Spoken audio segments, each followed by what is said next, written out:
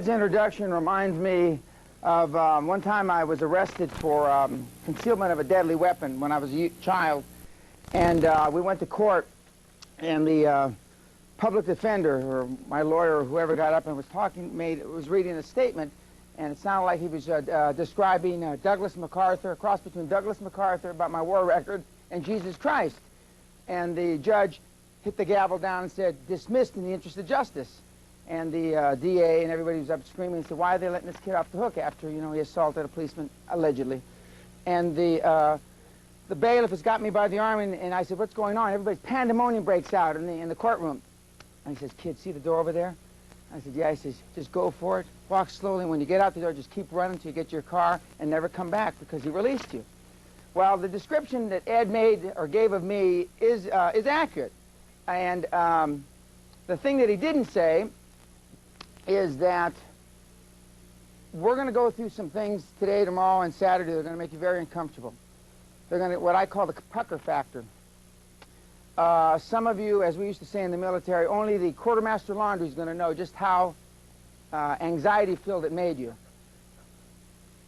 How many have been in the military in this room? The people that haven't been, do you know what the quartermaster laundry is? It's the people that clean your shorts. You get it now? Jesus, we got a weak group vis-a-vis the military background. But everything that I'm saying today are based on the over 50,000 business decisions I've made. I've made more business decisions, I would venture to guess, than this whole room put together.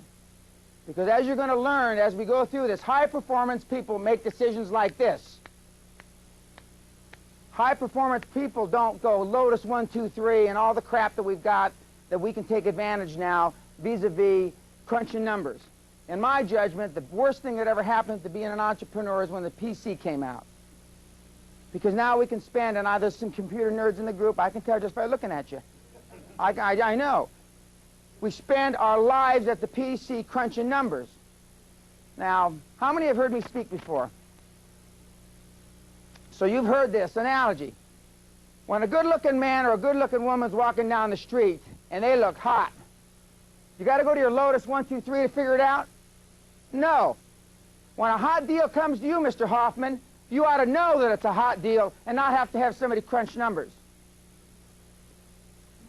Because 99 times out of 100, your gut instinct is correct.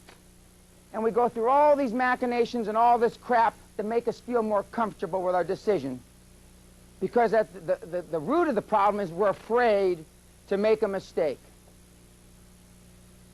By the end of Saturday afternoon, or Saturday early evening, you will have been exposed to a great many vignettes, a great many stories, not just mine.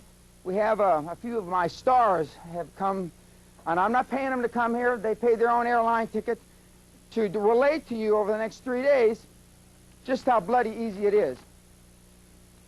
Now, one of my female stars who couldn't be here, a lady named Candace Snow, said, "Dan, I'll give you all these testimonies if you promise you'll never do a seminar for women in Houston, Texas."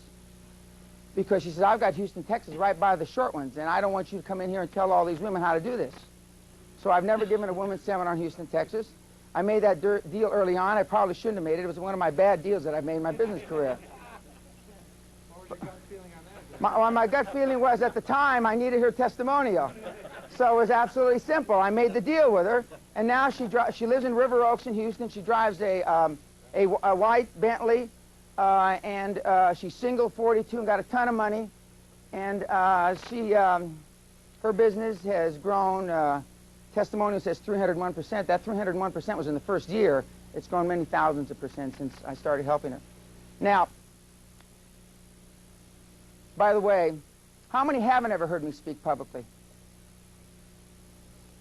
Well, you're in for it then. You're in for it. Now, people ask me all the time, why do I do this? I'm where anybody in this room wants to be in their dreams. I live in a castle. I didn't know my home in Palos Verdes, Rolling Hills, was an estate until I looked at O.J. Simpson's house. If that's an estate, I'm in an estate, because you could put his in my, in my backyard. So, with an estate overlooking the ocean, why am I doing this? Certainly it's not for the money, because I don't dominate the industry yet. And even the individuals that dominate the industry don't make a lot of money. That used to be pocket change. The reason I do this is because I want to evoke permanent, lasting change. And it gripes the hell out of me, as I said in San Diego, for those of you that heard me in San Diego, that these guys get up and gals get up and get paid money and sell you tapes and sell you books and sell you workshops and seminars that haven't done it. It never ceases to amaze me how gullible mankind is. But I received a fax yesterday, and I'd like, Burl, I'd like you to read this. Come up here and read this. This is why I do this. This is unsolicited. The gentleman's not here, so I feel free to read it, or for Burl to read it. Can we have a mic? Does she need a mic? Where's the mic? Behind you. This is a gentleman that attended the October 6th seminar before he started. October 6th. He's seen me speak one time. It's not quite 30 days. This guy does not own a business. He's not rich. And by the way, there's some very successful people in the audience today. They're where you wish you were. Maybe not in your dreams, but where you wish you were today. And they're still here. Well, here's a guy, you'd call him a working stiff. That's what my dad would call him. A working stiff that doesn't have a pot to piss in or a window to throw it out of. He took some of the concepts. Burl's going to read about them. We just got the facts. It's dated when? November 1st. Burl, please read it. Dear Mr. Pena, I recently attended your one-day seminar in San Diego this past October 6th.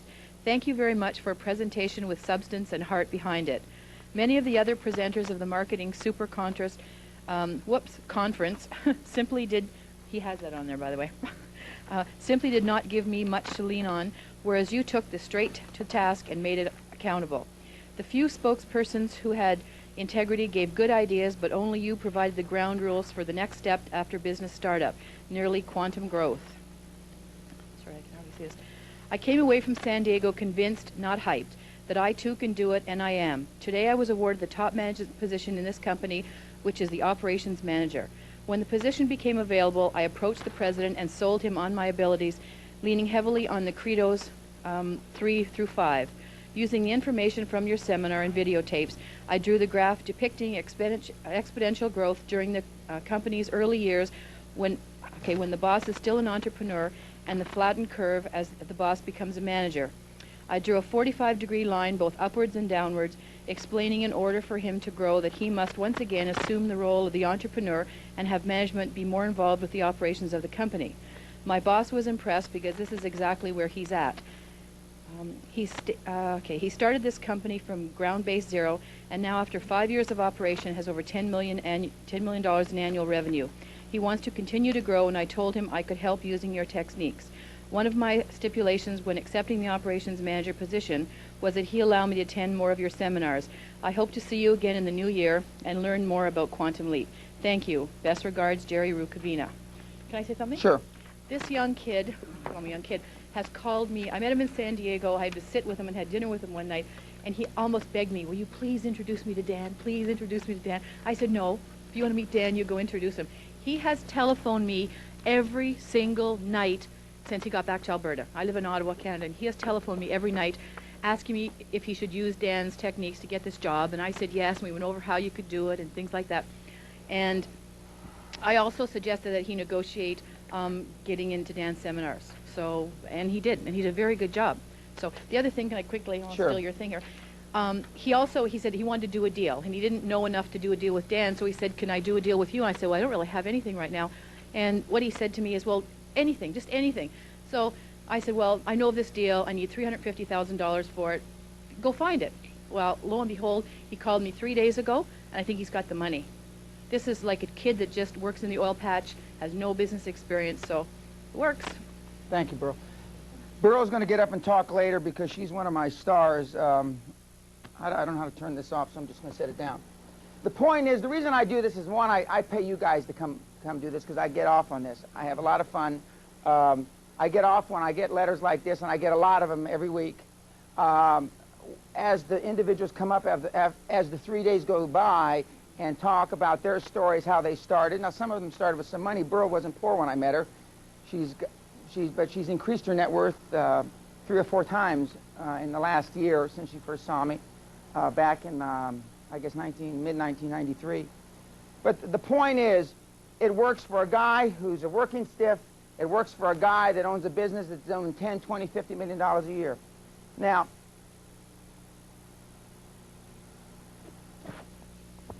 I'm going to go through an analogy before we get started. And by the way, I went back, I spent 5.5 days preparing for today and tomorrow and Saturday. And the reason I did this is I went back and looked at all my notes since I started this business, which is May of 1993. I went back and I looked at all the comments from people that attended the seminar. And by the way, I believe that there can be a bad question. You know, who are that moron saying there are no bad questions? I don't believe that. I believe there can be stupid questions. So I want everybody to understand that from the get-go. And I went back and I looked at the most complaints. I looked at the biggest criticism. And the biggest criticism of me, other than that I'm egotistical, is that there's a lot of repetition in the seminar. Well, ladies and gentlemen, because there's only 4 or 5 points that you have to know. And anybody that tells you any different is not being truthful with you. There's only 4 or 5 major points to being super successful, to be a high-performance person. And people that take more, you got to do it 31 days and you've got a new deal every day, and that's a lot of crap. That's not true. High-performance individuals, number one, are all in love with themselves. I have never met a high-performance person in my life that doesn't love himself.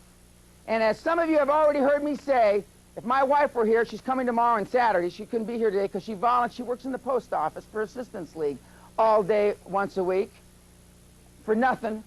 And so she couldn't take off from Assistance League down in San Pedro, down here with the poor people. She had to make sure, that's why she's not here today. But if she were here, and you can ask her tomorrow, she says, I worship the ground Dan walks on. But my love is transitory compared to Dan's love for himself. High-performance people feel good about themselves. Do you think Ross Perot, Lee Iacocca, Gates, Jobs, Scully give a damn what you think of them? Ross only recently, because he was running for office. He couldn't care less what you think of him. And quite frankly, ladies and gentlemen, I don't care what you think of me. Yet most everybody in this audience cares about what people think about them.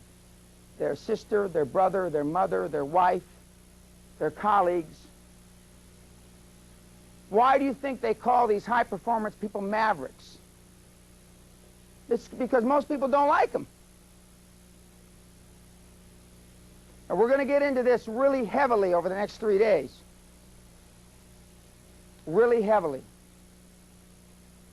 Now, as we go through this, another criticism is I don't understand how it applies to me, and how do I take direct action?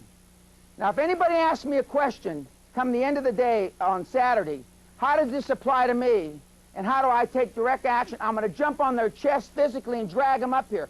Because as we go through this damn thing for the next 3 days, if you don't understand how it applies to you, you stop me. If you don't know how to take direct action, you stop me. Because I don't want to read on comment things at the end. Well, I don't understand, Dan. That criticism, and it was on about 60% of all the forums I read, is a criticism because they're afraid to speak up. You may not want to speak up, fine, but don't put it on the critique sheet then. I don't want to see that crap anymore. Because I give you an opportunity. And I'm going to leave this up all day long, least you should forget. Does everybody understand? Does anybody not understand that? I've made it pretty clear. Another critique, or criticism, and I don't believe there's any such thing as constructive criticism, ladies and gentlemen. I think, and that's, even though I give a lot of it, another critique was that I speak too quickly. But as you're going to learn, don't waste time on things you can't change. I'm not going to be able to slow my speech down. I'm 49 years old now, and I apologize for that. I don't really apologize for that. That's a lie. But I speak too quickly. And the last criticism was that some of the examples that I use are acquisition-oriented, and I've been called an acquisition guy. I've made a lot of acquisitions. I bought a lot of companies, but I've started up a lot of companies. But these principles apply to a guy who works for his boss and uses the charts. And remember that chart I used where it shows when you get to a certain level in your business, you either become a professional leader, you stay an entrepreneur, or you go down the toilet, basically. Well, I mean, he just drew that out for his boss, and it's quite a simple chart. And there's a lot of sophisticated charts that a lot of people use, like Drucker and Peters, and they're all great. But most of those charts aren't applicable to businesses like this. Most charts are like that are applicable if you're IBM or whatever. Now I'm going to go through about a 2-hour introduction, and then we're going to open it up. I want everybody to introduce themselves, and I'm going to ask you what you hope to accomplish in the next 3 days. What your biggest challenge is, what your biggest revelation, and I will tell you whether, in my judgment, it has any possibility of, remote possibility of being successful. If it isn't going to be successful the way you're doing it, how I would change it, or whether you ought to can it and put it down with a tidy bowl man. Some of you will be apprehensive to give me your challenge or your revelation because you're afraid of the third alternative. You know, it's going to go down with a tidy bowl man. I used to, when I was on Wall Street, one of the biggest commodity brokers in America, who was also the president of the Bentley Association of America, a guy named Acton Thurston. I used to tell Acton, because he really believed in commodity trading, you can make a lot of money and help people in their financial planning. And I used to tell Acton, it's better you give them a gun to blow their brains out. Because my experience with commodity trading is that it's great for a risk part of your portfolio, but if you think you're going to base financial planning on commodity trading, you're living in a dream world. You're living in a dream world. We're going to pass you out a folder a little later on. Not yet. I want to get through my introduction first. Any questions on anything I've covered so far?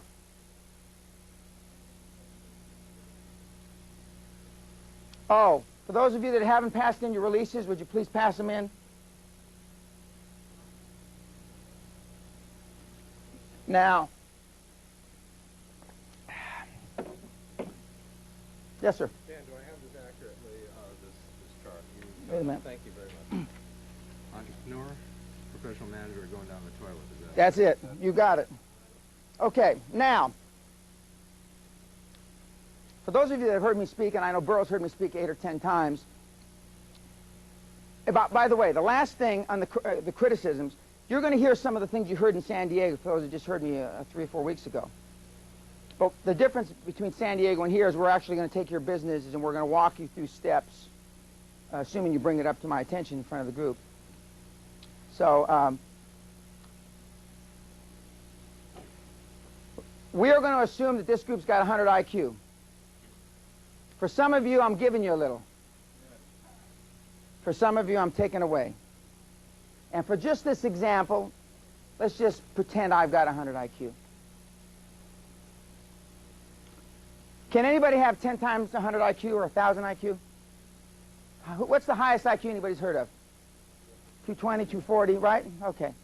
Well, then why do people make 10 times more than you? 1,000 times more than you? Why?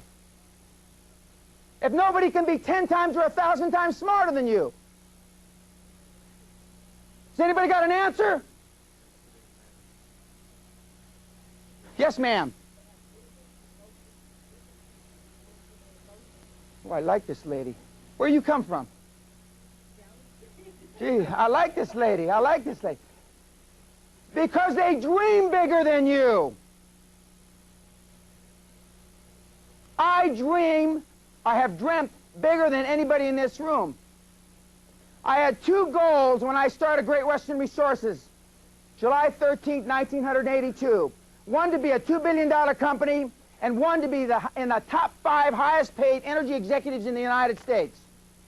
I fell $1.55 billion short. Great Western only got up to be about $450 million. And I'm not talking about revenue, ladies and gentlemen. When you talk about a $5 million company, $20 million, I'm talking about market value and a stock exchange, what I sold it for, the net worth of the company. Audited by a big 6, not my brother-in-law. And I was in the top 5 3 years, and I was the top paid executive 1 year. Now what if I had set a goal to be a $20 billion company? Where would Great Western have been? My life changed a couple years ago when I met Ted Turner, and I wasn't too fond of Ted, the mouth from the South. But he said, Dan, my daddy told me or left me 2 things when he died. 1, he left me with a couple $1 million, and 2, he left me with the idea. He said, Teddy, set goals you cannot accomplish in your lifetime. Now, if I can change the way I live at age 48, almost 48 when this happened to me, then everybody in this room can. Because by definition, your goals are not high enough. You ought to multiply them by 10, by 3, add 3 or 4 or 5 zeros. The difference between those people and you is they think bigger, they dream bigger. And with those big dreams comes big problems. I don't believe in challenges. That's a lot of crap. They're problems. They always have been, they always will be. So if you get nothing more from this 3-day experience with me, it will be that if you're not willing to make those sacrifices, then don't beat yourself up. Just say, fine, that's not for me. And please believe me, being a high-performance person, super successful, isn't for everybody in the world. It's not. And I'm going to talk about making only a marginal shift in your business. I'm not talking about changing everything you do. I hate to use this example because now a lot of the purported gurus use it, but it's the best one I can think of. The difference between being a 250 batter and a 350 batter is the difference between making $300,000 or $400,000 or $500,000 a year and $5, $6, $7, $8, $9 million a year, right? That's 1 hit in 10 at-bats. 1. 10%. If that's not marginal, I don't know what the hell is. It's a marginal shift in your thinking to make a geometric or quantum difference in your business.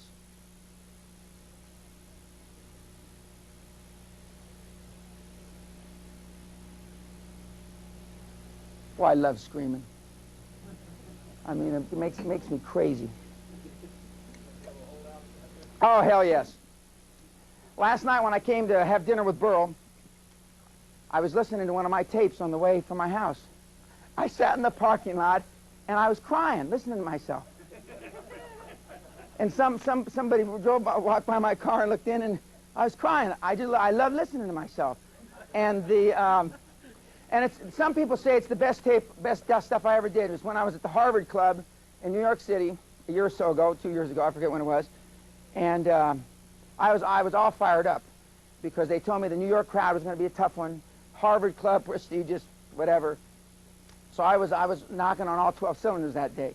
But I listened to myself, and I came home, and then I listened to it on the way home after I had dinner with Burl. And Linda says, "Why are your eyes red?" I said, I make myself cry listening to that stuff. It's so good. I mean, just dynamite. Anyway.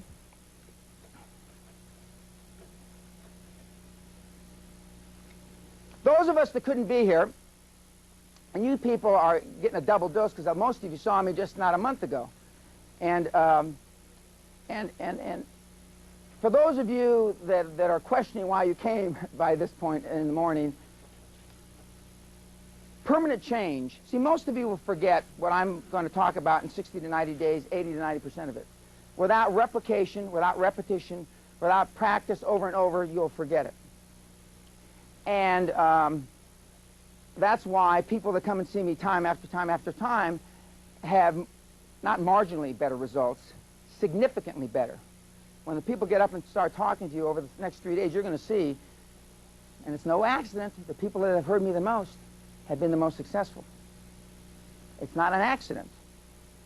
And whoever said practice makes perfect was smart. Whatever man or woman thought of that. And it's like the Olympic athlete.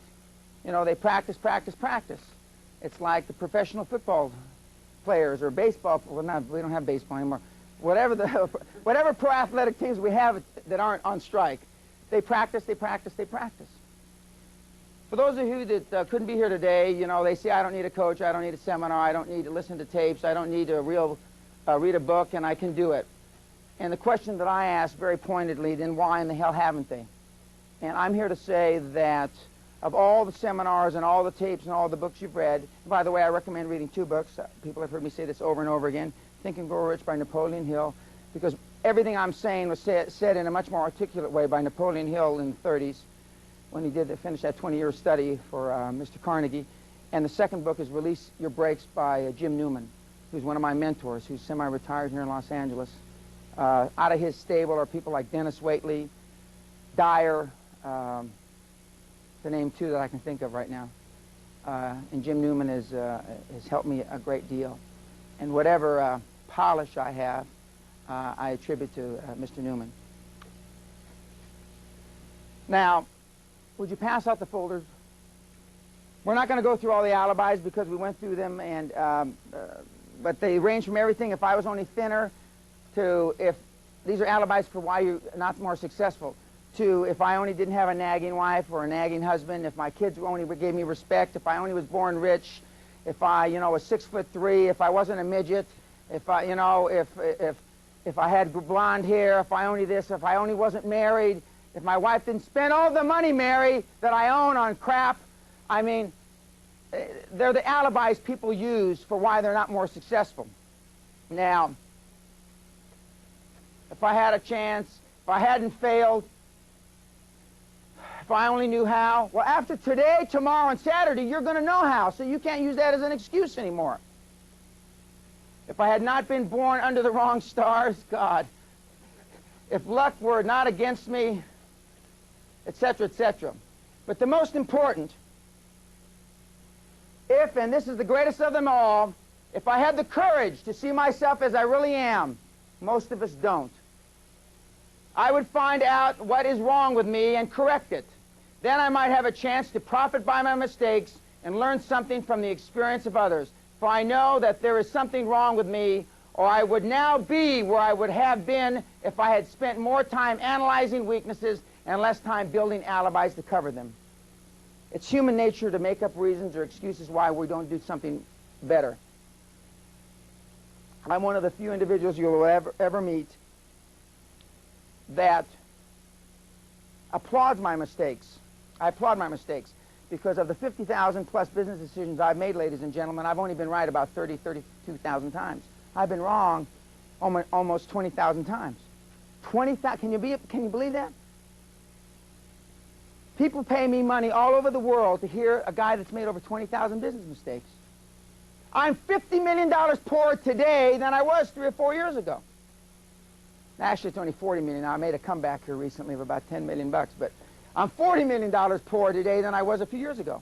And I've still made more money than all the personal development success coaches put together cumulatively. You stack them all on end, you take all the money they've made in their careers, and I've made more. Not more than the top one, more than all of them. So what I'm telling you, I've done myself. It's not because I read 700 books and had Jesus visit me. Now, maybe someday I'll be touched by God. I haven't yet. The closest thing is my wife. That's the closest I've been to being touched by the Lord. Maybe it'll happen this weekend. But I can tell you, it hasn't happened heretofore, and all these guys that tell you that it has, I'd be somewhat suspect. It's like when you get arrested and you go to jail, you become born again. It's, I would consider that that's somewhat suspect, these recent converts. So I can assure you that the things that I talk about are the things that I personally did. They're my big mistakes, and I've made some horrendous ones. I mean, just big-time mistakes.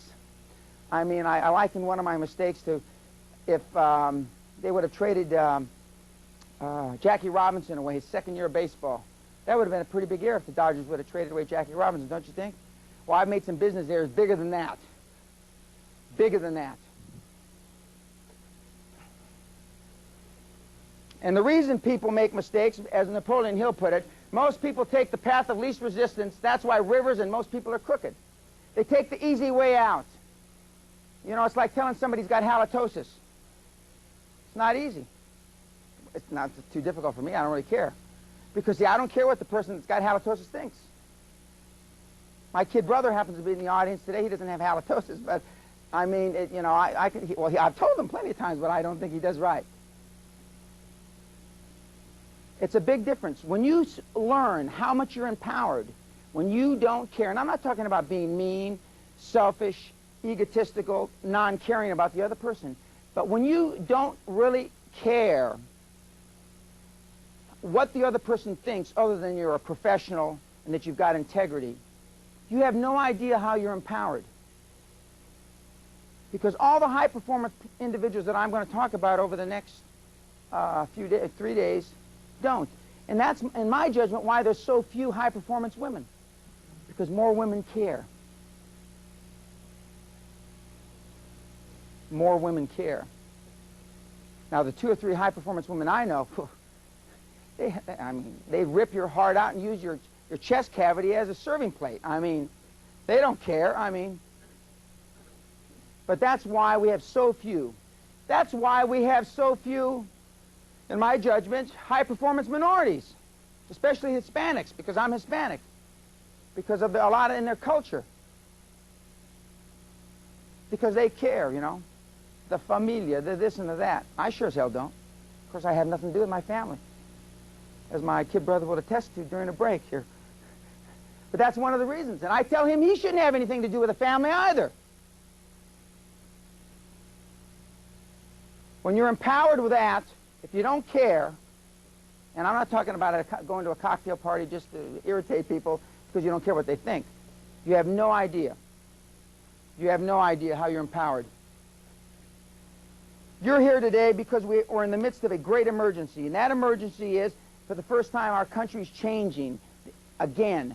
All these rules like IBM, who never fired anybody, the Japanese system that always was supposed to work, we're now seeing that it doesn't work forever. Nothing lasts forever.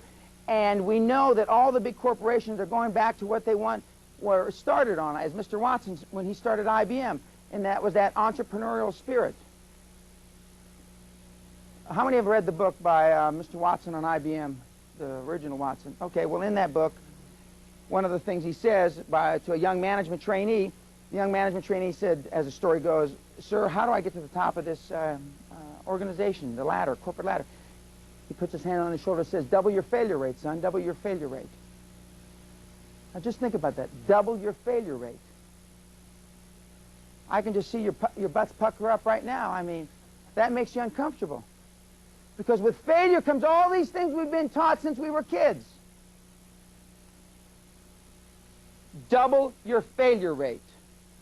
The things that I talk about, ladies and gentlemen, aren't new. I mean, they've been around since man. I don't know if since caveman, but I mean, they've been around a long, long time. Now, I personally think I articulate them a little better than most. But if Ross Perot or Scully or Gates or Jobs or Rick Scott or any of these guys go into this business, I'm going to retire. Because I only want to do this as long as I'm the most successful business success coach in the country. If I'm not the most successful business success coach in the country, then I'm going to quit. I'll be playing more golf with Hoffman, and you know, and join another country club, and like another friend of mine does, and just commute back and forth between country clubs. But until that day comes, I'm going to continue to do this. Double your failure rate. We're going to get very focused here today. We're going to get what I call laser beam focused. Now, one of the things we're going to talk about in great detail is high performance people focus on the few, not the many. I only have 2 or 3 projects at a time. 2 or 3, period. I'm not smart enough.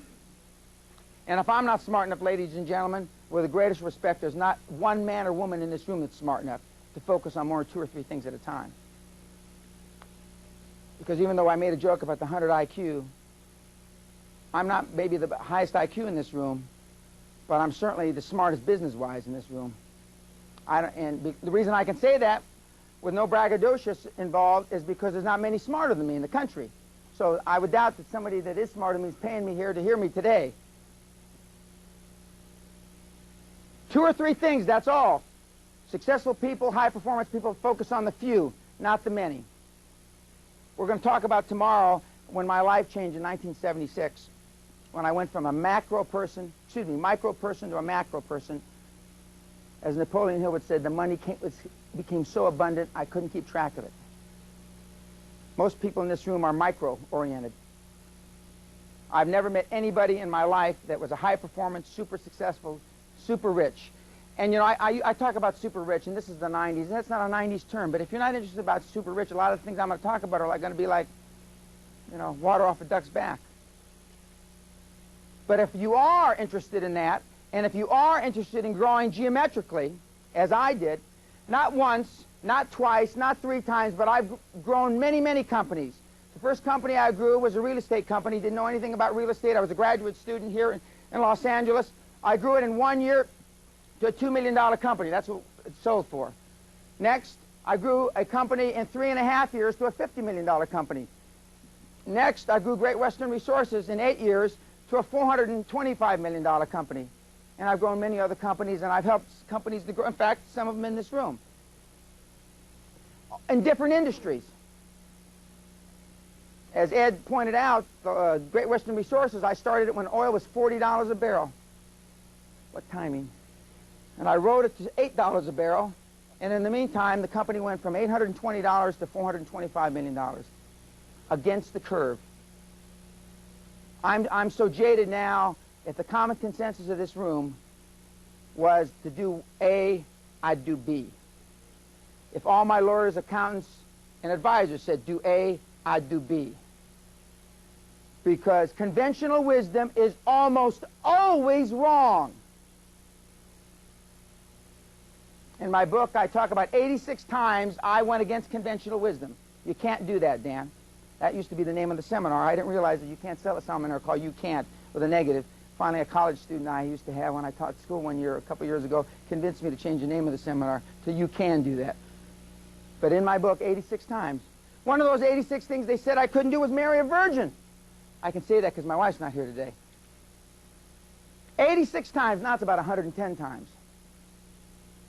Almost everything that you've learned in business is wrong.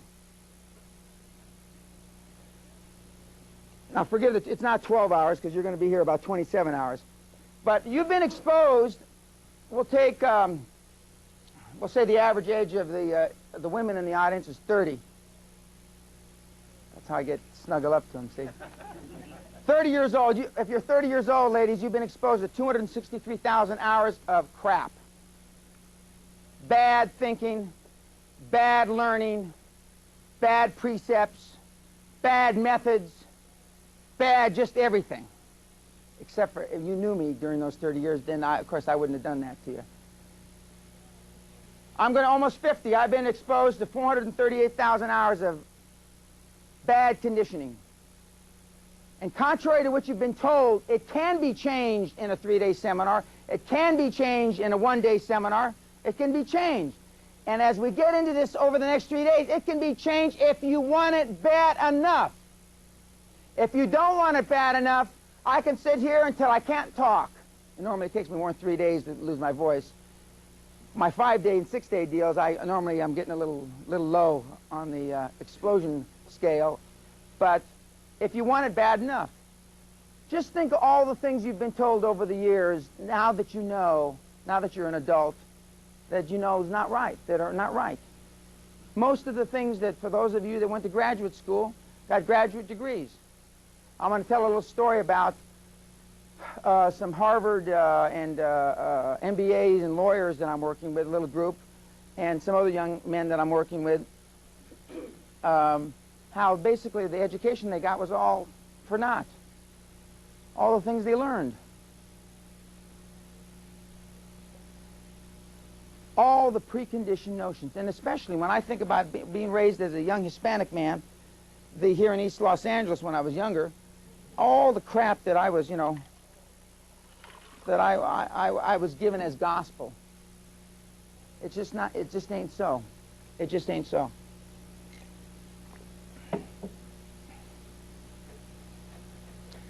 How does this apply to me? How do I take direct action? Don't forget that. You know, it costs extra for me to have this damn thing here. We're going to leave it up all day. How does it apply to me, and how do I take direct action? Failure is you're going to learn, contrary to what you've been told, some of that preconditioning you've had, you've been told that just the opposite. But failure is a resource. It helps you find the edge of your capacities. I've failed almost 20,000 times. I've been wrong. I failed at more businesses than I can count. Some of you have been in the same business all your life. Some of you have struggled at that business like a snail. No, not a snail, but a tortoise. Put your head out a little and it gets clipped. You keep it back in there for another 2 or 3 years. We're going to talk about how my father, whole investment career was based on 2 investments. One he made and one he didn't make. When we talk about investment. His whole life. His whole life.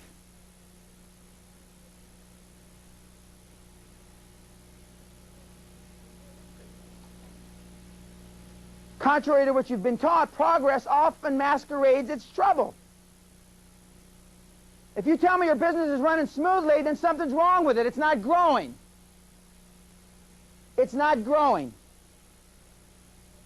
I don't want to hear any of the companies that I've just started or I own a majority, and there's some people in the audience that run some of those companies. I don't want to hear everything's just fine. I don't want to hear that crap. That means we're doing something wrong. We're doing something wrong. Because with big dreams come big challenges, big problems, and it can't be any other way. It just can't. Now, contrary to what you might have been told, I was not born ready. I used to say that when I was in OCS, during the Vietnam War. And by the way, I volunteered for the draft. I didn't go to Canada. And if I had smoked marijuana, you can bet your ass I would have inhaled it. Unlike, yeah, like a doofus that's been telling you that. I sure as hell would have inhaled it, because they told me the 60s were grand times. And I'm the kind of guy that if I had been there, I probably would have had a good time. But I wasn't born ready, and what you see before you is somebody that is trained and practiced to be successful. I practiced yesterday 8 hours, the day before yesterday 6 hours, the day before that 4 or 5 hours, and the day before that 3 or 4 hours. For today, I'm an accomplished public speaker. There are not many public speakers better than I am, but I still practice. I still practice bank presentations. I still practice presentations that I'm going to give to other financial institutions. If I practice being successful, what the hell should you be doing?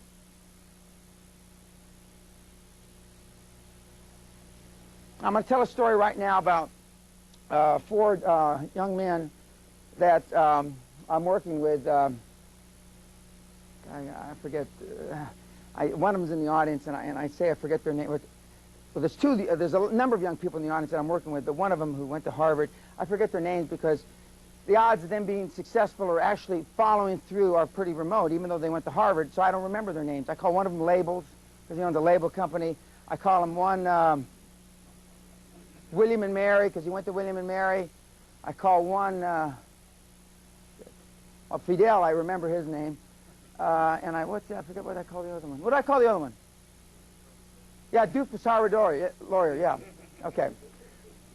Now later on today, I'm going to have him come up and explain to you how they turned a negative by signing a document they shouldn't have signed. They turned it around, and then by practicing and working with me and role-playing, because I said, you role-play the situation. These guys are older than you are. They're more sophisticated than you are. And you come with a signed document, a document that you wrote. He who writes the first draft wins, almost always. But most of you are too cheap, so you want the other side to draw up the documents. That's moronic. He who writes the first draft almost always wins. Because I don't care how you turn it, how you twist it, how you change it, the intent of the document has been yours. I love when they say, you write the documents, Dan. Thanks. I bitch a little just to make them, make them feel like I'm hurt. Great. I lick my lips, saliva starts coming down. When I see Morgan Stanley MBA, saliva kind of, you know, runs down my cheek because I know we're going to eat their lunch. Fine. But how many times I belong to a country club near here, and I hear them bitching about always the lawyers this, the lawyers that, and they paid some lawyers $6,000. My lawyers won't even get out of bed for $6,000. I don't know what and they're talking about a month they paid them. I go, geez, I can't even, you know, I can't imagine. Remember that, he who writes the documents. But they went through this role playing, and they showed up on a Saturday morning wearing suits. Saturday morning, most business meetings show up, you know, relaxed. They were taken back the other side as soon as they saw the guys in suits, and all these guys are young. The amount of experience these young guys, I lost more in the brain cells that died when I was having martinis with Burrow last night. I lost more brain cells, business brain cells, than these guys have cumulatively, notwithstanding their graduate degrees from Harvard. But they ate the guy's lunch because they practiced.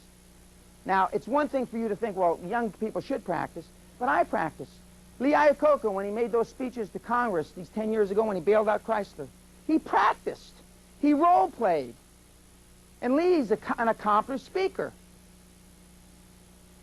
The mouth from the South even practices. Trump practices. Why do we all practice? Absolutely, because it works. Because it works.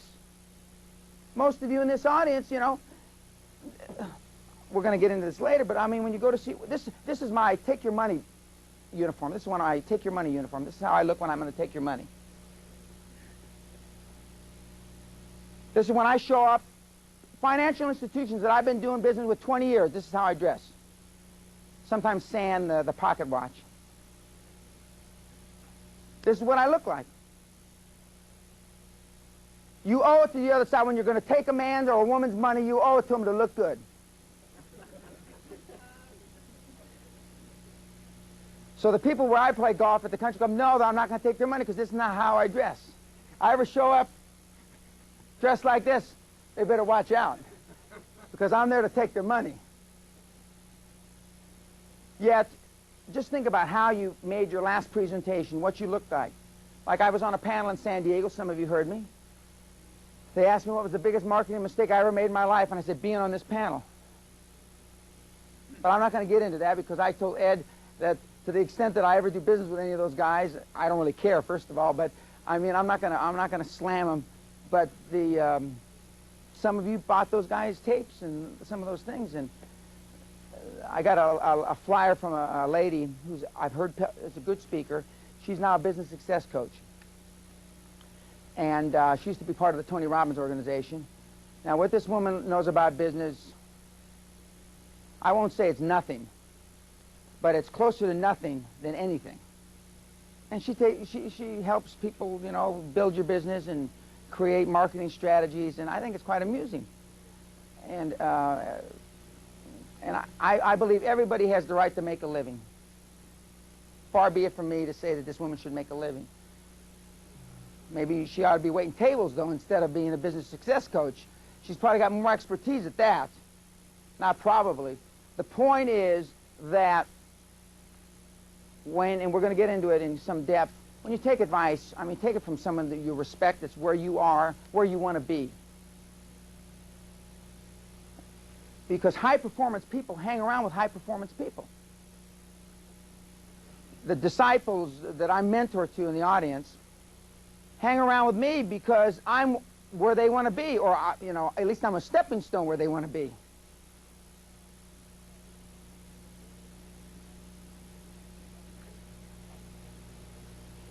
You're also going to learn here in the next 3 days, the contrary to what you've been told, you don't just let yourself down when you lose focus. You let your family down and you let your business down.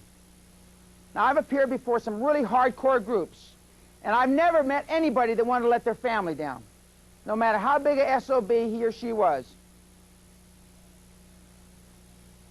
When you lose focus. So very seldom that I do lose focus, but when I do, I think of my 3 children from hell, Dan Jr., Derek, and Kelly Ann.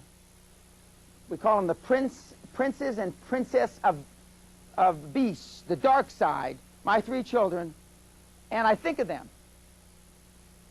because I want to try to leave them as much as humanly possible without robbing banks.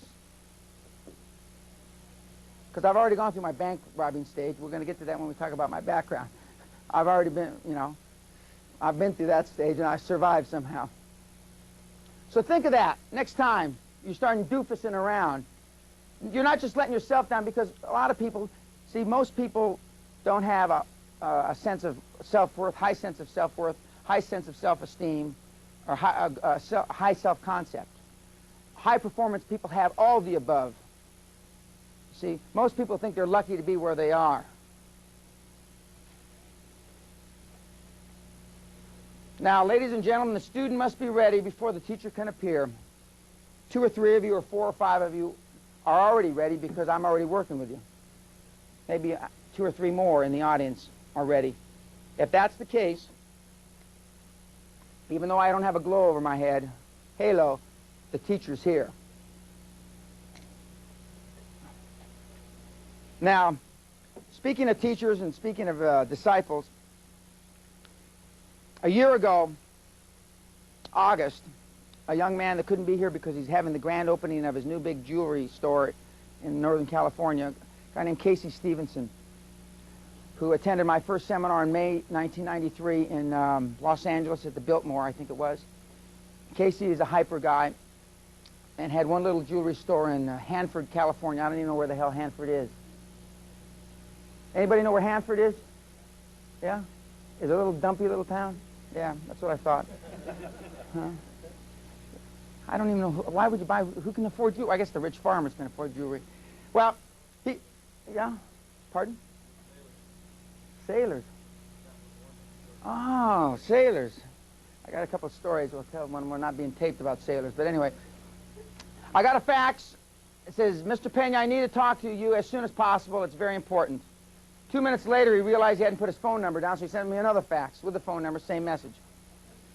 I call him back, and I said, I'm going out to dinner. And he says, my deal, this is a deal that his first big acquisition, his only acquisition, not first big one, his only one, and he was trying to swallow up the oldest a jewelry company in California, the 3rd oldest in the United States, founded in 1848, which was infinitely bigger, I don't know, 10, 20, 50 times bigger than he was.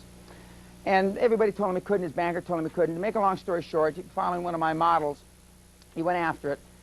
And when I got back from dinner, he says, there's no need for you to give us a call back. The deal went through, and I am signing the papers now. I'll talk to you about it over the weekend. There were some more problems, but then a few weeks later, let it be known on Friday the 13th, minnow swallows whale in California. Now, we're going to talk about some techniques that are so foreign to your conditioning that your bank, your lawyer, your wife, your husband, whoever that you look to for advice will tell you you're absolutely nuts. There's no doubt in my mind that there's not a business in here that I can't grow.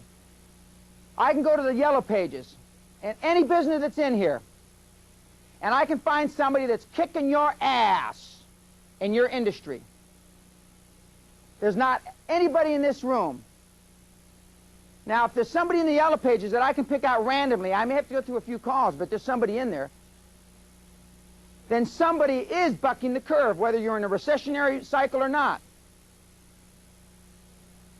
So somebody is doing better. Whether you're in the seminar business, whether you're in the plastics business, the restaurant business, whether you're a doctor, a lawyer, or a groundskeeper, somebody is doing better. And somebody is doing geometrically better, not just better.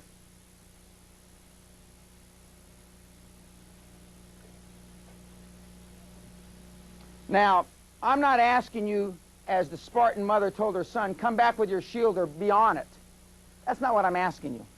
I'm asking you to consider a marginal change, because even if you make a marginal change, if you come anywhere towards my end of the continuum, you're going to be better off for your business, for your family, for your future. There's no doubt in my military or civilian mind. I've never seen it fail. When we start walking through the examples, and I'm not trying to demean any of the people that are going to give you examples, because you may not think they're not that smart. But, I mean, we've had people, a eel fisherman from Nova Scotia, who had no education, never been to formal school in his life. They call Eskimos Native Americans, don't they? Or, okay. I mean, his vocabulary was probably 200 words. Remember him, Bruce? And I told him how to figure out the marketing of eels, which I know nothing about. Very simple. You just kept raising the price until demand leveled off. I mean, it wasn't, geez. And he said, well, but I'm only charging $1.65 a pound. He says, I said, well, then he got up to about $4.50 a pound because he came to a second seminar. And when he used to pay in cash, and it smelled like fish. He used to drive down his truck from Nova Scotia with his, you know the woman on the, that program, Northern Exposure, the little chubby Eskimo lady that's the secretary to the doctor? That's what his wife looks like. And when he'd walk, she'd walk right behind him like this. You know, like his shadow. I like that. That's good. I like that. I wanted him to teach me how to do that. I said, we make a trade next time. You don't have to pay for the seminar. But he'd pay us in cash, and at that time, the one-day seminars were $8.95. And they smelled the money. And of course, I forget, Leanne, my administrative assistant in Texas, she didn't want to carry that stinky money. I said, I'll carry it. It doesn't bother me. All money smells good. But they work. It doesn't matter. And they've worked for very sophisticated companies as well. So we're not asking you to come back on your shield. Even though I believe that there's certain things worth dying for. Duty, honor, country, children, integrity. At one time, my company was worth dying for. For me, I would have taken a bullet for it. That's not the case anymore, even though I'm still the largest shareholder. Although we got in an intellectual discussion with a lady here recently about duty, honor, country, and one of my partners is in the audience, so we couldn't make her understand why we didn't run her off to Canada. But I'm not going to get into that because she obviously went to Berkeley. I don't know for those, but anyway, I don't want to get off in that. Okay, that's another story. People realize that not only aren't they afraid of them making a mistake because they realize it's just testing, but they're not afraid of having their employees make mistakes. And you don't go back and eat, when we talk about management styles, you don't go and eat their head off when they do make a mistake. Now just think about that. It's what you can get others to do. Because ideas are a dime a dozen, the person who puts them into action is priceless. Now, the presentation format, there really isn't one. The most important thing is, how does this apply to me?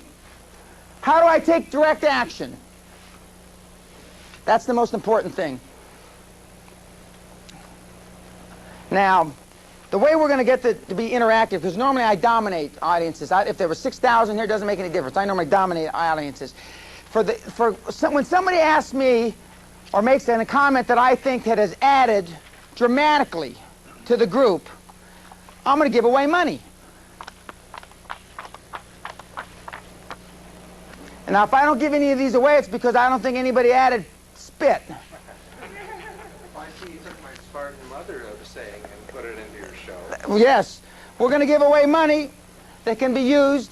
I'm going to have to talk to Ed because Ed just fainted in the back. I'm not sure what we can use it for, either seminars or product or whatever. But I'm going to give away money because I want your interaction. Now, it's important, if you don't come away from Saturday afternoon understanding what you can do to change your business, your life, or whatever, then I've failed. And I don't, even though I've made a lot of failures, I've made more successes, I don't want it to be added to my list of 20,000. The fact that 45 people, I didn't get to one of them. So it's important to me to get that interaction. And it's important for me so you can see how I think. Now, there's 4 or 5 people in the audience that are thinking more and more like me now that I've worked with them a while. Their spouses, some spouses say that's good. Some spouses say that's great. Some aren't so crazy about it. It's all about level commitment, though. Okay, now I am, again, the most important thing is to answer all the questions, and I'll go through my Pennyisms and the you can't do that's. And but the basis of what we're going to talk about, and we're not going to go into the detail of all my transactions because we're going to go into the details of making your transactions bigger. Everything I'm telling you today, tomorrow, and the next day, help me accomplish the 5 following things. getting a $20 million contract with the federal government with no other employees or office space, only a phone and a leased fax machine, and not on a government set aside because I'm a minority. I didn't understand I was a minority till I was 31 years old. I didn't know that. I found out when I was 31. Achieving $50 million revenue my first year in business. First year. Not my 10th year. Buying a foreign subsidiary from a Fortune 200 sized company over the phone on New Year's Eve. Buying a $150 million U.S. company from its multi-billion dollar foreign parent when they didn't want to sell to me. It was a Canadian company, so it wasn't quite fair because there was only one of me and there was 60 of them, but it was a Canadian. If it had been somebody other than a Canadian, it probably would have been more a fair fight.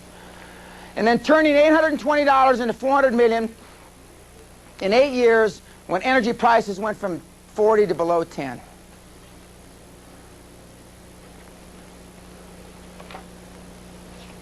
Just think of the last seminar you went to, the last 5, and I'm not blowing smoke up my backside. Did the individuals that you listened to have those kinds of credentials? I don't think so.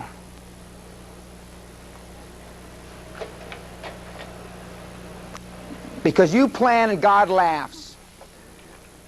You're going to learn, contrary to what you've been taught, that most of the planning you've done heretofore is a joke. Because most of the things that will turn your business one way or another, you can't plan for. I'm not saying don't plan. That's not what I'm saying. But then when your plan goes wrong, most people beat themselves for 6 months, 16 months, 2 years, 5 years. Some people never get over it. Now, why should you be so devastated when you can't plan for that anyway? When I got thrown out of Great Western Resources by my partners, the Kuwaitis, ultimately, after Desert Storm, I didn't know Iraq was going to invade Kuwait. My shareholders were very disappointed in me. They said I should have known. I'm serious. I'm not. I assure you, the new chairman doesn't know any more about them invading this thing when Saddam went to the border, close to the border. The new chairman didn't know any more about it than I did, and so. But you know, they didn't invade, so he didn't get in trouble. You can't beat yourself up for things that you can't control, although we do all the time, especially as parents. There's a lot of things we can't control, and our kids do, and we beat ourselves up. Or my wife beats herself up. I don't beat myself up. But now, can you turn down the lights a second? I think if you turn them off right there, it'll help. Where? Is there a light switch here? I think there's one door. Oh. We're only going to spend a couple minutes on my background, but just in case anybody forgot, these are my ancestors. I didn't come from Beverly Hills. I came from Boyle Heights. I came from BH, but not the right one. The man that looks like Pancho Villa sitting down is my grandfather. He looks like Pancho Villa, ladies and gentlemen, because he rode with Pancho Villa. I mean, that's why he looks like it. Vince, have you seen this picture? Yeah. Okay. The lady standing up is my grandmother's deceased, and the row of children were the children that they had before my grandfather died. And then there she was a widow, a 32-year-old widow. And the little guy in her lap is my father, which my children call Grandpa Bullethead because he has no hair on his head now. Grandpa Bullethead. Now this is where I came from. This is where Vince came from, my kid brother. And I'm not demeaning that just because we're from poor stock, but I don't want you to get the impression that I started out with any money, because that's, you know, when I got married, I got my wife's debts. And it hasn't changed much after 21 years. And this is the school I went to, which I don't know how you make this lighter, but you can't see exactly, but this window right here is the window when I was in the 3rd grade. I dropped an aquarium trying to hit my teacher in the head. And I was expelled from school 3 times before I was in the 3rd grade. And this is where I used to live. That lot used to have a house on it. And the reason the city put up that chain link fence with barbed wire is to keep bodies out of it. In East Los Angeles. That's where I come from. That's my background.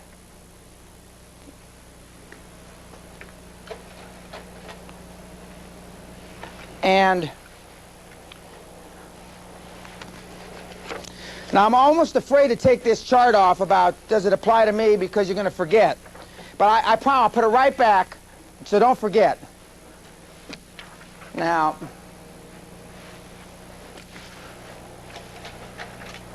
that's where I was from, and that's where I live now. People want to know, what's quantum growth, Dan?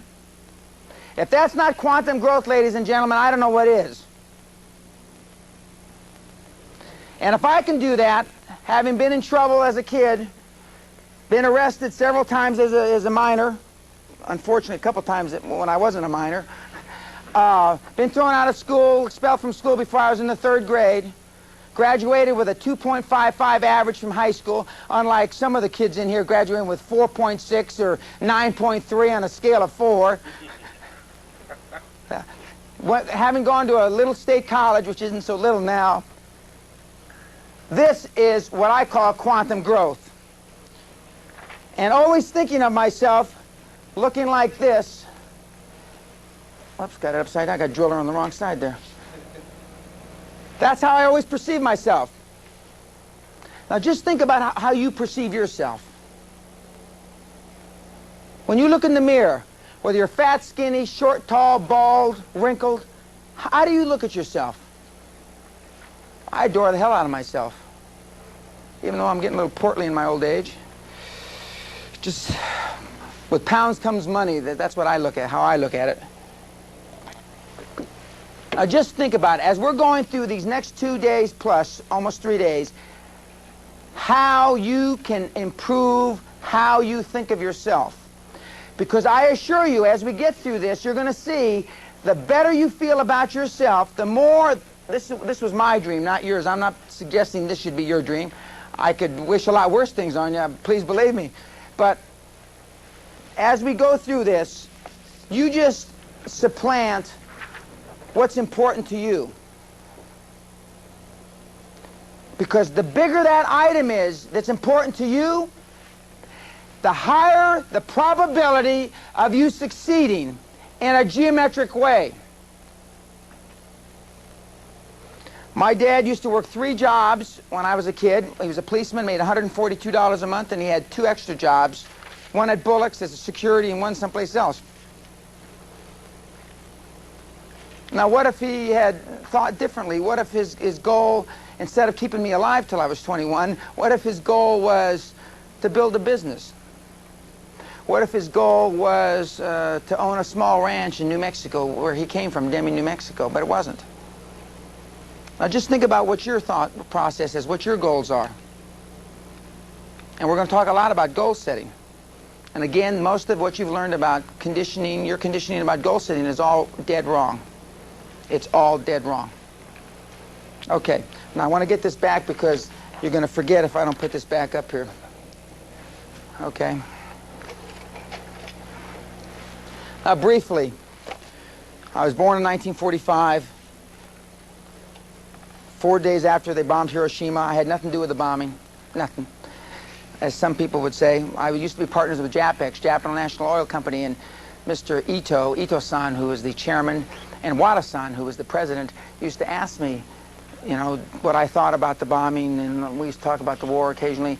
I said, I was 4 days old. I mean, I'm sure I would have said it seemed like a good thing to do at the time. I mean, I have no idea. But I had nothing to do with the war. I was raised in East Los Angeles till I was a teenager. We moved to the Valley. I graduated from high school. Just to give you a little insight into my academic prowess. 3 weeks before graduation in 1963, the Boys Vice Principal asked me to leave campus. He gave me my diploma, said, we don't want your kind on campus.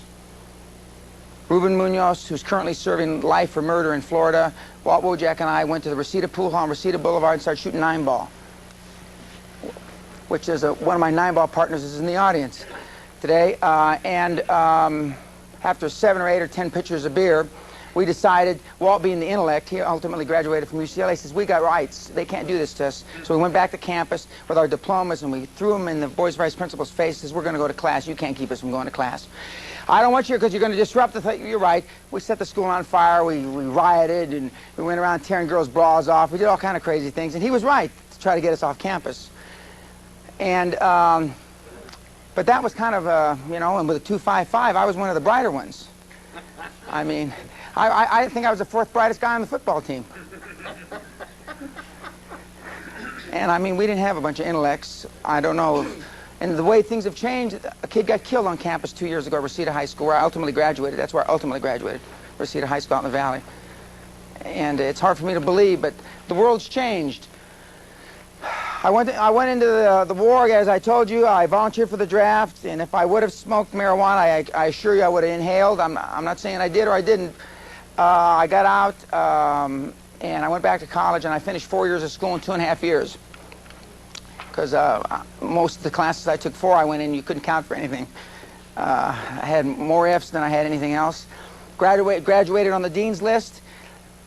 Applied to go to graduate school, and went to graduate school at UCLA and Cal State Northridge.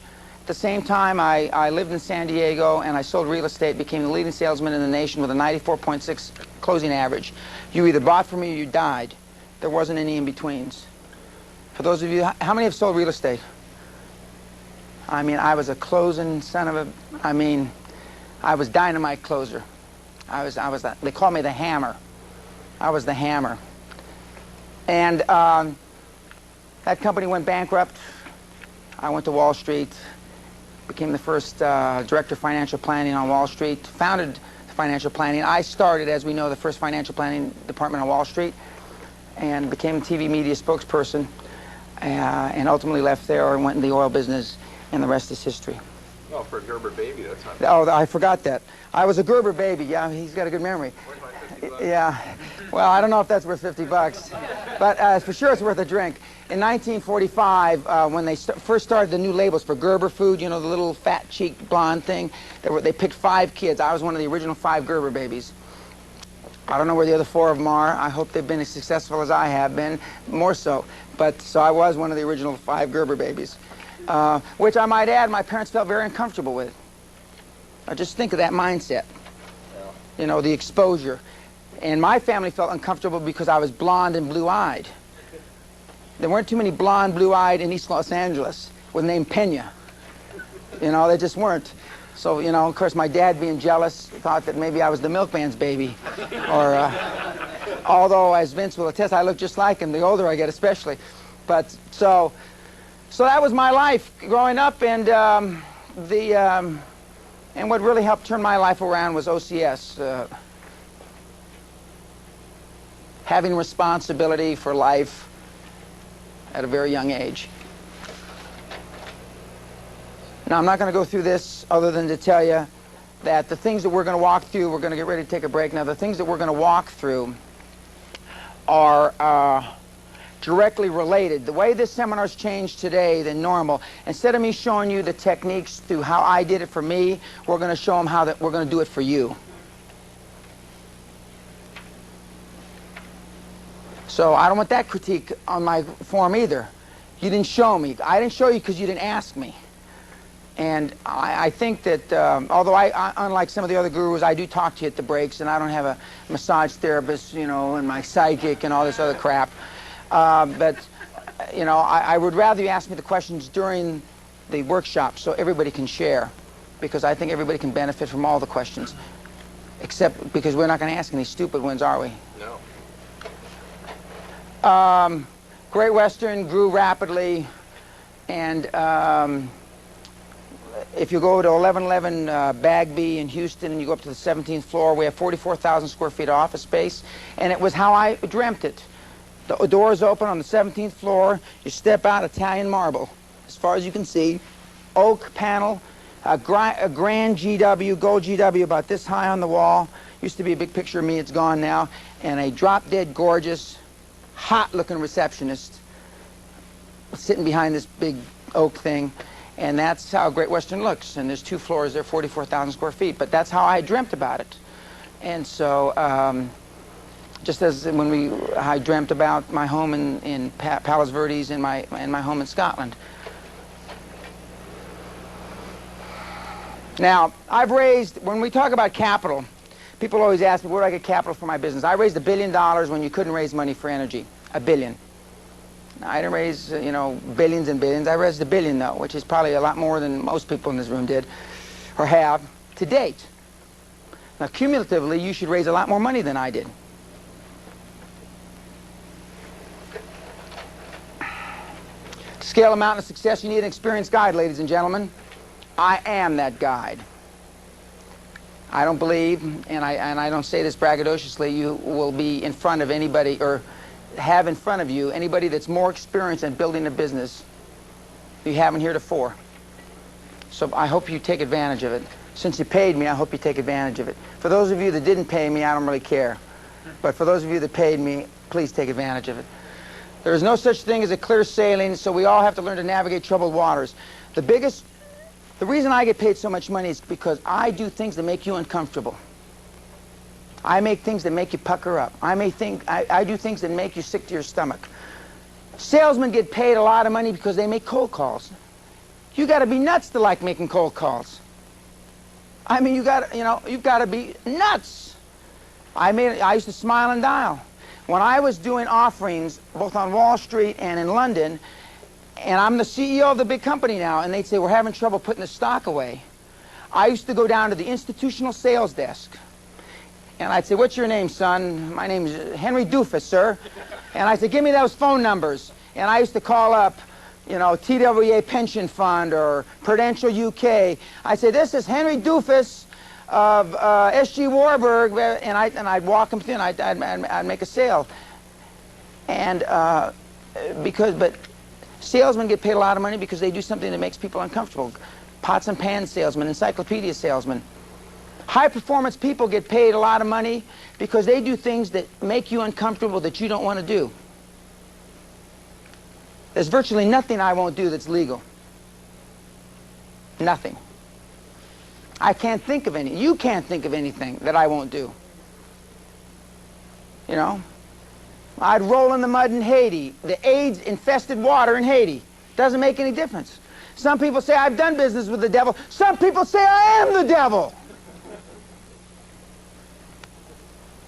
I'll do anything. It doesn't mean it. I don't care if it's embarrassing to me. I don't care if it's demeaning to me. Because the ends do justify the means, and we're going to talk a lot about that. Because I'm willing to pursue my dream no matter what the obstacles. Now,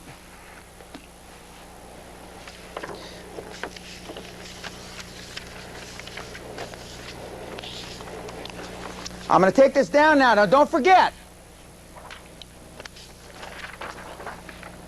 Because I approach everything in my life with passion, fire, and grit. Everything in my life with passion, fire, and grit. And why do I pursue everything in my life with passion, fire, and grit, ladies and gentlemen? Because it works. No other reason. Because it works. Now, you've heard me use the example, for those of you that have heard me speak. If we're playing sandlot football, and we've got a great athlete here, and we've got a mediocre athlete here, and I say, and the mediocre athlete says, Dan, please pass me the ball, please pass me the ball, hit me in the flat, I can beat this doofus in the flat, I can beat, and then, but I'm thinking I ought to give it to the athlete with this last down, 2 seconds to play, but fourth down, and he says, well, there's a 50-50 chance I could drop it, it is raining, Dan, and you know, I've got a sprained wrist, who am I going to throw the ball? Average athlete. Passion, enthusiasm. I've never met a high-performance person that wasn't super enthusiastic, even when he was wrong. Trump's a perfect example. I mean, that guy, enthusiastic no matter what. When he had a negative $6 billion net worth or whatever it was. And guess what? He got the financing, didn't he? If you guys were underwater, most of you in this room, you'd pucker up so you couldn't even walk. I mean, you couldn't even get into the financial institutions. Plus, he made dozens and dozens and dozens and dozens of presentations to get that money to pull himself out. Most of you would just roll over and go out of business. Because Trump, whatever you say about him, he handles and approaches everything with passion, fire, and grit. And when you think about it, all those high-performance people, passion, fire, and grit. Have you ever seen, well, you probably haven't, but I've been in rooms where these guys have made presentations. I get fired up. Of course, we all get fired. We fire each other up. I mean, because we're born buyers. You show me a born seller, I'll show you a born buyer. Salesmen are the easiest touches. They buy. Even though, I won't say they're being conned, even though they know the realities of selling. This is why I have developed or been given that name over the years. A few people actually call me it in this room. A couple years ago for Halloween, I went around with the kids. They didn't ask me back the last couple of years. I went around wearing a shoulder. I have a permit to carry a concealed weapon in the state of California. And I went around with a shoulder. I was dressed like Rambo. I had a big, long knife. I had a real weapon, pistol in my shoulder holster. I had a real one on my hip. I might have been carrying something else. I don't remember now. And we'd go to these houses, and the people would look, and they'd wonder if those things were real. And I said yes. And and so my wife didn't ask me to go trick-or-treating since then. And I said, you know, you never know you're going to bump into at night. And so, of course, where I live, you know, they wouldn't know bad times if it bit them in the ass where I live. They're up there in the fairyland above the smog level.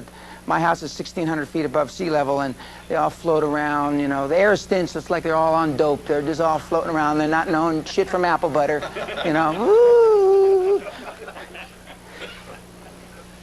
And most of them couldn't buy their house today. They couldn't afford it.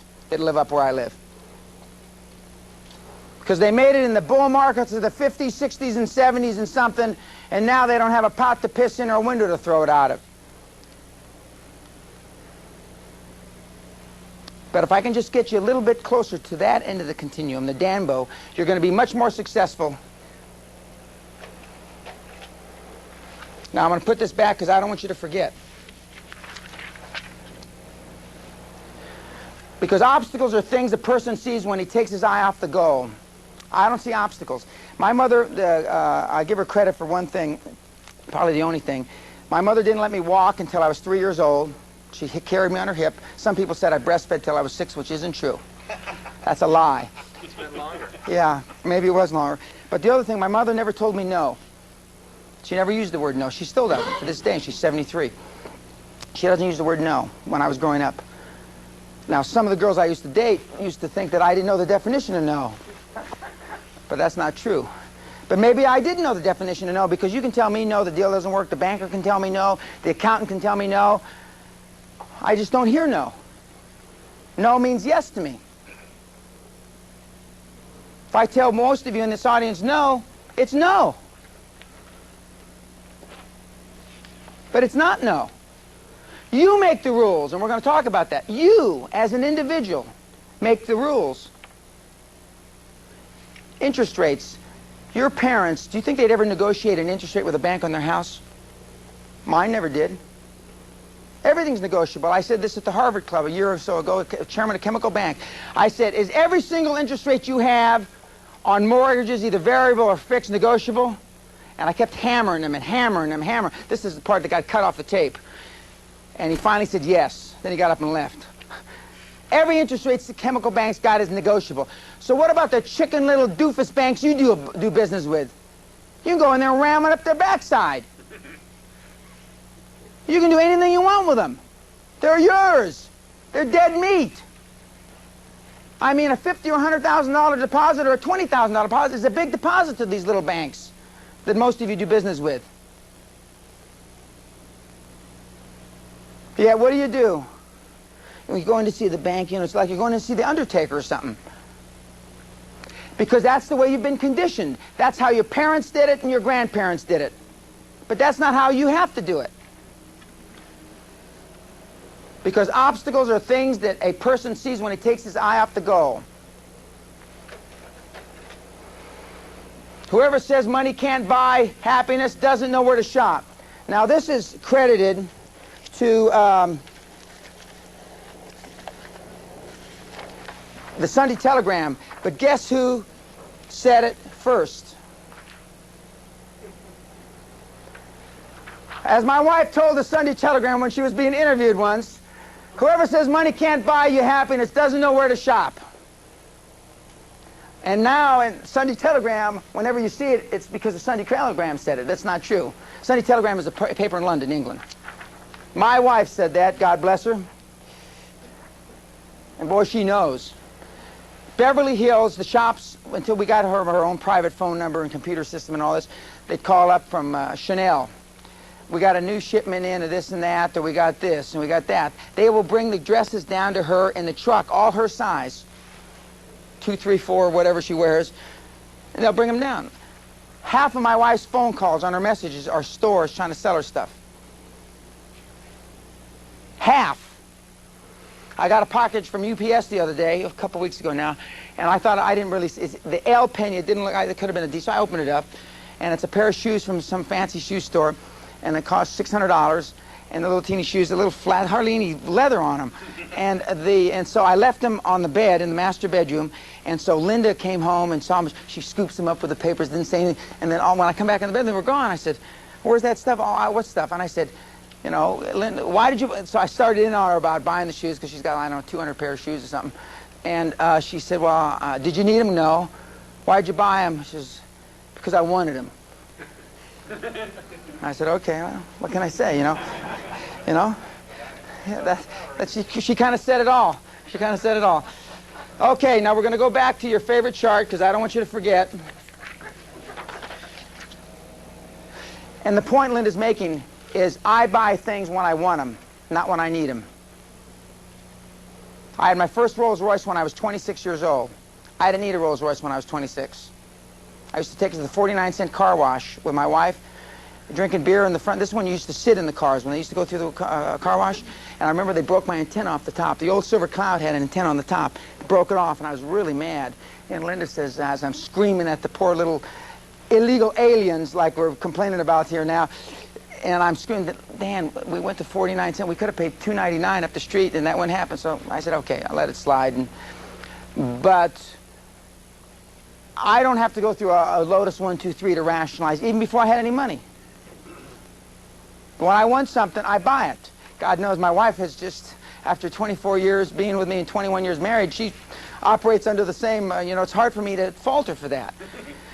Till I look at I get a printout once a quarter from my accountants, and then I kind of gag. I don't even look at it till the end of the year because I don't want to get depressed. I don't get depressed, but that might make me depressed.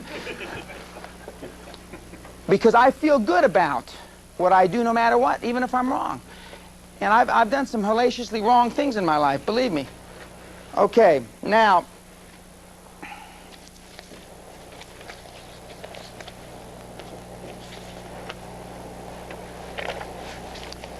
let me see here.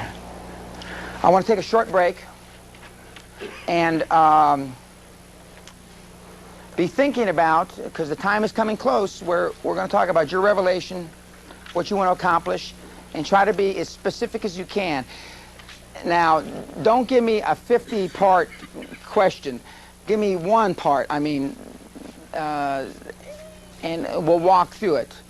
And so make sure that it's something that's important to your business or to your life or to your career so we can walk through it. Okay, let's take a short break. And when I mean short break, this isn't like one of these doofus deals where everybody wanders around 40 minutes. 5 minutes. And part of that new foundation is, firstly, is new rules. And the first new rule is you make the rules. Your bank, your partners, your mother, your father, your whoever. Now, in a perfect world, and there aren't hardly any perfect worlds, there are perfect situations, your spouse is supportive, or your more significant other. I just learned that this year. I think it's a riot when you call somebody your significant other. That means you can call, you know, your bimbo as your significant other, your paramour, your concubine. I think that's great. I just learned that, more significant other, you know. And should be supportive, though. Now, in my particular case, my significant other is very supportive. And to the extent, like I told her the other day, I said, you know, I haven't worked in 3 years. She said, well, you're running around doing your speech, and aren't you having fun giving speeches? I said, yeah, I enjoy it. She said, well, if you're happy, I'm happy. I said, well, I haven't worked in 3 years. I mean, where I haven't been the head of a big company for 3 years. I still have a lot of business interests. She says, well, aren't you happy? Then I'm happy. Now Linda knows how I think and how the game's played. So she knows that's the answer that'll get me off her back. And as she uses it quite often. And she may very well, tomorrow while she's here, if I ask her of a question, she may answer me that way. So you know, she knows that's the Pavlov response that gets me off of her back, you know.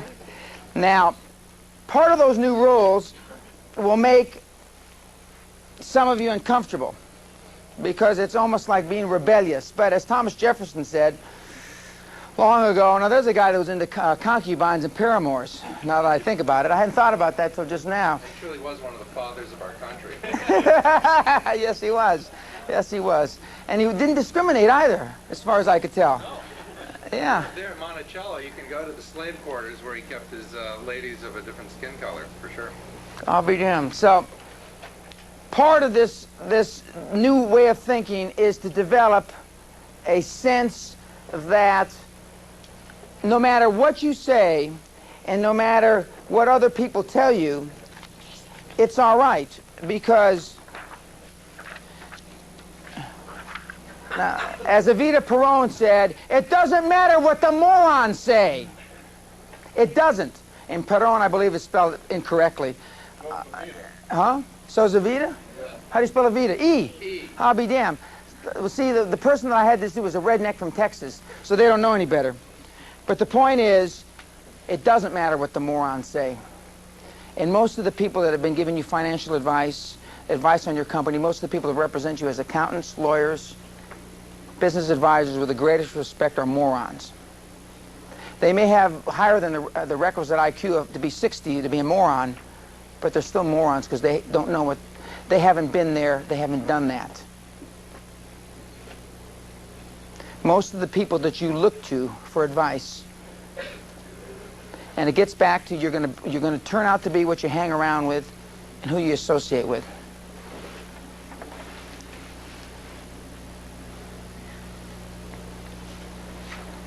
What, did the bulb go out? What happened? Ed? Ah.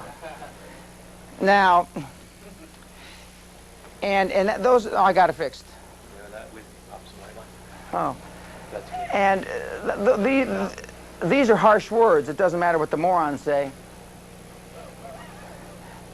I think that you could safely say those are harsh words. But ladies and gentlemen, it doesn't matter what they say. If you want to be a high-performance person, I can assure you that none of the high-performance people that I've ever been exposed to, and I've been exposed to a whole bunch of them, they don't care what the press says, which are another form of morons. They don't care what any of the media says unless they're running for office. And I assure you, Ross, after he endorsed Governor Richards, who I personally think he abhors, but he hates Bush more, it just doesn't matter. And we go all through our life listening to people giving us advice that have no basis. None. Zero. In fact, they have a minus basis. You know, there's an old saying, or when I was taking computer language stuff in college many years ago, garbage in, garbage out. Almost everything categorically that you've heard heretofore is garbage.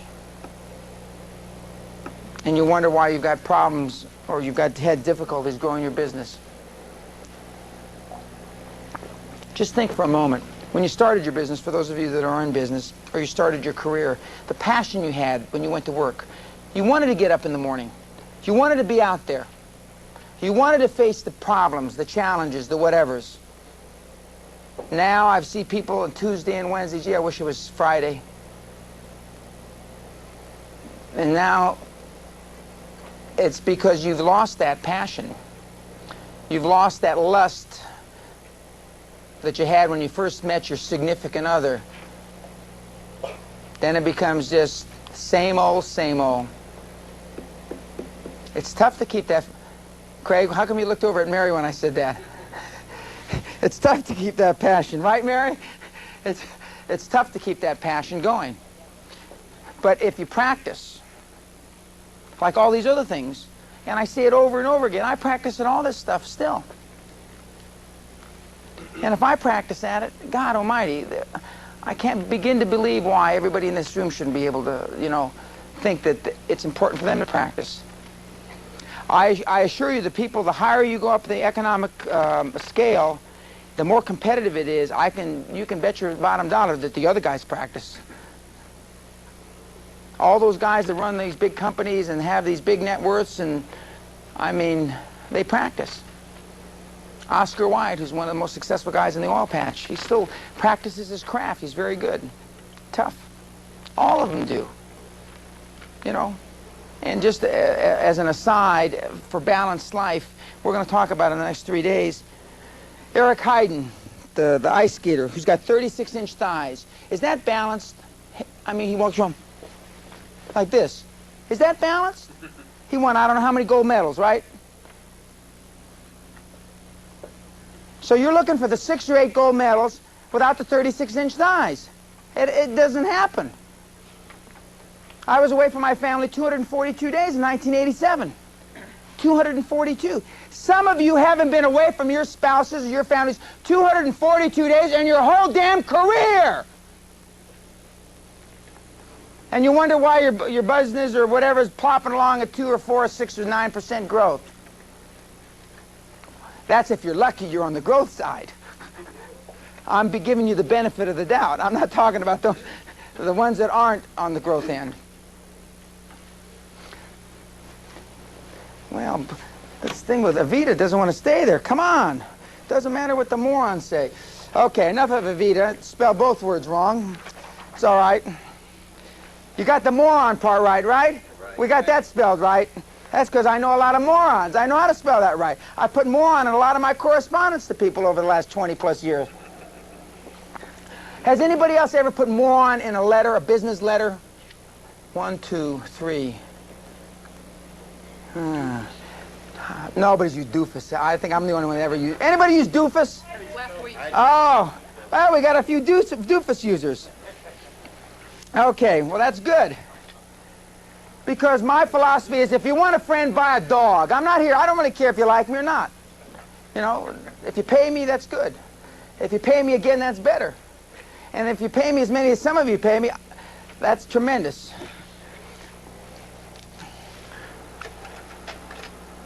Because birthdays, anniversaries, holidays are for poor people.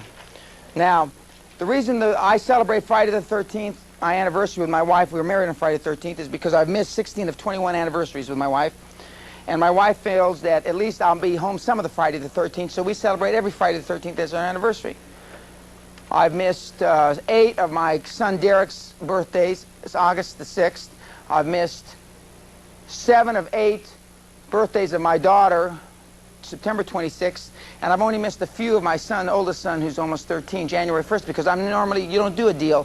Normally the deal either died or you closed it before January 31st. So I've only missed 3 of my son's birthdays, January 1st. I've missed so many of mine I don't remember. I've missed so many Christmases, so many Easters, so many Valentine Days, and all those things. I mean, I can't count them all.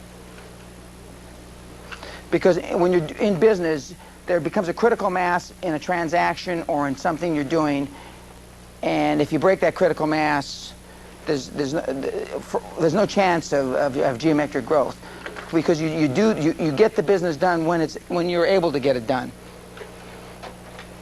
The difference between a professional and an amateur is patience and persistence. A professional is someone who can do his best work when he doesn't feel like it. When he doesn't feel like it. It gets back to, I get paid a lot of money because I do things that make most of you uncomfortable.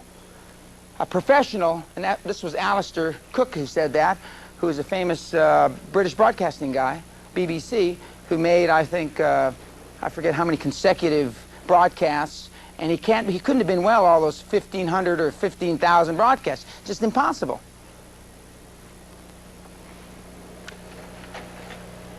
Motivation is what gets you started. Habit is what keeps you going. Jim Ryan, the former world record holder in the mile. Motivation gets you started. Habit keeps me going. I don't have to re-motivate myself time after time, because perseverance is not a long race. It's many short races, one after another.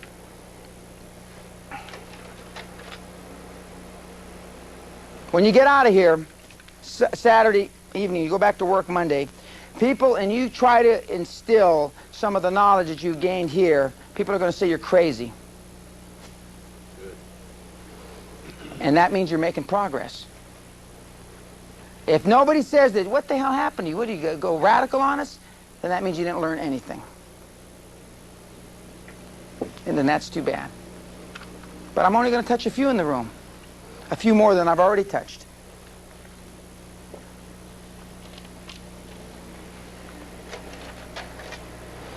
Because everybody has a fear of the responsibilities and expectations that come with success. And if you don't think that, you're kidding yourself. Most people aren't successful because they're not successful or comfortable with the trappings of success. The trappings are heavy. The air is thin up here. That's why they call them blue bloods.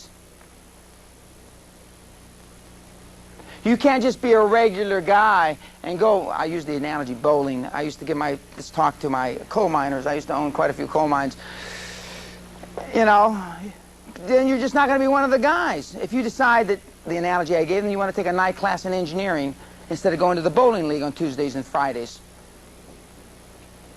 It's different for this group, not much different. I see a few potential bowler coal miners here.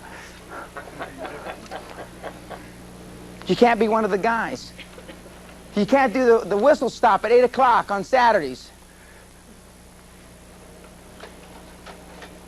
Because fear is false expectations appearing real. False expectations appearing real. That's what you're afraid of. It's like my children started a new school here up on the hill, Rolling Hills Preparatory, the last couple of years. And my youngest son, who just started this year, he's in middle school, he was very much, he had a lot of anxiety about going to the school. And then after the first day he comes back, and you probably experienced this yourself with your own children, first day to school. Oh, how'd you like it? Everything was great, Dad. Everything was great. You were right. Everybody liked me. My teachers weren't bad, blah, blah, blah, blah, blah. But, I mean, he had false expectations that appeared real to him because he was only 11 years old when he started the school. You know, even though I'm giving you the benefit of the doubt, you're multiples of 11 here. Yet you're still going through life having false expectations appearing real. Does that mean you haven't grown at all? We can get into that. I'd rather not, because if you don't like some of the things I've said heretofore, you'll absolutely loathe what I've got to say about that. And when I start pounding your parents and the doofuses you hang around with, there comes a time when one must turn and face the tiger. As super success, you're a tiger. Some of you in this room are already real successful. But as the women would say, you haven't broken through the glass ceiling, whatever the hell that means. Quagmire of business life and make you better, I'm going to be happy. Just like that young kid that wrote me that letter. And when we talk to some of the other people that I've had dramatic impact on in their business careers, it makes me happy. And but Napoleon Hill said it all. Because most of you, before I read it, most of you have been drawn to the money consciousness of not making money, but spasmodic or occasional effort will be of no value. You must apply until application becomes a fixed habit with you. Poverty is attracted to the ones whose mind is favorable to it. I have a whole family that could underline that sentence. I'm going to read it again. Poverty is attracted to the one whose mind is favorable to it, as money is attracted to him whose mind has been deliberately prepared to attract it. Poverty consciousness will voluntarily seize the mind which is not occupied with a money consciousness. A poverty consciousness develops without conscious application or habits favorable to it. The money consciousness must be created to order. You got to think about it, you got to live it, you got to breathe it, you got to die it. In the 10 years I grew Great Western Resources, I ate, slept, breathed Great Western Resources. You know why big-time, high-performance people have showers in their offices? I always wondered why CEOs had showers in their offices. Because I used to sleep at the office. Didn't have time to... I'm right, I didn't have time to go home. Now I know. Because I used to bundle up on the couch with my quilt. And the watchman used to come around and say, Mr. P, everything all right? Of course, I used to sleep with a gun. I said, yeah, everything's fine. Everything's fine. But my whole life evolved around that. And I made a lot of money. And my partners made a lot of money. All the institutions.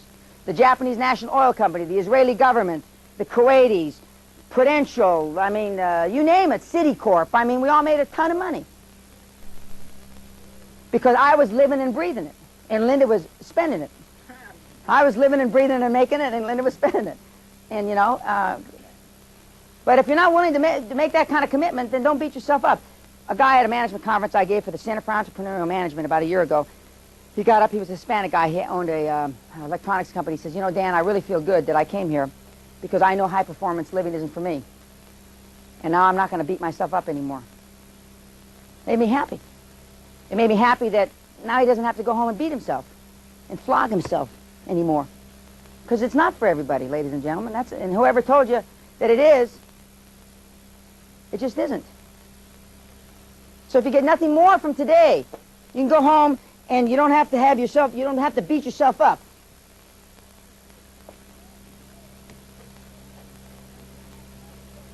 You've lived under the proposition that logic is the logical process which leads to an incorrect conclusion. You've used logic to run your business. That's crap. You know, we're going to talk more about it tomorrow, but when John Fitzgerald Kennedy, said the day he got inaugurated, we're going to put a man on the moon this decade, land him safely, bring him back, and do this all before the Russians. There was nothing logical about that. As we know it today, we didn't have NASA.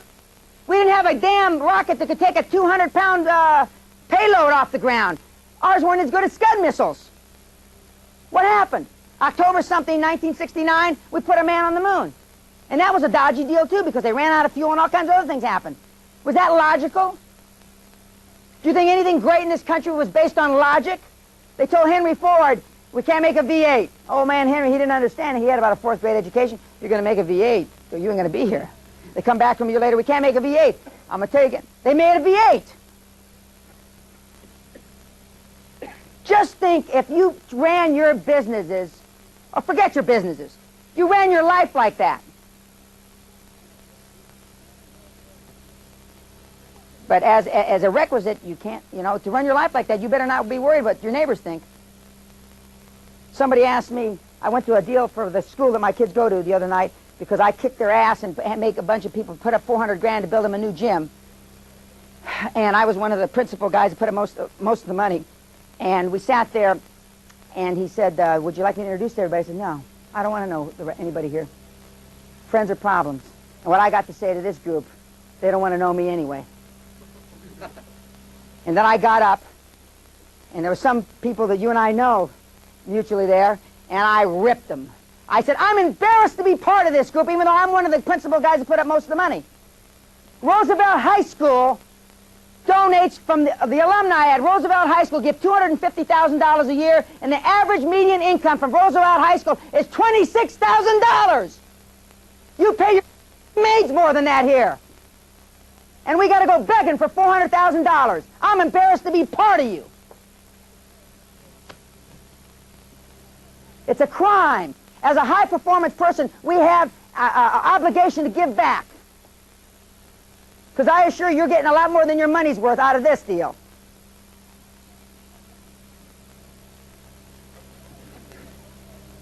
Patience is just an excuse for procrastination.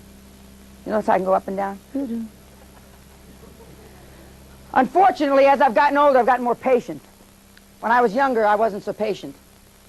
A lot of people say I'm not so patient now, but I was a lot less patient when I was younger. And it's funny, I made a lot more money faster when I was younger. Funny how that works. Now I can understand that I deal with morons. You know, everybody can't. Before I didn't understand. I wouldn't talk to somebody that was a moron. Now I sit and listen to their moronic deal, Before I would even, shut up, get out of my office. And now I sit there and listen. My wife left me, my kids in juvenile hall, my this and my... So what? I mean, what's that got to do with the project? But now I listen, because I'm a kinder, gentler man now. I'm 49 years old now. Got gray hair. I've matured. And with maturity comes poverty. Because thinking is for people who can't take action. Just think all the doofuses we know over at Virginia. That's kind of an in-house joke there. The last part of creating your own foundation is to focus on the ends, not the means. Now, you've already figured out the ends justify the means no matter what, short of murder or robbery.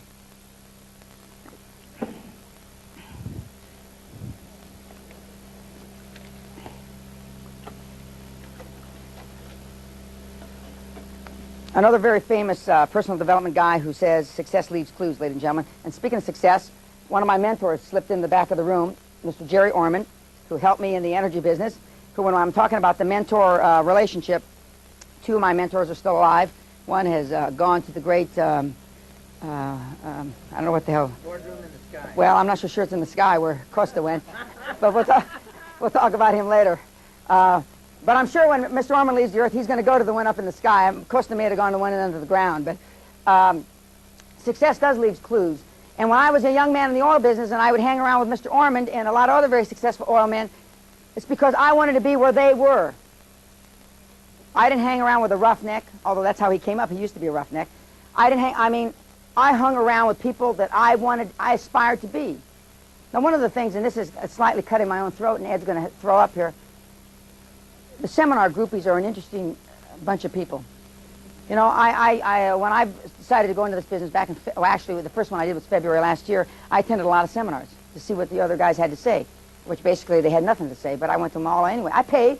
I didn't get comped and all this other crap that everybody does, and I didn't barter my, nobody ever, the same $1 is going around, everybody uses it. They barter it from one guy to the next doofus, and he trades it off to this doofus. Anyway, I paid my money, but I saw the same people. I saw the same people at Gary Halbert in Florida, down in that dump he lives down there in Key West. It's the first time I've ever seen people smoking dope on the streets. And you go into a restaurant, it smells like a marijuana factory. I hadn't seen that since the 60s. Key West, they say, they're still back in a time warp. It's the 60s back there. And, but I went to all these seminars. I saw the same people. Kennedy, Ted Nicholas, who I have a lot of respect for. I think he's the best, arguably the best copywriter in the country, maybe the world. Jay Abraham. Same guys, same ladies, going from one to the other, looking for the fix. Guess what? They didn't get it. Like, I didn't know I was a no money down real estate deal until Burl started using my methods for no money down. I didn't know. I don't like real estate. I sold it, was a high price salesman, but I never bought any. Most of my assets are not in real estate, except for houses. But it's the same people. And the reason it's the same people, ladies and gentlemen, going from one guy to the other guy, because the crap doesn't work. Otherwise, you wouldn't see the same people going from guy to guy to guy to guy, to once in a while a lady, the guy to guy to guy, because it doesn't work. I don't know of many of the people that have attended my deals that have ever gone to anybody else, other than to poke fun, which isn't the right thing to do. But I kind of like it, but it's not the right thing to do. Because the other stuff doesn't work. Because at the bottom, the reason I stay doing this is that I want to evoke permanent lasting change. And the only way you get permanent lasting change is through replication. And these other things, basically, their seminars are one sale to sell you something else to sell you something else. And I truly hope, to the extent that I'm on another panel or I go someplace, unless you're coming to hear me, that I don't ever see any of you at another seminar. There's 3 or 4 or 5 good seminars in the country. And that's it. But that's it. There's only a few. There's only a handful. But there are some good ones. But most of them aren't. And I would investigate. We're going to talk about investigating before you invest. And hopefully you'll be a smarter seminar buyer, if that's the right terminology. One of the questions that I get on the critique sheets and I'm asked during the seminar is about balance. I already talked about Eric Heiden. And again, Napoleon Hill has done it much better than I. He interviewed 500 men over 20 years. And of the 500 richest men that he was introduced by Mr. Carnegie, he only met 3. That's 3. I don't know what 3 is as a percentage of 500, but it's not very big. He met 3 people that were almost I emphasize the word almost at peace with themselves. Almost happy. 3 out of 500. Doesn't sound like too much balance to me. 3. So when I hear, when I'm down in San Diego in the airy fairy land down there and Cartify the Sea, I want balance, Dan. Well, maybe the speakers down there got balance because they're basically all poor. And maybe that's how you get balance. But there is no balance in a high-performance life. Eric Heiden, 36-inch thighs, Mark Spitz, you name it, they don't have balance. Because they're dedicated and devoted to that one thing. And unless you're dedicated and devoted, the chances of you being a high-performance, super high-performance person to grow your life and or your business quantumly, geometrically, exponentially, don't expect balance. I have balance now because I'm already rich.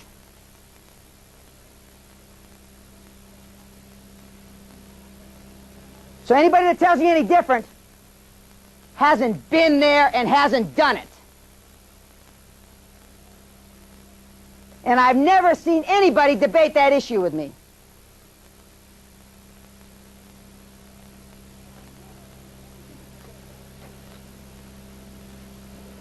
If anything doing is worth doing badly, and I do a lot of things badly. For those of you that have seen me play tennis recently, I've kind of given up on tennis, though. It even got so bad that I gave up. And when I give up on something, I mean, it's got to be close to death. I want you to go out there and do it right. Not do it right. Instead, no, do it right away instead of doing it right. I'm not even drinking. Water makes my tongue tied. Most of you want to get it right instead of doing it right away. Because the longer you procrastinate, the farther out, the further out, you can delay whether you're going to fail or not. Most successful people do it poorly until they do it well. Just keep blundering. You cannot wait until you're just exactly right. Perfection, and this is what I can tell this group right now, perfection equals paralysis. Perfection equals paralysis. For those of you that are computer nerds, you fall into that category. Lotus 1, 2, 3. You can crunch crap till the cows come home now. And that's wrong. Trump walks into a building or a casino. Yeah, he can, he can see the this, that. Whoops. He can see whatever and walks out. He doesn't go have anybody crunch any numbers. Where they crunch numbers is how big of a hosing are we going to give the other side. That's when he crunches the numbers. How much can we rip off this person? How can we peel him like a banana? How can we rip his face off? How can we tear his lungs out? That's when they crunch the numbers. Not whether it's a good deal or not. I said earlier, when that hot woman or that hot man with that tight ass walks by, you know they're hot right away, don't you? You don't have to go home and think about it. Whether you're married or not, whether you have a significant other or not, he or she is either hot or they're not. You either want to jump on their bones or you don't. It's that simple. Business is that simple. And anybody that tells you any different has not been there and has not done that, by definition.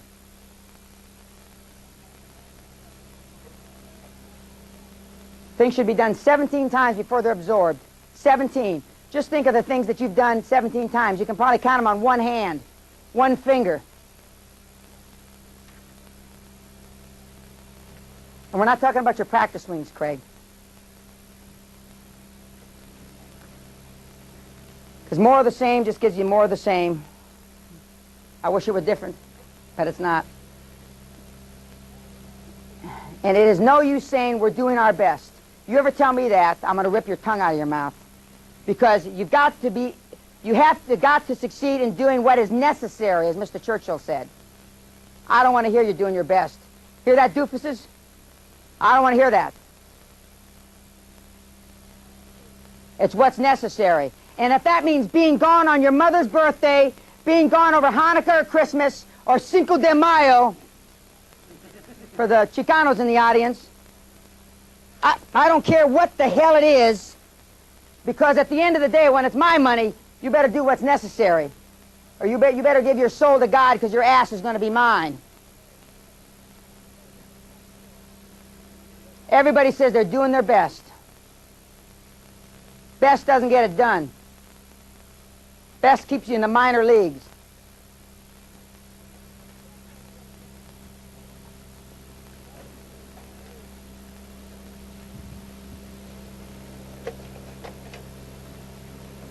Well, we're through the introduction. It went so quickly, I can't believe it. See how time flies when you're having a good time? Are there any questions on what we've covered to date?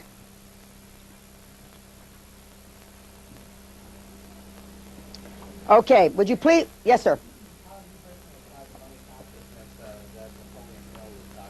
I'm glad you asked me that question.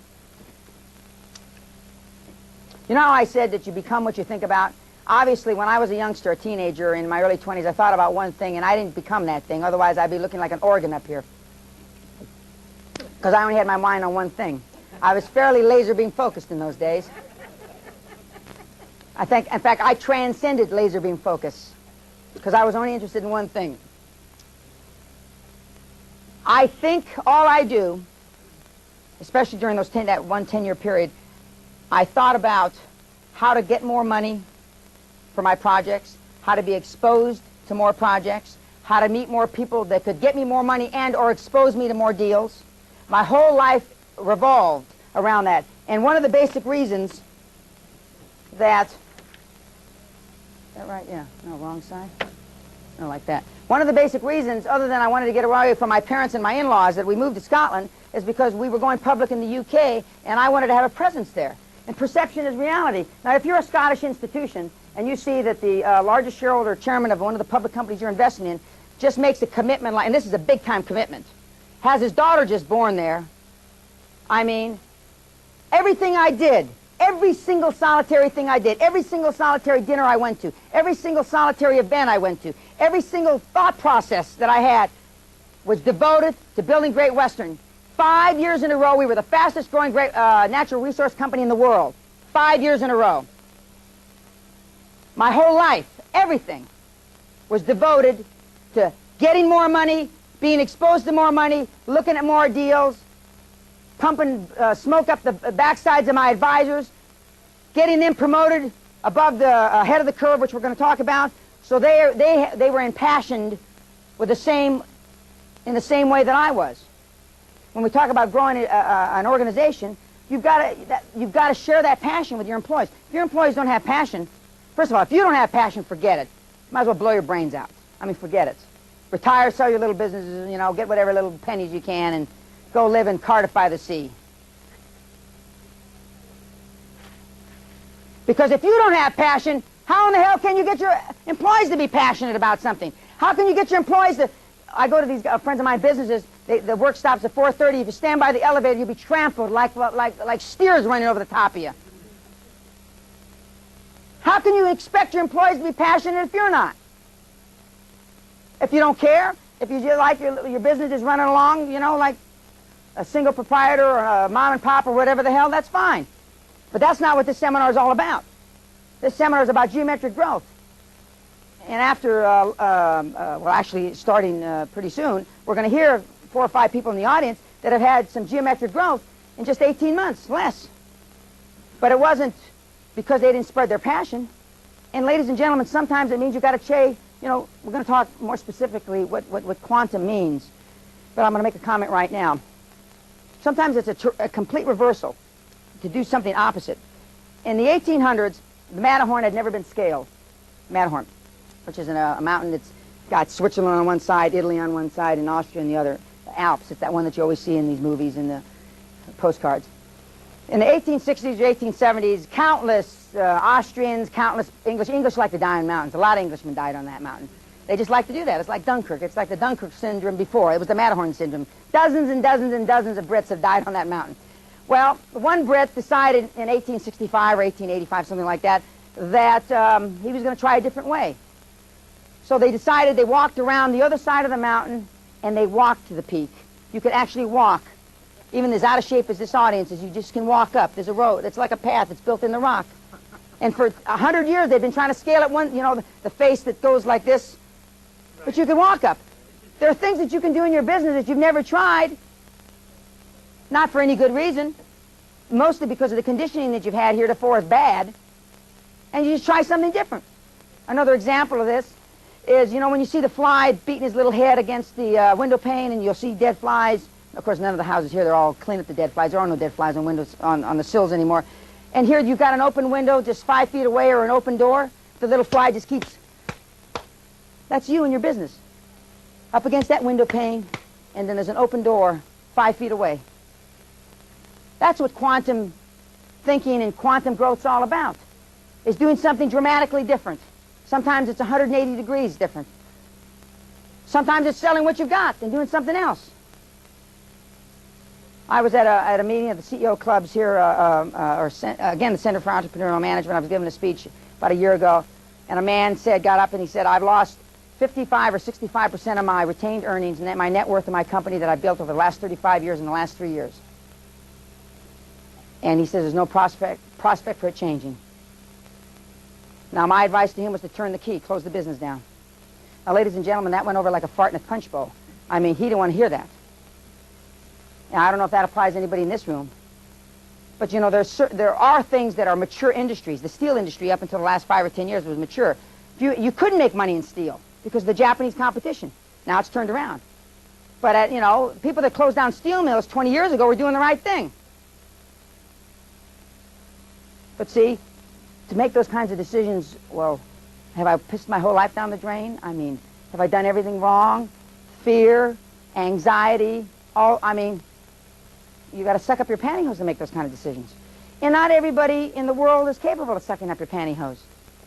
Just not. That's fine. There was a book in the early 70s, I'm okay, you're okay, which basically was a doofus book that said, anything you want to do is fine, and everything I want to do is fine, and that's a bullshit book. But I mean, basically, it's all right if, you know, it's fine. I'm okay, you're okay. You know? I'm sure to the extent that I have any friends, which, you know, I don't care if I have any or not. My wife cares more about that stuff than I do. But I mean, the social gatherings that I'm involved in are limited. Very limited. I like it that way. I've never talked to any of my neighbors. One of my neighbors shocked me. Introduced herself, said, I'm a friend of so-and-so. I said, so what? I have a putting green and bunkers and stuff in my backyard. I was minding my own business, hitting golf balls out of my bunker into my green. This lady comes up and says, hi, I'm a friend of so-and-so. Yeah, okay. Bam, I'm hitting golf balls. Yeah, I'm a friend of so-and-so, you know. My wife's interested in that stuff. Why don't you tell her that? And that's the truth. I like it that way. I just do, you know. It makes life a lot simpler. I can focus on what I want to do. Most of you, ladies and gentlemen, focus on, what you think is appropriate. See, talking about being successful, talking about making more money, talking about being a high-performance person is vogue. You talk about at cocktail parties. It used to be like in the 60s and 70s talking about smoking dope and getting laid. Doesn't mean that you want to. It's just the thing to talk about.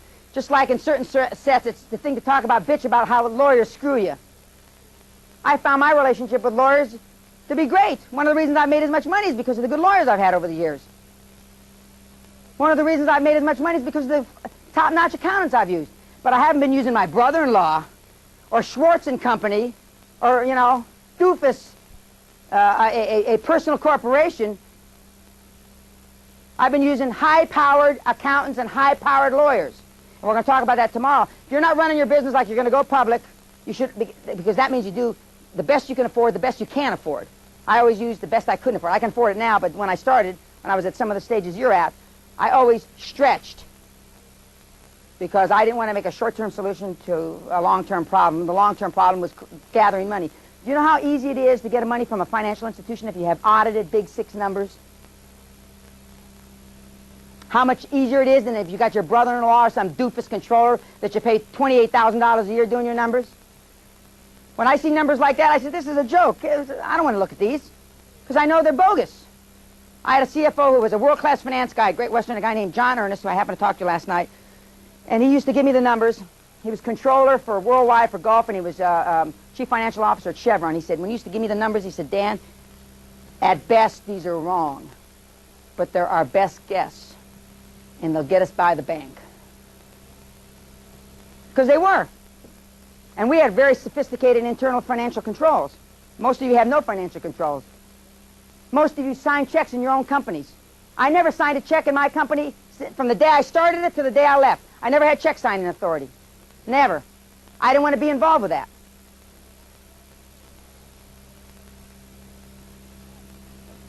Okay, we're going to break for lunch. You need to talk to them?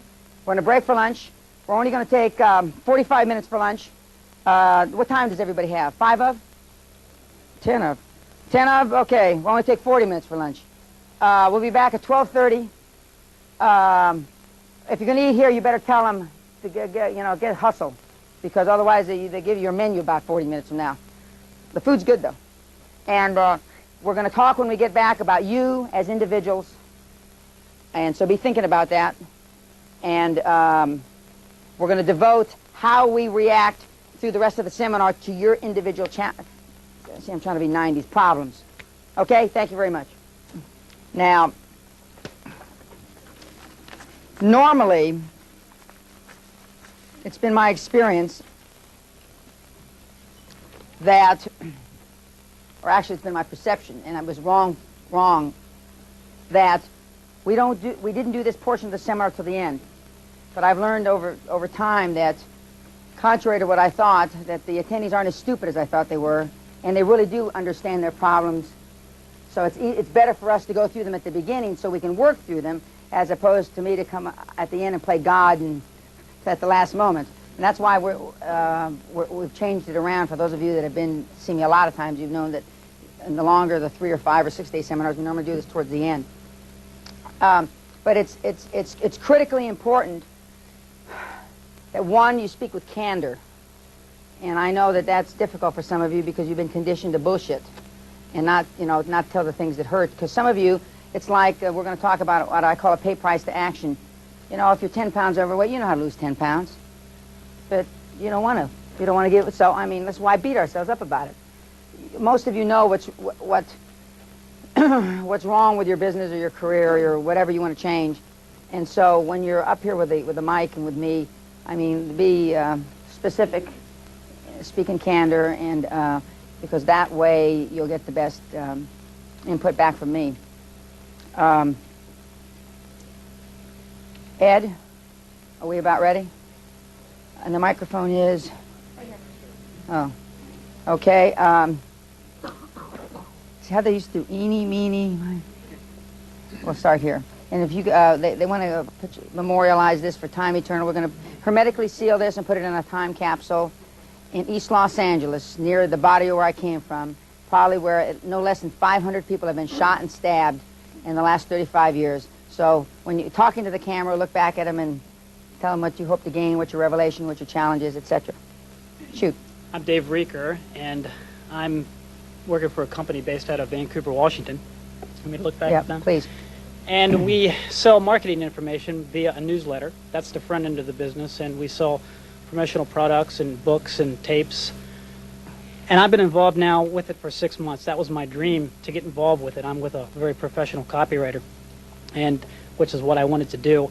The business has been stagnant for probably 5 or 6 years, mainly because he's been happy. You know, he's 70-some years old. Now he's got new life because I've come into the picture, and our goal is to triple the subscriber base within the next 6 months to 12 months, and then of course to double it every year after that. You know, I've got very high goals with that. As far as the newsletter, that's the base of the business. That's just one avenue of what I really want to do, but I see that as being first. I want to start buying and selling businesses also, and getting involved with other type of marketing and business involvement, not just selling marketing newsletters and information to people that own businesses. But I see that as being the first avenue. I'm with a copywriter who knows probably just as much as the best copywriters there are, so I'm picking his brain and I'm working with him. And that's great, but I'm trying to help increase the business, and he's setting his ways, but I think there's a happy medium there. I think he really wants to see this thing increase, and I'm the guts behind it. I mean, I'm the push behind it. I really want this thing to go big, and I'm putting everything I have into it. We're in the process of publishing a works by a very fabulous marketer. His name was Maxwell Sackheim, and he died 12 years ago. We found the manuscripts. They were kind of buried in a file cabinet, so we're in the process of publishing those.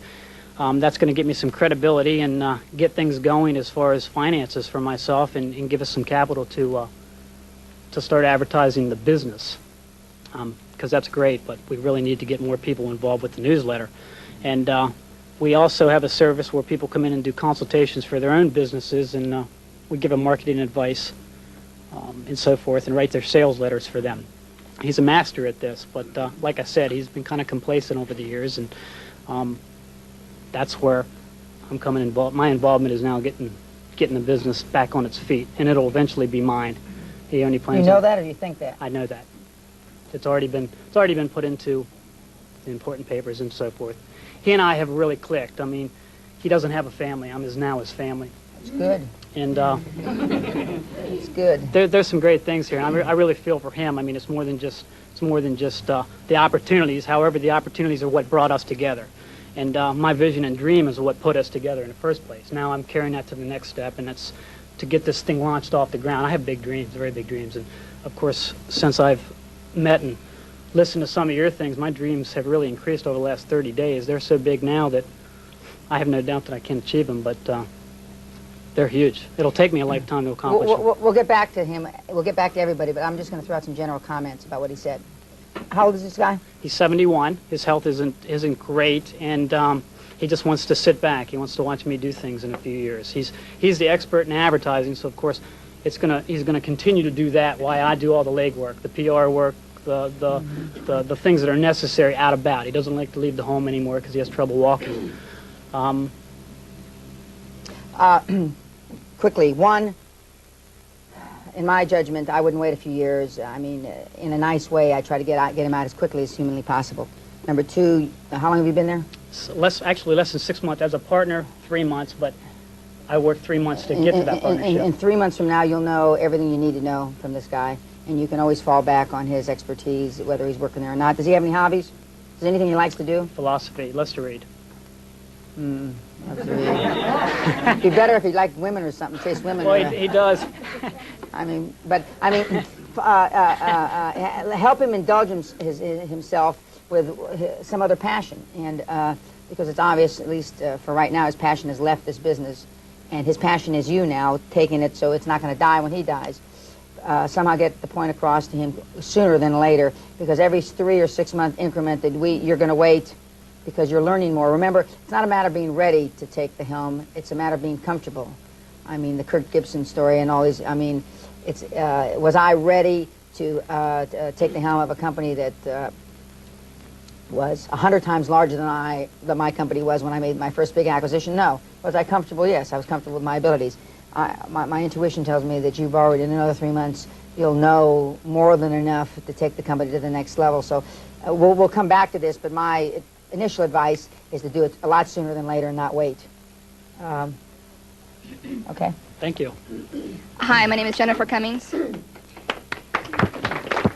Thank you. Okay.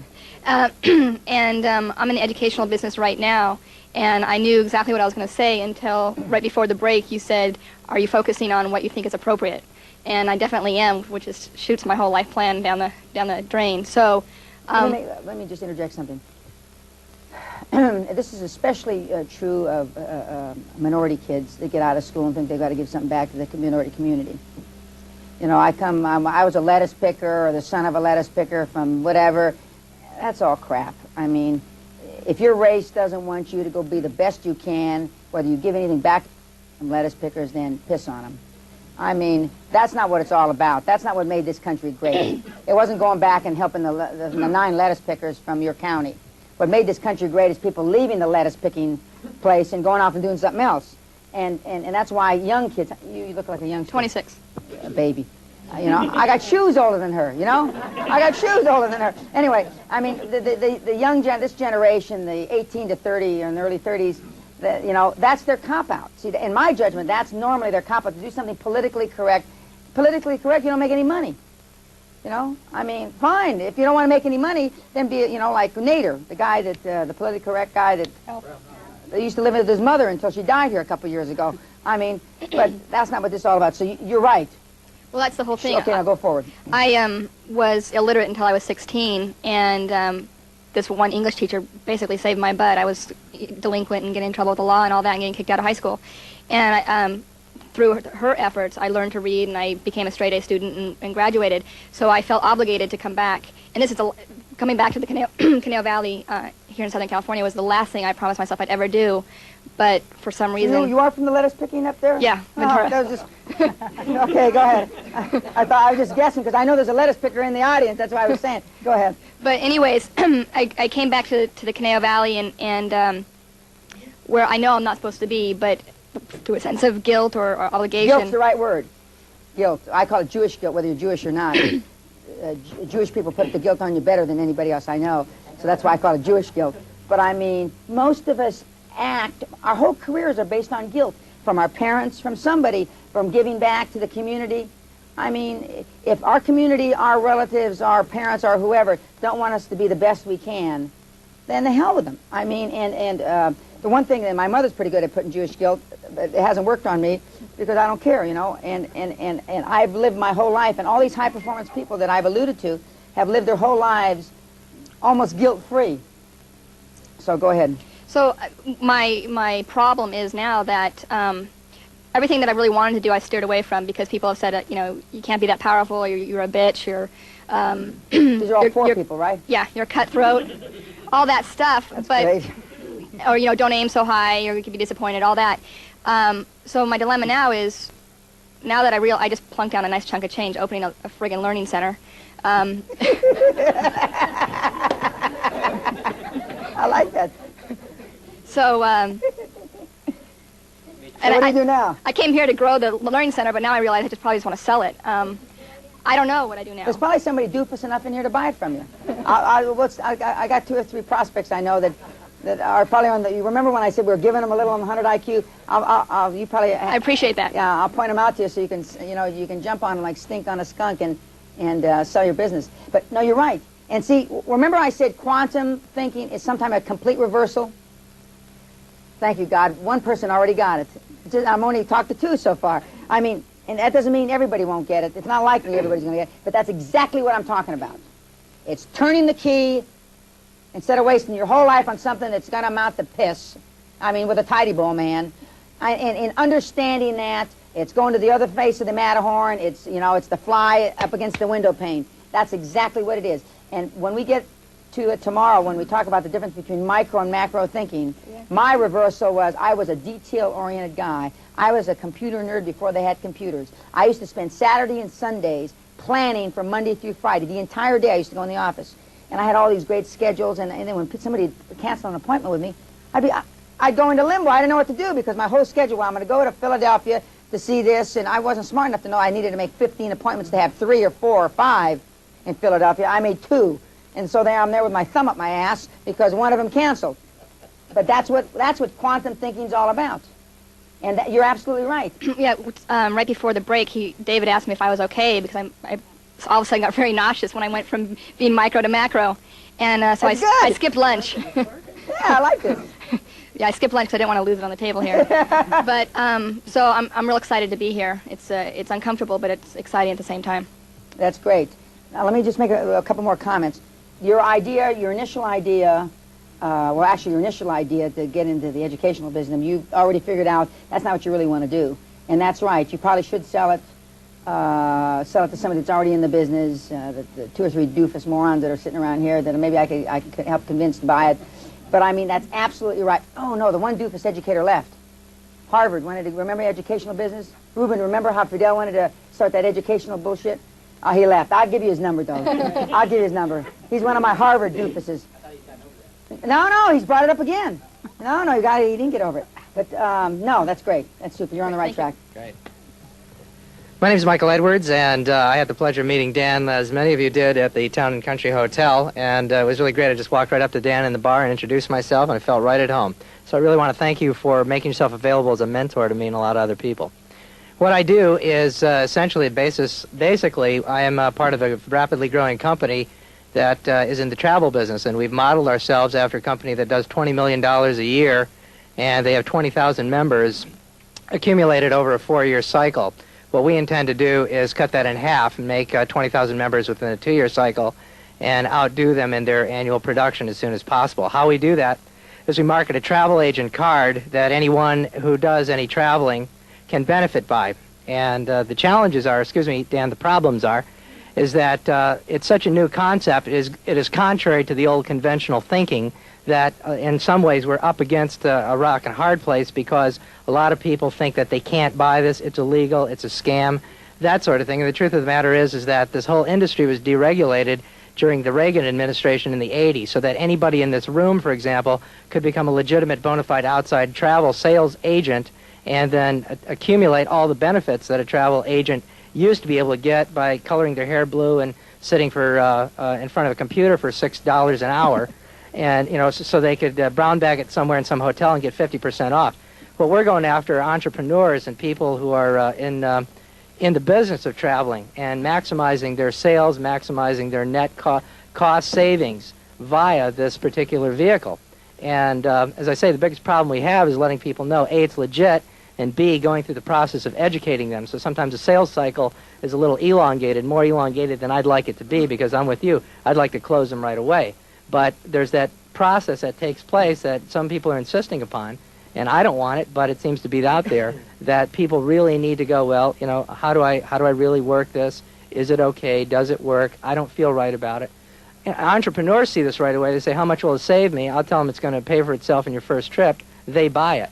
But a lot of the so-called general public, which unfortunately or fortunately is going to be a huge amount of our market, they're still hemming and hawing and sitting around with their thumbs up their butt. So how would you address that, please? My initial thought is that double the exposure, or at least double or quadruple the exposure to people, either by free seminars, get in front of associations, for everything from the Kiwanis to the Daughters of the, no, you don't have Daughters of the American Revolution over here. I'm thinking I'm in Texas still.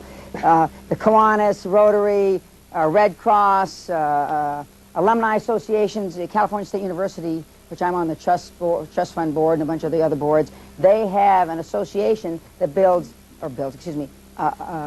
offers life insurance, medical insurance to all California State Universities. There's 22 campuses, San Jose State, San Diego State, Cal State Northridge, LA State, and get in front of a group. There's 355,000 alumni, I think. And one guy makes the decision. Actually, it's a group. One guy gives it to the board, then we make the decision. But I mean, it's one presentation, potential 355,000, because virtually we all buy it. I mean, we don't ask questions. We assume, because there's guys like me on the board, that we do our homework. We're not just shoveling out crap to the alumni. But I mean, where you're getting the most bang for your buck, you're being exposed to the most people for the shortest amount of time. So that's one presentation that affects a lot of people. And Cal State University system, that's just one state. They have the university system, which is like UCLA, Berkeley. They have a similar thing that you can buy insurance and stuff through that. And there are different associations like that where you're making maybe the same amount of presentations, but you're being exposed to hundreds and hundreds, maybe millions of people, potential prospects, where you only have to make the sale once. The key in this kind of selling, it's been my experience, is you have to increase the exposure that you have to people. And the way you do that is you're making key presentations to a group or one person that is making a choice that will affect many, many hundreds of thousands of people, and or many thousands depending on the market. I mean, there's real estate associations, there's all kinds of associations. So I'll come back with more as the 2 days go on, but off the top of my head, you're right, it's easier to convince one guy. You can make 4 or 5 presentations than having to convince 500 4 or 5 times, and that's what I would do. Thank you. Okay. Sir, your name and where you're from. Yeah, my name is Lou Pals. I'm from Alberta, Canada, and I'm an air traffic controller by trade. I'll be retiring in the next 3 years, and I'm in real estate, involved in real estate up there, buying, renovating, and renting out. However, that's working harder instead of smarter. I'm looking to change that, maybe to buy and turn real estate a little bit quicker. I'm an accomplished long-distance runner, 100-mile mountain runner, and I'm very very health conscious. So I like to market. I'm not so health conscious anymore. So I'm interested in marketing information, how-to information, and so on, how to improve your health and running and so on. And I have one disagreement with you, Dan, about seminars. I've been a seminar junkie in the past, so to speak. However, I wouldn't have met you if I hadn't been, attending a seminar. Even a blind horn get an acorn once in a while. However, be that what it may, I'm happy I did attend the San Diego seminar and attended your one-day workshop you had there, and it's changed my thinking, well, almost in quantum leaps already. I've bought the Rob Report, the last 2 issues, and I'm dreaming a lot bigger now. And I used to buy the Ink and the Success magazines and whatnot, but... Notwithstanding, I'm speaking at their conferences next year. Keep buying their magazines. But, I mean, that's right. Buy that. I'm going to get around to that later on when we talk about gold, but go ahead. Right. And I just want to make leaps and bounds, great strides forward in a relatively short period of time. Like I say, working smarter instead of harder, which I've been doing over the years for the last 30 years or so. Well, I mean, by definition, when you're starting out on a new career, you're going to grow geometrically because you're coming from ground zero. I mean, as I said earlier, those of you that can remember back to when you started your business and you had that passion, by definition, you're growing geometrically. What happens, and as we talked about in San Diego, and we're going to talk about again tomorrow, is but your curve flattens out because for whatever reason you become satiated. You become comfortable like your older partner. And it's one thing to become satiated and comfortable when you're 70, 75, 80. That's one thing, you know. But, I mean, when you're 25, 35, 45, 55, in my judgment, 60, I mean, there's no reason. And there's certain people in this room that I know that are a lot older than 60. Some are almost 75 now. They still aren't satiated. One of my mentors is sitting in the back of the room. So, by definition, you're going to grow geometrically. And what you'll learn today and tomorrow and the next day is how to maintain that passion, maintain that, and that perseverance. And part of it is, like Jim Ryan said, motivation gets you started, habit. Most of you, ladies and gentlemen, have bad habits. You hang around with the wrong kind of people. Doofuses. We're going to talk about the doofus test like I did in San Diego. Most of your friends and colleagues and acquaintances and relatives couldn't pass my simplest doofus test. I mean, they just couldn't. And, you know, up until I started, other than my kid brother, I don't see my family. And I'm not bragging about it. I mean, it's nothing I'm proud of. It's just, it's a decision I made in my life because I don't want to be like them. And and certain people, you know, the people that I went to high school, I already told you, well, my best friend's serving life for murder in Florida. I mean, the guys that I hung around with all got in a lot of trouble. And we'll have to swap notes a little later on who got in more trouble first. But a girl can always get in a different kind of trouble than a guy. Yeah, I always envied girls. Well, I'll tell you that when I'm not being taped. Because I'll talk about later on about if I had my life to live over, the only thing I do is change my goals and make them higher. But if I could come back as something else, then that's a whole different story. So you're starting off, and I envy people that are starting from ground zero, because it's a lot easier to have positive reinforcement. It doesn't. I mean, what you've been taught is you're going to have a lot of failures, a lot of negative things. But that's the glass is half empty. The glass isn't half full. It's exciting. It's like, you know, I ran my first. Well, I only ran 100-mile once, but I mean, the first time I did it, I was all excited and I had all this passion. My 100-mile race took the passion out of me. I ran 20 hours and 48 minutes, and which is respectable. So, I mean, you got that enthusiasm, and in the real estate business, which again, other than being a top real estate salesman at one time, I don't know much about the business, but no matter what the cycle is, there are guys that are the top of the field that are making $1 million, $2 million, $5 million a year. I don't care. Recession, depression, there are people that are moving the ground, moving the houses. And for those that are in the real estate business, there is always somebody moving property, moving houses, moving buildings. So as we go through this for the next 2.5 days, we'll come back to, and I'll come up with more suggestions, but you will, by definition, grow geometrically. And there's some real estate people here. If that's the industry you're involved in, I talked to Burl Crump, who has owned a very successful real estate company in Canada, sold it, right, Burl? And is still involved more in development now. But, I mean, she'd be a good one to talk to because she's been very successful in the same country. I don't know if it's the same province. Which province? I'm from Alberta and Burl's from Ontario, but it's not that Huh? far. Okay. There was one other point I'd like to bring to light here again, is that you were telling us in San Diego that you are who you hang around with, and you just alluded to just now. And I had the opportunity in the last couple of weeks to invest in the gold mine because I'm thinking bigger, and it's very, very exciting. And another thing to do with the running is I'm thinking about getting sponsored by a large shoe company because I've won my age division in the last 3 races I've been in. So those are, I'm running my horizon. That's great. In fact, my wife is a great long-distance runner. Whenever she runs her age division. She doesn't hardly train. She's never stretched in her life. Anybody that's an athlete, she's never stretched 1 minute in her life. She doesn't warm down.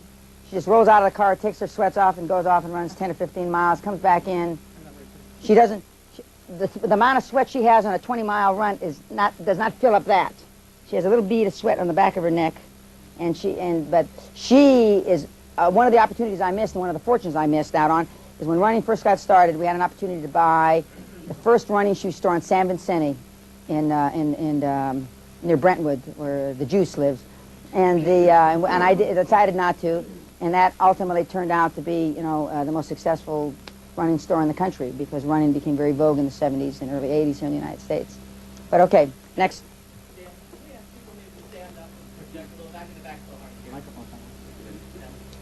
Okay. My name is Mike Roth. I'm from Phoenix, Arizona. My big, hairy monster goal is to have a net worth of $300 million by the time I'm 35 years old. How old are you now? 29. I have a business that's working now. I'm in the publishing business. I've been kind of dinking around for the past year and a half, so I'm getting ready to get serious here. All my ads are placed. I'm ready to go right now. I brought Jerry and his wife here. He's part of my team. And one of my goals has always been to take a company public. Easiest way to make money, and it's legal. Yep. It's better than robbing banks. Yeah, and I was talking with your guy, Ed, about some things before I came here, so I'm here to learn how to steal money legally. It's like Willie Sutton. Elliot Ness says, Willie, the great bank robber of the 30s. Why do you keep robbing banks? Willie Sutton was arrested by Elliot Ness 5 or 6 times in the 30s. And Willie, as the story goes, tell Elliot, it's where the money is. I mean, people that don't understand that net worths, fortunes are made on equity and not income. If you learn nothing else, I mean, equity. We have a domestic squabble here already. Good, this is good. One of the things, and I normally don't say this on tape, but I'm going to say it now. These seminars, or seminars like this that I've given, have caused divorces, because you come to the sad realization that this person isn't going to go to the next level, or she or he. This has caused breakup of partnerships. I see at least 1 or 2 smiles in the audience. I mean, because if you're going to take this to the nth degree, I mean, if you're going to, like I said, in fact, when I was crying last night listening to my tape about Harvard, I forgot something that I've been leaving out the last few months, a saying of mine. If you're going to hunt with the big dogs, you got to get up off the porch. And if you're going to hunt with the big dogs, I mean, a lot of the things that you do now, you're going to realize cannot promote that end result. And although I believe in death before divorce, there are no divorces in my part of the family anyway. There's plenty in the other part, huh, Vince? Plenty of them. But I mean, it's death before divorce, and you'd read about my wife in the obituary column because I mean, but I'm happily married. But I mean, if your spouse and your partner's not supportive to what you want to do and grow the company, you're going to have a big problem. Now, ending on that, give the microphone to the better half of this couple, I believe. He's upset because I don't like speaking. It's all right. My name is Anna Alvarado. Currently I work for Mervyn's in West Covina. And during the day, when I'm not working nights, I unload trucks. That's what I do. When I'm not working nights, I work for Jerry. We own our own laser printer and computer service.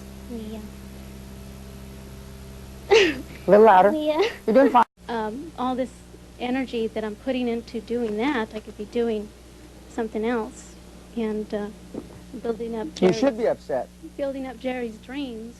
And Your all dreams. of- I mean, yeah, forget ours, his dreams. both of ours. Your dreams. I want to be able to sit back and spend his money, like your wife's doing.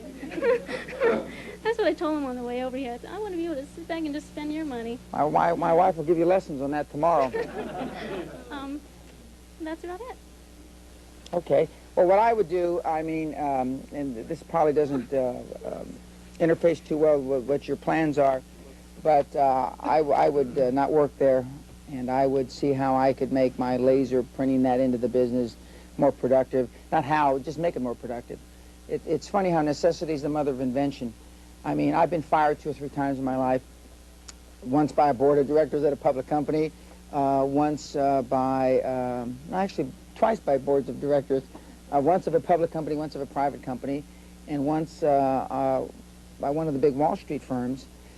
And it made me focus. It made me get laser beam focused to go out, and I was able to generate more revenue every time. And when tough times happen, I mean, we're forced to make the right decisions almost always. And remember, I told you about gut instincts almost always being right. Almost always when we're thrown up against the wall, we make the right decision. When we get fired, when we get laid off, when the company closes down, whatever, we almost always make the right decision. And so you should be upset. I'd go out and do something different now to enhance what you can do on the other end, where you're going to be part of that team, part of that sales unit on an equity basis or on a revenue basis. I'd do it now. And that's hard to say. We're coming up on the holidays. Now, I know that we're coming up on the holidays. I know it's tough to break up with a husband, a partner, a wife, leave. I know all that. But then come January 1st, there's going to be some other reason why it's difficult. Oh, my anniversary's coming up, my this. There's never an easy time to do something hard. There never is. I don't care what the hell it is. And but when you get used to, you never get completely used to it. Contrary to what people think, you know, when I make tough decisions, which are often, I mean, I don't always like everybody disagreeing with me, but I do it anyway. And so when you get more comfortable with that, just as someday you'll be more comfortable speaking. So I would do all that now. I would just put together a timetable in my own mind, and I'd shrink it by 90% and do it now. And but I think you're on the right track. It took a lot more guts than I thought you had there, so I appreciate it. I made you do it for a reason. My name's Jerry Clark, and I own a business here in West Covina, California. Like you, I was fired, and when they fired me, I told them I was going to take over his business, and I did. Not literally yet, but I mean, he's hating me right now because, like you said in your little questionnaire, do you pay your employees enough?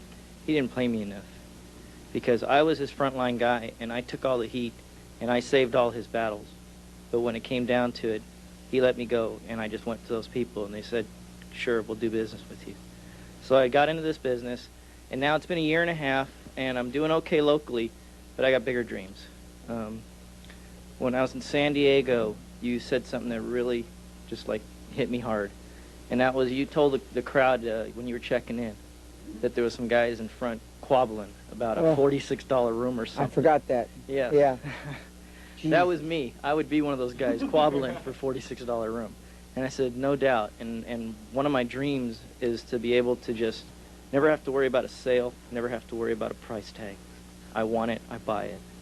And the other dream to go with that, to get me there, to make that quantum leap, is to work with Mike, be one of the team players, and we want to do in, what, about a year and a half, Mike? Go nationwide.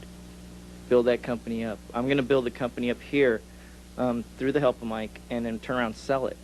Because I'm going to have to focus, like you said, a couple projects at a time. I don't want to take on more than 2. So Anna and I, we're going to work it up, build this business, sell it, and then move over to Phoenix and then try to go nationwide with our business. When you talk in the future, one of the things, part of this preconditioning, is to change the way you talk, change your vocabulary. Not try, you will. And I correct, like the Harvard doofuses, which there's one of them still sitting in the audience. And you'd think you would go to Harvard. I mean, when I was a kid, not when I was a kid, when I was in my early 30s, I would have cut my fingers off to have a Harvard education or a Harvard graduate degree. And now I realize that it doesn't mean spit, but you have to change the way you talk. To change the way you talk, you've got to change the way you think. Always talk in the first person. Always talk as if it's already done. It does 2 things. Number one, it reinforces to you. But more importantly, perception is reality. It reinforces who you're talking to. Like I always say, there's only one time, you only have one time to make a first impression. Okay? When I go, this is my uniform, and can we turn the air conditioner on? I never have to take my jacket. It must be hot in here. Okay. But, I mean, my uniform, you owe it to them to look like a man that they ought to give money to. Now, I said this story in San Diego. I'm going to repeat the $46. Don't sit down. It's $46 story first. I'm checking into this town and country, which is a dump of a hotel. And I wouldn't give a funeral at it myself. But anyway, we're there, and I'm standing in line. You know, there's a queue there. I'm standing there. There's these two old guys. They were saying that, well, what's the cheapest room and this room, and if you got to stand on the second floor, and are you in the east wing or the west wing? And to make a long story short, the difference was between $67 and $49 or $67 and $52. And they spent 15 minutes busting the little lady's chops about it. And I made the talk, when I came in to talk to you the people that were there, I said, that's what this is all about. I mean, if you've got to do that, you might as well blow your brains out. Go run in front of a train. I mean, what we're going to talk about over the next 2 days is I went out and spent money. I went out and joined country clubs. I went out and bought expensive suits because I understood people want to deal with a successful person. Well, way before I had the money to do it. Like I tell people now, I have 200 tailor-made suits, 200 $2,000 to $3,000 suits. 200 times 2 to 3,000. I got no place to wear them now. You owe it to them to look like a man that they ought to give money to. Now, I said this story in San Diego. I'm going to repeat the $46. Don't sit down. It's $46 story first. I'm checking into this town and country, which is a dump of a hotel. And I wouldn't give a funeral at it myself. But anyway, we're there, and I'm standing in line. You know, there's a queue there. I'm standing there. There's these two old guys. They were saying that, well, what's the cheapest room and this room, and if you got to stand on the second floor, and are you in the east wing or the west wing? And to make a long story short, the difference was between $67 and $49 or $67 and $52. And they spent 15 minutes busting the little lady's chops about it. And I made the talk, when I came in to talk to you the people that were there, I said, that's what this is all about. I mean, if you've got to do that, you might as well blow your brains out. Go run in front of a train. I mean, what we're going to talk about over the next 2 days is I went out and spent money. I went out and joined country clubs. I went out and bought expensive suits because I understood people want to deal with a successful person. Well, way before I had the money to do it. Like I tell people now, I have 200 tailor-made suits, 200 $2,000 to $3,000 suits. 200 times 2 to 3,000. I got no place to wear them now because I don't give seminars, but maybe 6 to 12 times a year. And so, you know, which one, I go through all my suits. Well, which one should I wear this time? And most of them are pinstripe, and most of them are three-piece waistcoat.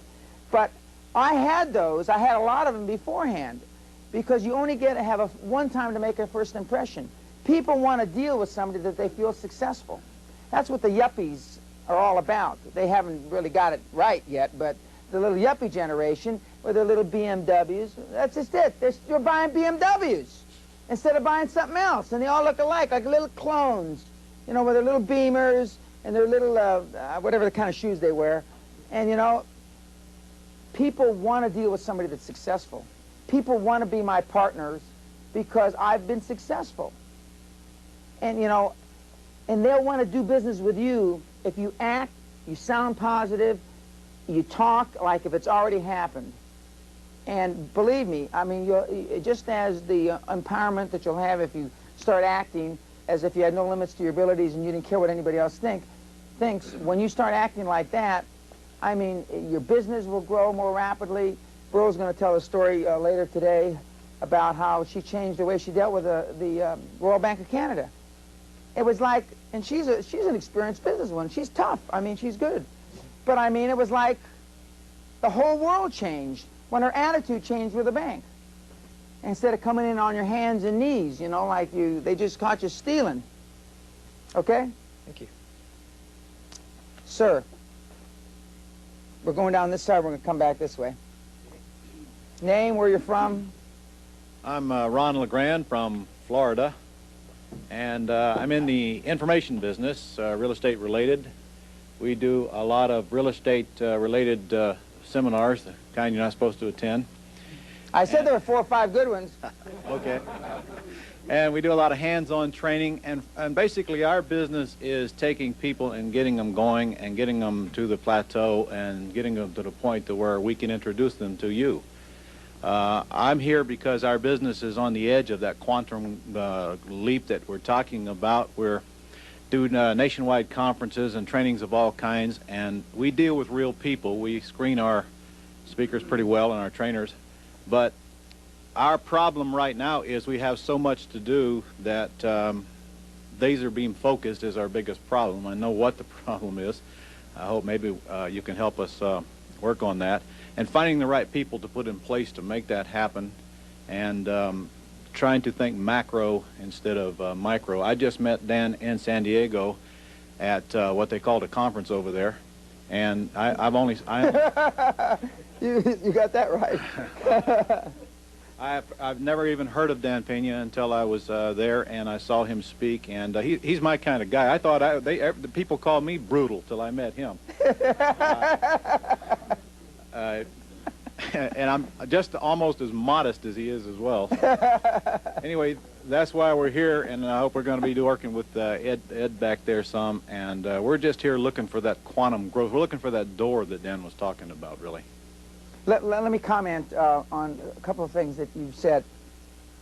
Number one, you're right. I mean, if you said that you're having trouble focusing because you're probably doing more than 2 or 3 things. You're in more than 2 or 3 businesses.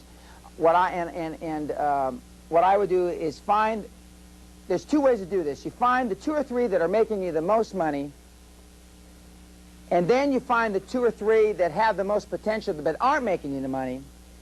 And you specifically focus, you as an individual, on the ones, the 2 or 3 that have the biggest potential to make you the money, and you deal with that, and you turn the 2 or 3 over that are making you the money to your capable staff. Actually, correct me if I'm wrong, I'm in one business. It's just that this business has so many profit centers in it. Okay, but yes. I mean, find the 2 or 3 profit centers that you're doing the best, and then find the 2 or 3 profit centers that could be the best, but for whatever reason you don't understand why they're not. Then you focus in on the 2 or 3 profit centers that should be the best but aren't, and you allow your people to run, let your profits run on the 2 or 3. I'm a firm believer in finding the right people and building a business around them, and we're in a real strong search for those people because we're growing so fast that it's all I can do to keep up with the growth, much less get involved with all the little junk. And that's something that I have to fight all the time, is thinking macro or micro like you were talking about. It's something I have to work on every single day. Well, part of the key to that success, or gaining success with that problem, is being able to delegate. And you're going to delegate sometimes to people that aren't as capable as you thought they were, but you don't find out until you make the mistake. So you've got to delegate to those people, like Rick Scott does. He allows his people, the several hundred people, make $1 million decisions. We all know there's got to be a lot of mistakes in those, but he weeds those guys and gals out quickly. And then what he does is, the people that are left, he gives them more responsibility and more responsibility. Now, I haven't talked to him in 2 or 3 years, but I hear he's got some people that are making $20, $50, $100 million decisions now that started out as $1 million, because you allow them to hopefully not find their Peter principle. We all have our Peter principle. But you allow them to go up and take as much responsibility and as much authority as they can swallow. But what I've found when you're trying to build, and you've got a large staff, because you're trying to be so careful to find the right people, you wind up not putting enough people rubber hitting the ground. And so what I've done, and what other high-performance people in similar industries, they make the decisions quicker, but they turn the people over quicker. I mean, how long does it take you to find out if the guy or gal is good or bad? How long does it take? A few minutes. Okay. And unfortunately, you'll see some turnover in the initial months. But then after that's over, you've got a foundation that you can build upon and move forward to get your quantum leap. And one of our biggest problems is finding the people that have the knowledge to put into place to begin with, because, for instance, I'm looking to build a direct marketing arm, and I'm also looking to build a telemarketing arm, and the person that we put in those places have to know more about it than I do. And I'd like to discuss that with you when I get a chance, and maybe I'm on the wrong track here, but well, no, they should. If they don't know more than you, and if you're not in a telemarketing expert, or well, I mean, something's wrong. If they don't know more than me, I don't want them. That's exactly right. And virtually everybody that's part of my team, by definition, knows geometrically more than I do about the various aspects of the business.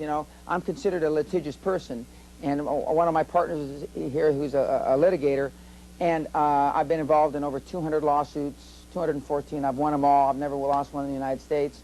Now, I'm pretty savvy litigator, That's about, you know, but that's about all I know because I've been through so many lawsuits, you know. I know when to slap them with this and when to do this and when to do that, only because I've, you know, like Pavlov's dog could figure it out. I've done it so many times. Tim, I'm not trying to say that you're Pavlov's dog. Yeah, it's, so go steal somebody. Go, who's in your business? I will steal them. That's where I get my yeah, best folks. I mean, go to whoever and acquire them from whoever you admire or whoever's got a good operation like that.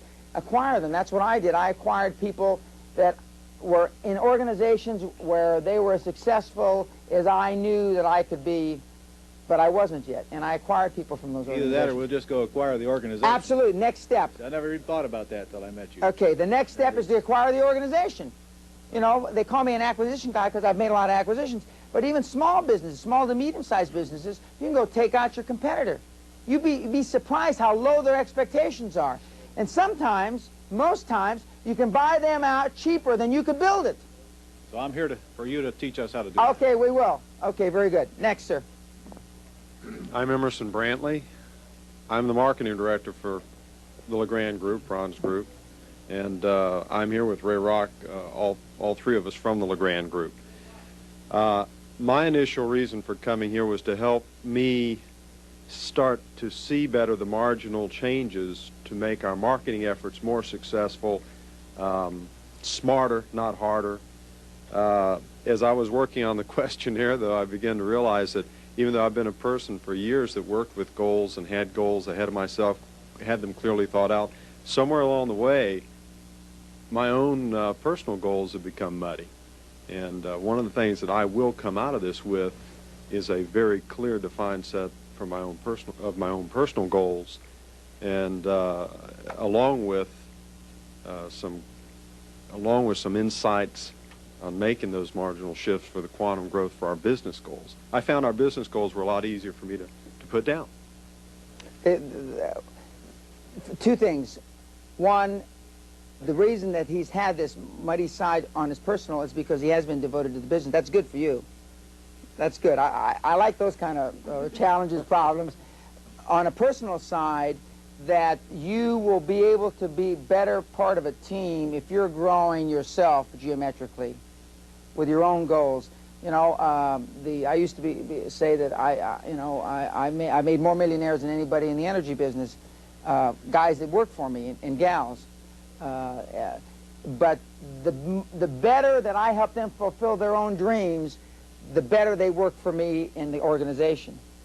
And when you come the end of the third day and you start putting the stuff into practice, when you have been able to develop your own scheme of what you want out of this seminar going forward, you'll be able to react as part of the group in a much, much forceful way. So my goal should be to make these guys millionaires, huh? Absolutely. I'll write that down. Yeah, they wrote it down. Don't worry, they didn't forget. Yeah. Ron was touched by God this week. Yeah, very good. Yeah. But just what? Okay. Okay, 5 minutes. I have to say modestly, I don't know anybody in the country who knows how to do it better than me. So that's doing this business. I know a number of guys that probably know better than me, Ross Perot and a few guys, but they're not in this business. So, but I mean, I know how to do that, and the thing I like about this, and I don't know other than Ed's talked to me about you, but you've got a team put together, and you brought a team here. That's critically important, because for the head guy or gal to come back all fired up, full of piss and vinegar, and none of his people to understand what the hell's going on, and none of them to understand the language, the buzzwords, is not good if you want it to succeed. The best way is to have the key people, because it's like I say, it's why Christ had disciples. He had, 12, right? 12, and then they ran out, and yeah, 12. And that's why we call them Dan's disciples. I mean, and they go out and they teach, and they're the mentors to another 10 or 12 or 6 or 8 or whatever the number is. And so that's good. I mean, a lot of times you see people not bring the key people that are important to their organization. You want to say something? I got a story that relates to this class and really presses strong on what you're talking about. This is not a good, I'm not proud of this story, but I'm going to tell it to you anyway. I would like to have my daughter here, who is a key in our company, and I would like to have her husband here, who is new in our company, and I would like to have my wife here. My wife has no interest in what we're doing here. By the way, my wife has a black belt in shopping, Dan. I gave it to her in a seminar. It's a big black belt that says shopping embroidered right on the front of it. Embarrassed the hell out of her. Anyway, the reason that my daughter and my son-in-law aren't here is because they're going to be over in Vegas babysitting my wife. So because we had Vegas scheduled before I met Dan, and I decided on the spot that I was going to come here. And I decided that these folks... On the spot? On the spot. On the spot. On the spot. That I was going to come here, and so basically I just had to work around that. I've been married for 29 years, have 8 grandchildren, and I have no plans to change that. It's just that my wife is not in there working with me, but she does not stand in my way. Sometimes I guess we have to make concessions, but I would love to have my daughter here and her husband at the very least. But because of that family, but next time. Next time. And that's something we're going to talk about. A big phrase I use is next time. When you're chewing people out, you know, don't chew them out because they know they made a mistake, and I always say next time. That's all very good, in Scotland, absolutely. And the thing that's important, he said instantly he knew he wanted to do this. We all have that same feeling, but we fight it.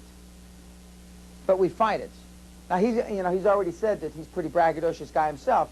He obviously, he's not afraid. He's made plenty of mistakes like I have, but he's not afraid to make a decision. High-performance people make decisions, and they're not afraid of their consequences because they know they're going to be right more than they're wrong. And that's the biggest difference between high-performance people, or one of the biggest difference, not the biggest difference, between a high-performance person and everybody else. And but he knows enough through experience to know to bring his key people. He wanted his daughter to be here. I've had guys and ladies come back. They brought their grandchildren. I mean, the youngest that I've ever had was, I had 2 14-year-olds. One young kid from Chicago named Lou, who started Northwestern University at age 16, and another young girl named Cochran from near Electra, Texas, Jerry, with a population of about 2,000 people. And she was there because her grandfather was leaving her a lot of money, who was also in the audience. He wasn't dead yet, but I know that I have to be educated on what to do with this money and what kind of people to hire, because I've got a big portfolio, or I'm going to have a big portfolio pretty soon. And I looked at the old man. He didn't look that old, like he was ready to die, but he says, and so I've had young people come, but it's important. Of course, my kids, I probably told the story, I gave a big speech in front of 6,000 or 7,000 people a couple years ago, and CBS was interviewing my oldest son, and they said, well, what'd you think of that? I've heard this all my life. I mean, what's new? And then he said off camera, the 5 credo crap. We haven't got into the 5 credos yet. The 5 credo crap. So, I mean, but you're right. Your daughter and your son-in-law should be exposed to this, and bring your wife to the castle. I mean. I think I can get her go for that. Oh, yeah, well, she'll like that. She'll like that. Okay, who's got the mic? Right here. Yes. Testing, testing. Does this work? Can you hear me back there? With the mic? Okay, maybe it is working. I can't hear the after effect. Good afternoon. My name is Jose Castillo. I'm originally from Texas. I've been out here in California about 14 years, and I own a computer company here in the San Fernando Valley that I'm hoping to liquidate sometime next year. In the last 30 days, I've made a couple of decisions, ventures that I'm going to go into. One of them is down in Texas. Should be a development company, and then one's going to be down in Mexico, buying and selling into Mexico with contacts that I have in the East and also in California. The other area that I'm going into is I've started a nonprofit organization to promote entrepreneurship amongst all ethnics, using my computer background. I'm the computer nerd that you're talking about. I've got a computer science degree, and I have an MBA degree. Not from Harvard, but close by. Bad combination. Yeah, go ahead. But the hope is to apply the technology and apply my background and apply my contacts into a couple of growing businesses that I'm getting into. The company that I own now that I've had for 14 years is computer-based in the San Fernando Valley with contacts throughout Southern California. But I will be selling that company hopefully by the first quarter of 1995 and moving into the real estate development area down in Texas and also into the import-export business. You will sell it, remember? Not hopefully sell it. You will sell it. The decision's already made. I went through the entrepreneur program at USC, so I've already developed an exit on how to get out. I'm going to develop a similar company with the same concept down in Texas for about 2 years, and then I'll sell that one and move on to the other one. I'm hoping that the organization that I started, a nonprofit that will expose me to other entrepreneurs, will allow me to buy and sell businesses through those contacts in the by the different ethnics. Well, you know, let me comment. One of the reasons I give seminars, other than I like it, is it's the conduit of transactions for me. I mean, this year I will do 2 or 3 deals, all of which came through my seminars. As doofus as you might think you are, occasionally a blind hog gets an acorn. And if you don't bring that acorn to me, you are a moron. I mean, because you don't know anybody that can get the deal done better or quicker or for sure than me. And so that's one of the reasons I do this. As your nonprofit will bring you transactions, that's one of the reasons I do these seminars. And I only plan on doing 2 or 3 a year. And this year we will have hit that goal. But that's why I do this, because it allows me, without running around, you know, all these deals. You know, admittedly, most of the deals aren't any good, and I tell the people that they shouldn't be dealing in them. But occasionally that there is a good deal. And what I would submit to you is that you said 2 very critically important things. You said, one, that you wanted to start the business and roll out of it in 2 years. There's a time to sell every damn business in the world, and most of us don't know when opportunity knocks. We figure out we want to sell the business 5 years after the cycle's over. My recommendation, we're going to talk about exit strategies on Saturday. My recommendation is, if you're over the age of 40, the next cycle in your business, up cycle, sell. If you're over the age of 40, I don't care if it comes when you're 41 or 55. Sell, because you may not be in that business long enough to hit another cycle. And we all have this pride of authorship we hang on too long. It's like a fighter or a baseball player that winds up embarrassing himself in the ring or on the field. Because it's tough to sell, because we say, what are we going to do? Well, it's a lot easier or better to be trying to decide what you're going to do with a pocket full of money than it is without a pot to piss in or a window to throw it out of. Yes. And I mean, so that, I mean, he understands that, and that's good. But see, in these transactions that I get involved in now that are brought to me, it was the idea to roll them. And I don't say necessarily in 1 to 3 years. I roll them when the time's right. If it's 1 day after I bought the son of a gun, I'll roll it. Doesn't make any difference. You got to know when to sell. You got to know when to bluff. You got to know when to hold your cards, and you got to know when to play them. And it's a learned process. Next, Bruce. Hi, Bruce Whipple, Audit Cost International. I first met Dan in 1993, and we've enjoyed an awful lot of success since that time. We're in a business, a consulting business. We, on a contingency basis, reduce school and property taxes, mostly for Fortune 500 companies, and that really was something that happened after we got together with Dan. We had some success, which was good. Dan very definitely, and something you'll hear this weekend, said, you know, focus on that success, let that run its course, focus on the many, or not, the few, not the many, and if most of your revenue has come out of the large companies, why not just do that exclusively? So we did that, and in the last year we've saved our clients a little better than $12 million on an annual basis. I thought I had a big goal to grow this to a $100 million company. After talking to Dan, that goal is now far exceeded, and we'll end up doing that. And one of the things that, and Dan and I will talk about this tonight, is absolutely what he said, is that with the success comes a lot of problems, which is good. And, you know, we're in the process now of going through some things that will be tough to get through, but you've got to get through that to get on to the next step, which is where we are now. Okay. Now, I'm going to talk a little bit about Bruce now, and I obviously have much more knowledge about his business than anybody else's business here. And he's at a crossroads, and it's where everybody in the company isn't thinking down the same road, so there has to be some changes, and that's what he's alluded to. But one of the things that when I first met him, he had IBM, I believe, as a client. And it wasn't important if you got them by luck, design, brains, you know, they fell over you. But I mean, not many people, IBM is very strict who they do business with. You have to be a quality company, you have to have financial integrity, all these things. And I said that you should leverage off of that and go after Fortune 50 or Fortune 100 companies. And he's added to his portfolio of companies, I don't know, a dozen or so of the big Fortune 50, Fortune 100 type companies. But one of the things I tell to people that are in sales or in marketing is that most people, if they turn loose their prospect list totally, if you haven't closed somebody in 90 days, you can take the prospect and you can take it, and you know the tidy bowl man and how he hangs on the toilet bowl there? And you throw it right down with the tidy bowl man. Because if you're not going to, unless you're talking about 100, 200, $500 million sales, which I've made those too, then that's the only caveat I have. But if you haven't gotten a letter of intent or something out of them in 90 days, normally 30, but 90 days, when I tell insurance salesmen this, they go nuts. When I tell real estate salesmen this, they go nuts. How can I turn loose on my prospects? That's my lifeblood. But I mean, see, it's easier to go have lunch with a prospect you've had for 3 years than it is to develop a new one. I mean, a new one requires a cold call. And you're butt puckering up when the guy, you know, may say no. And so, but I mean, you got to kiss a lot of frogs. You got to make a lot of calls. You got to see a lot of people. In my particular case, I don't necessarily make all the calls. Somebody makes them for me, but I still see a lot of people. And I've been out, I used to have an administrative assistant who hopefully is going to come here on Saturday.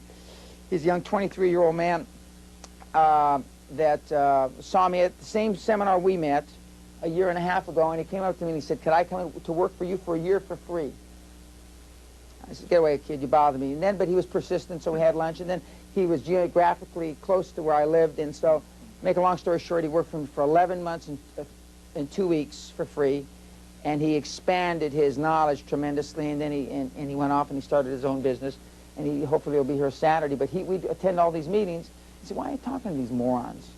I said, you got to talk to a lot of morons before you find somebody that's worth talking to. You got to kiss a lot of frogs, and you got to put your lips on their pussy backs with the lumps and the war, you know. You got to kiss a lot of frogs. Now, a lot of you connote that to kiss a lot of ass, and you're too much a man or too much a woman to kiss ass. Well, if I can kiss ass, ladies and gentlemen, there's not a swinging dick in this room. Excuse me, ladies. There's not a swinging dick in this room that shouldn't kiss ass. If Dan Pena can kiss ass with my money, you sure as hell can kiss ass. So, I mean, I kiss a lot of frogs. I talk to a lot of people.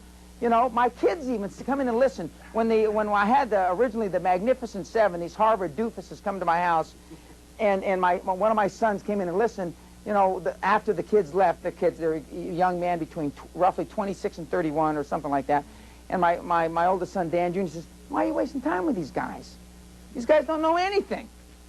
In fact, I used to tell the Harvard kids, I'll put my former administrative assistant, who's 33, who hasn't finished Pepperdine University yet, and my oldest son, who's not quite 13, and they will eat your collective 7 guys' lunch with all your Harvard MBAs and law degrees. And I still believe that. And because they haven't got the experience. Now they're smarter. I mean, all of the 7. They're not all 7. One of them's here, and then there's a group of 4 that have split off. But it's about kissing frogs. I need to meet with 26-year-old kids like I need AIDS. What am I possibly going to learn? Nothing. I don't care if they're the smartest 26-year-olds in the history of mankind. But I do that. Now, a transaction or two, one of them's going to, like I told, one of them knows the ghostwriter for, the one, he's sitting here, ghostwriter for Rush Limbaugh. Because I've been talking to negotiating with various ghostwriters to write a book about my exploits, or my infamous exploits. And if I hadn't kissed this lumpy frog, and he's got a lot of warts, he's getting ready to talk too. He's got pus-ridden warts all over him. I mean, I wouldn't have, without a lot of hard work, be able to be exposed to Rush Limbaugh's ghostwriter, who I want to meet. So, but if I can get out there, kiss a lot of, pardon? And there's a hint of surprise in your voice. Yes, a hint of surprise. And if I'm kissing frogs, there's no reason why every man and woman in this room. Jerry Orman looks at more deals at the back of the room. Jerry, is it right if I tell him how old you are? Aren't you about 75 now? Okay, 75 years old. He probably looks at more deals other than me than anybody in this room. He lives up in Bel Air around the corner from Conrad Hilton, and I mean, he's rich. I mean, and he's looking at deals all the time. I mean, if he can do it, I mean, there's no reason why anybody in this room shouldn't be looking at opportunities all the time. And that's the difference between high-performance people and everybody else. They look at opportunities all the time. Okay. Bruce, would you you know, you're more comfortable with a microphone than most, so tell them who you are, where you're from. With all humility. It's on. Thanks. I'm a 27-year-old Harvard doofus. And one of the Magnificent Seven, which became kind of the terrible threesome and all the way down the line. We met Dan several weeks ago, where he brought us in unbeknown to us and sat us down in our living room, his living room. It's not ours yet. Yeah, I wouldn't go to your living room. Yeah. And he proceeded to tell us exactly as he said there how much we didn't know, how much we still had to know, and how the worst mistake we could ever make was thinking that what we learned in an Ivy League school somehow prepared us for the real world, and that would be the death of us. We didn't know we were entertaining him and his children after we were gone, but that makes sense. For now, I'm a writer, an author, and a radio talk show host here in Los Angeles on the new ABC station, 710 Talk. I host a radio show there for young people, for 20-somethings at night. My book, I guess the first deal that I ever cut out of college, I was 23 years old when I sold my college story to Bantam Books. I wrote a book about my experience being a Mexican-American student at Harvard. I've written 30 editorials for the Los Angeles Times, and now I host this radio show 15 hours a week. So that was Dan's reference to this microphone. The thing that I am realizing I'm excited about is, as things change and as we change and as California changes, certainly the debate has changed and the issues has changed. I deal in communications, I deal in information. My job is to interpret what's going on outside, whether it's in Proposition 187's debate or anything like that, to the people who either listen to the radio, read the paper, or buy my book.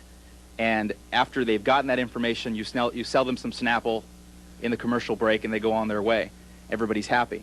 ABC's happy, Bantam Books is happy, Harvard was happy. They'd be a lot happier if I paid off my loan. And the Los Angeles Times is happy. And the reason they're happy is because there are very few in the United States, Mexican Americans, Latinos who do what I do like I do it.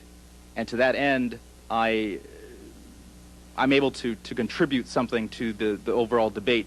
If I have any kind of a role model or any kind of a prototype of people who came before me, it would be someone like Rush Limbaugh, who's effective in the television medium, the radio medium, the print medium, a newsletter medium, and when you put them all together, this one-man band makes $20 million disseminating misinformation or information, depending on your perspective. The thing that I liked when I was during lunch, I had a chance to listen to Dennis Prager's show. Dennis Prager is another person who does a lot of those different mediums on KABC, the older talk station in town. They're both owned by ABC. And Dennis was talking about Proposition 187 in Mexico or something. And Dennis is a very intelligent guy who, again, this one-man band, makes about $2 or $3 million a year spinning all these different plates at the end of sticks.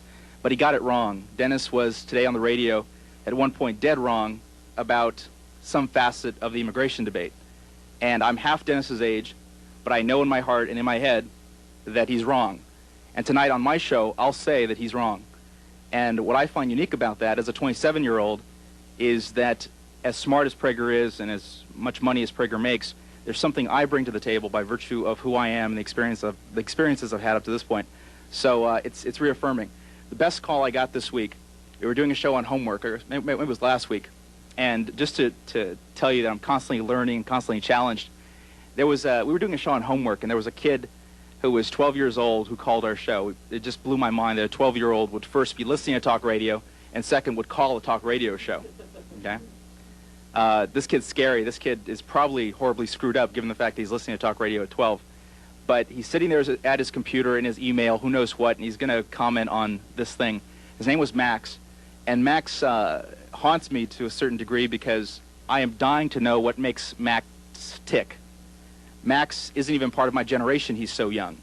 If I'm a 20-something, he's the generation that comes after me. So I'm going to spend now the next year or so as I develop more book projects and TV shows and radio shows trying to get a fix on Max and all of Max's friends. so that I can be that much ahead of the curve, because it doesn't do me any good to know what my colleagues are thinking as 20-somethings.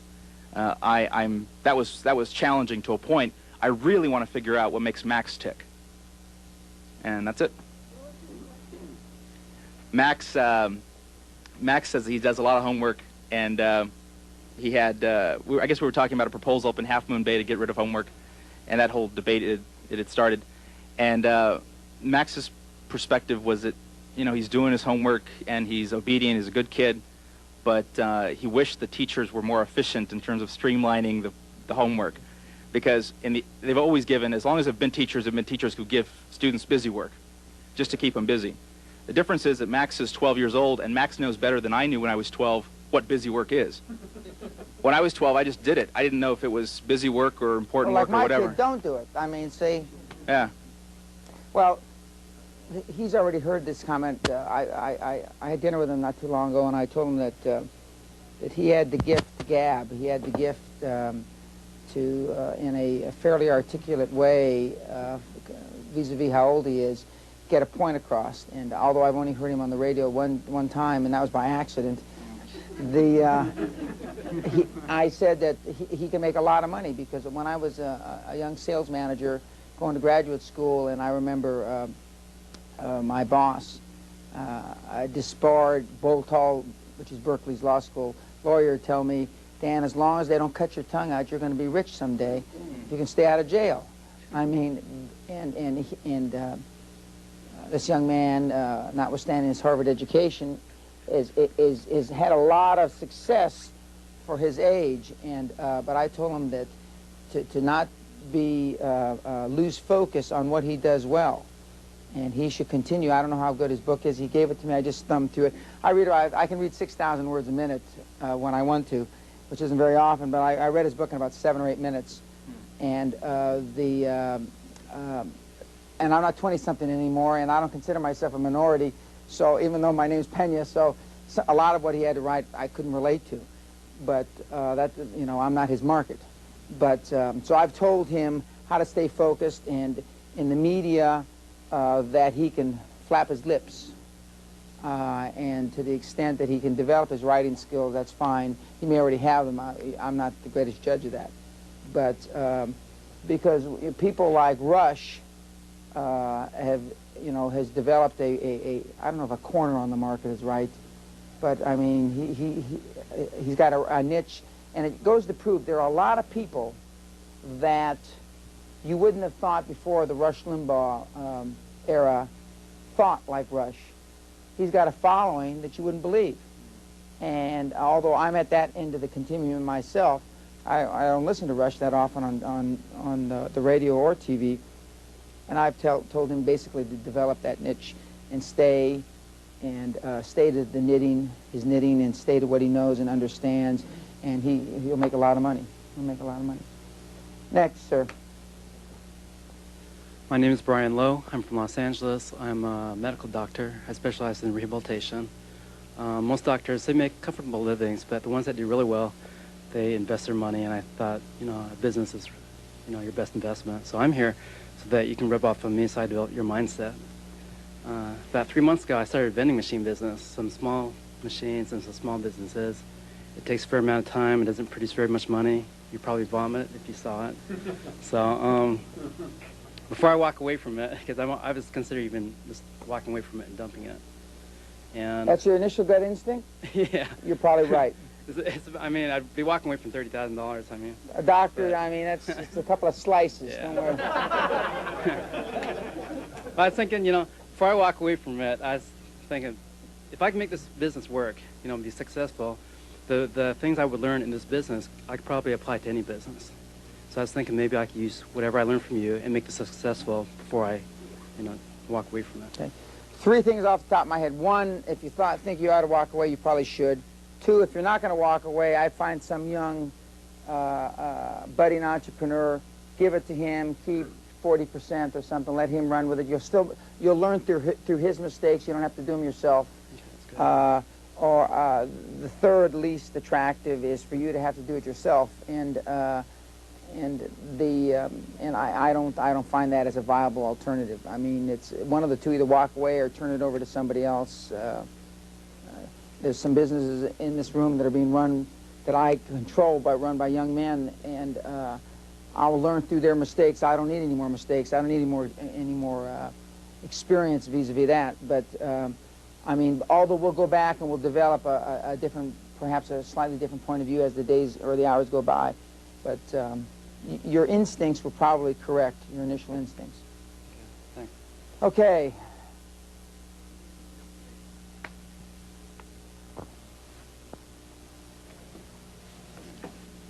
My name is Craig Hoffman, and I live in Rolling Hills, down the street from Dan, where I guess the air is a little thin.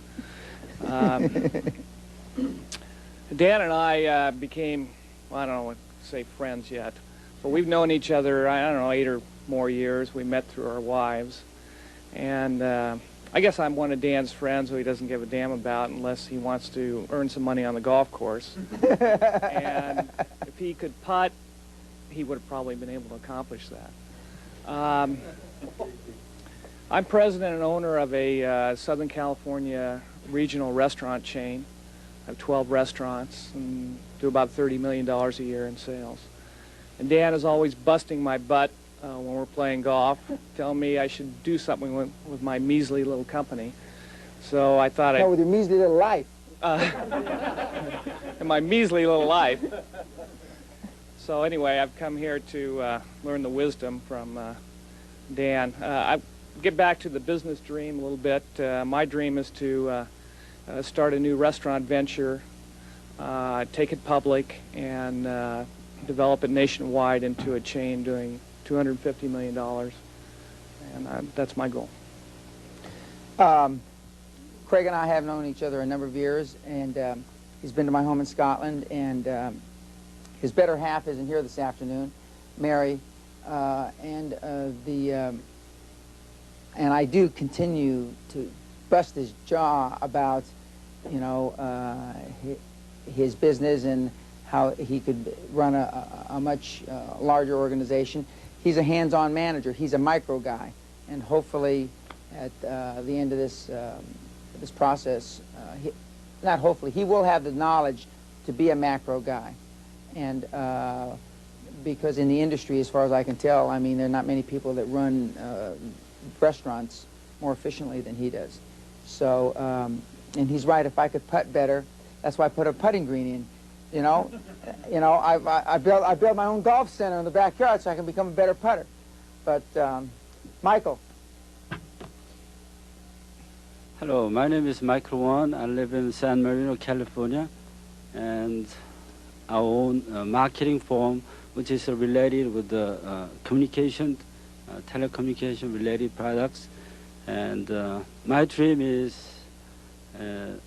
build Asian-owned telecommunication company in this country. The next step will be take it to the public, like what Mr. Dan Pena said. So I'm here for learning how to jump to the public company and use my background, which is the all Asian community. We have a few million people here, and I think I can make it this one.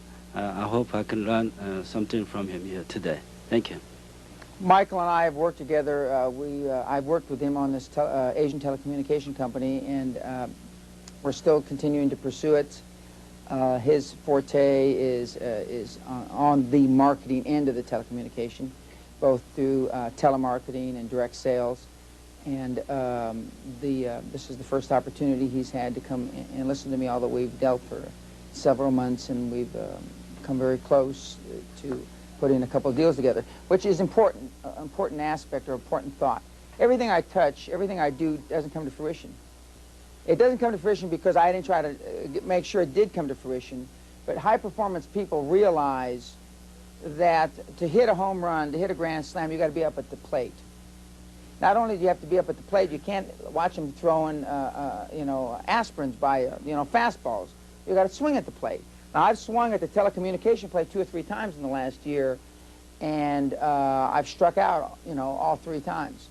And I've come very close to acquiring controlling interests of a couple telecommunication companies, one in San Diego, but for whatever reason, either the FCC or they were so far into bankruptcy, or which normally is because when you come in to look at a business, they tell you all the puff. By the time you get down to the shit and find out you can't save it, you've spent 6 months and, you know, in my case, a couple $100,000, you know. And so, but you keep on looking. You keep on kissing those frogs, you know. It's like the guy, I've got a friend of mine in New York. I saw him stand on 55th and, I can't remember the cross street now, and he asked about 50, 60 women if they'd go to sleep with him. About 20 of them slapped him. Some of them said obscenities. But finally one said yes. I was there. I saw it with my own eyes. Now this guy is the preeminent frog kisser of New York City. His name is Walter Levine. I'm going to say it, Walter. You know, and he's recovering from bone marrow cancer. And after his wife hears this, if she does, she'll probably hope that he doesn't recover. But I mean, I saw it with my own eyes. I'd always heard that if you did that, well, I'm a believer now. And no, it wasn't. And so you've got to continue.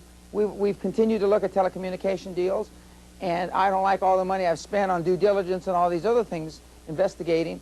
But I mean, I feel that there's two industries that are in chaos right now. One is telecommunications and one is healthcare.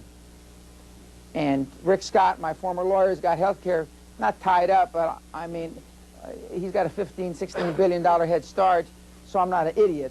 And I mean, he's at least as smart as me. We did a lot of deals together, so I'd rather go into telecommunication where you got more, I shouldn't say more, where you got people like the vice president flapping his lips about, you know, the superhighway and all this, I mean, and you've got, you know, the government saying that the baby bells and the large telecommunication companies can't own this and can't do that. Boy, that's great when you got that kind of interference from the government. I mean, because a lot of money is going to be made. That's why he went into the health care, because he thought that that was in chaos. The biggest fortunes are made in industries that are in chaos, that things are going wrong. Those are where the biggest opportunities are. So Michael and I have worked on 2 or 3 things, and we will continue to. Where's the mic? Sir. My name's Jim Kennedy, and I'm from Brea, California, which is about an hour south of here. And prior to doing what I'm doing now, I was in the automotive repair business for 17 years. And now I sell automotive repair manuals to the garages and the gas stations and the dealerships. And I'm an independent distributor for a company in Detroit. And this business provides me with a good middle class income. But I'm at a dead end. I'm limited because I've got what they call a protected territory. I can't go outside my territory. And so, you know, I finally realized this about 3 years ago, and so I started looking around for something else, always looking for something else to do. And I saw you in San Diego 3 weeks ago, and got a glimpse of thinking bigger, and came home with the idea, the dream that you named the figure. In 10 years, I want to have assets worth $420 million. And in my looking around, I found something. I think that I could acquire that with this thing that I found, and it's a device aimed at a specific niche group, and I'm a member of that group. And there's several million of us throughout the country, and it's a safety device for the group that I'm in. I'm an amputee. I lost my leg when I was 18 below the knee, and so this is a safety device for amputees of my type, and it's something that I think could make me wealthy. And so I've contacted this company. I found the device. I was on a cruise in the Caribbean, and I went and saw this thing. And when I came home, I looked around. I found a device almost exactly the same. And I contacted the manufacturer, and they said that that I'm not a distributor of theirs, that I had to contact one of their distributors. So I did, locally here.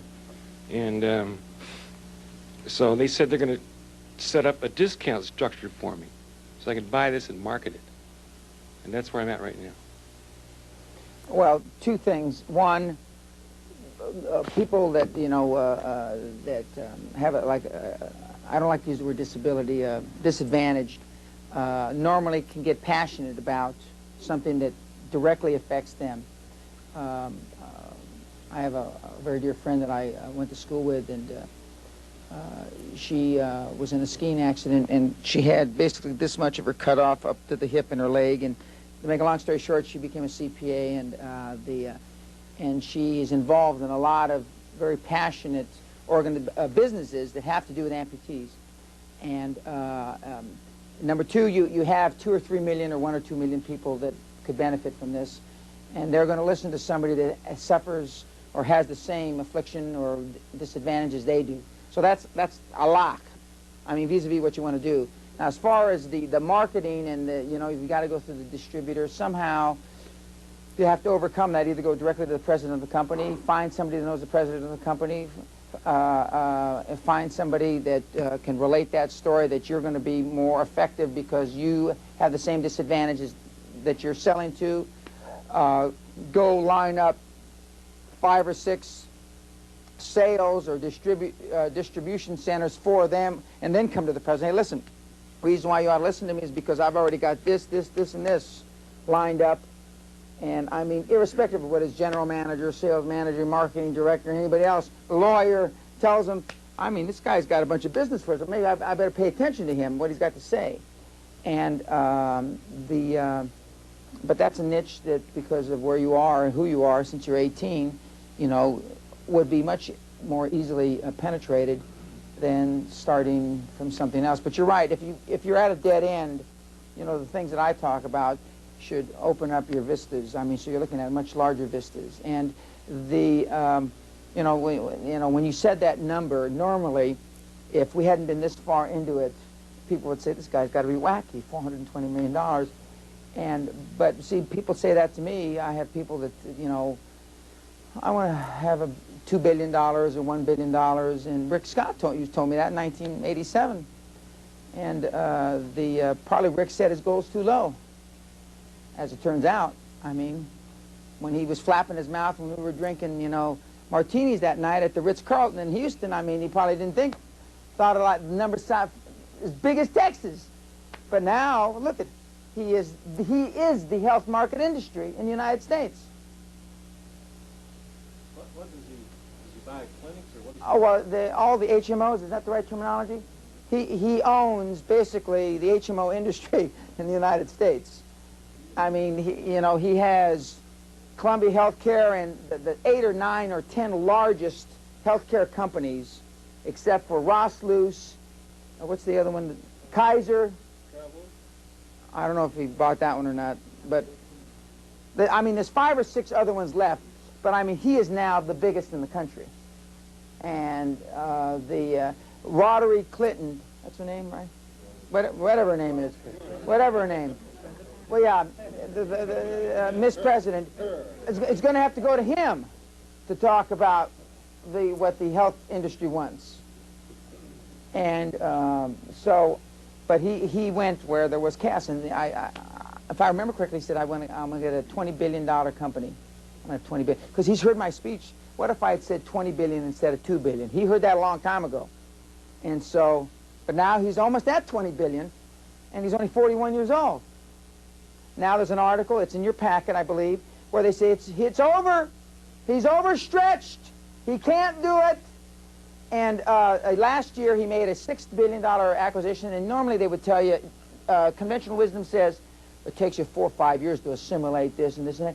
45 days later, he made a $4 billion acquisition. And then he's through for a while. And then he just made a $3 billion a few weeks ago. You know, and because he knows conventional wisdom is just not worth the powder to blow you to hell. But now they're coming out with articles, it's over. He's finally swallowed up too much. It's over. Wouldn't be surprised, you know, Rick is either going to sell it or he's going to make another $4 or $5 billion acquisition. I mean, and he started it with an investment of $150,000. His life in savings at the time.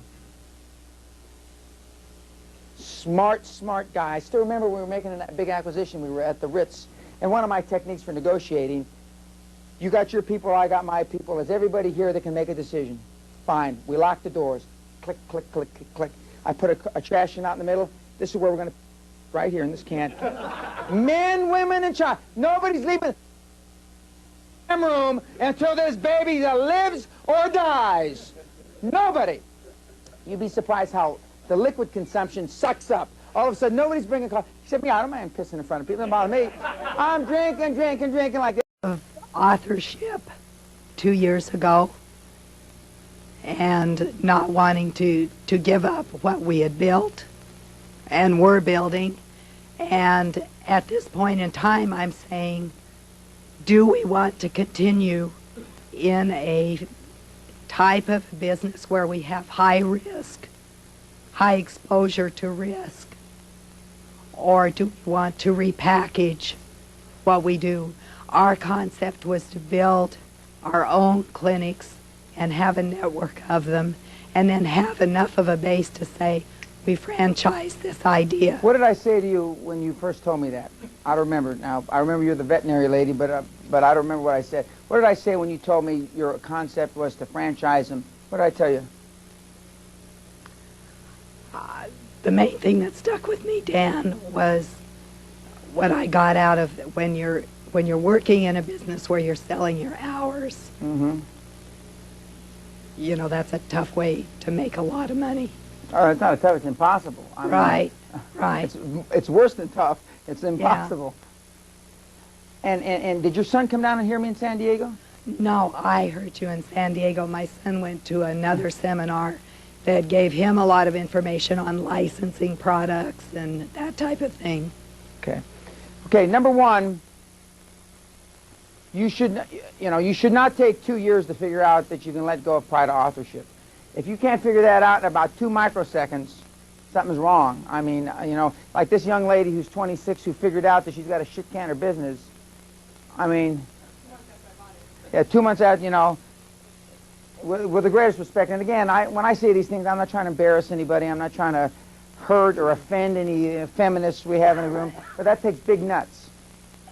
That takes big nuts. I mean, and there's no doubt in my military civilian mind this young lady's going to be successful. None. Zero. Excuse me. And because if you can make a decision that quickly, with that little experience, and catch the point, the whole point of what I'm about, you realize the whole essence of what quantum theory is about. This young lady, we got to swap bad stories, don't forget, remind me. I mean, this young lady has, that's great. It makes this whole 3 days worthwhile to me. Because that's what it's about. Remember, it's a complete reversal going up the other face of the Matterhorn.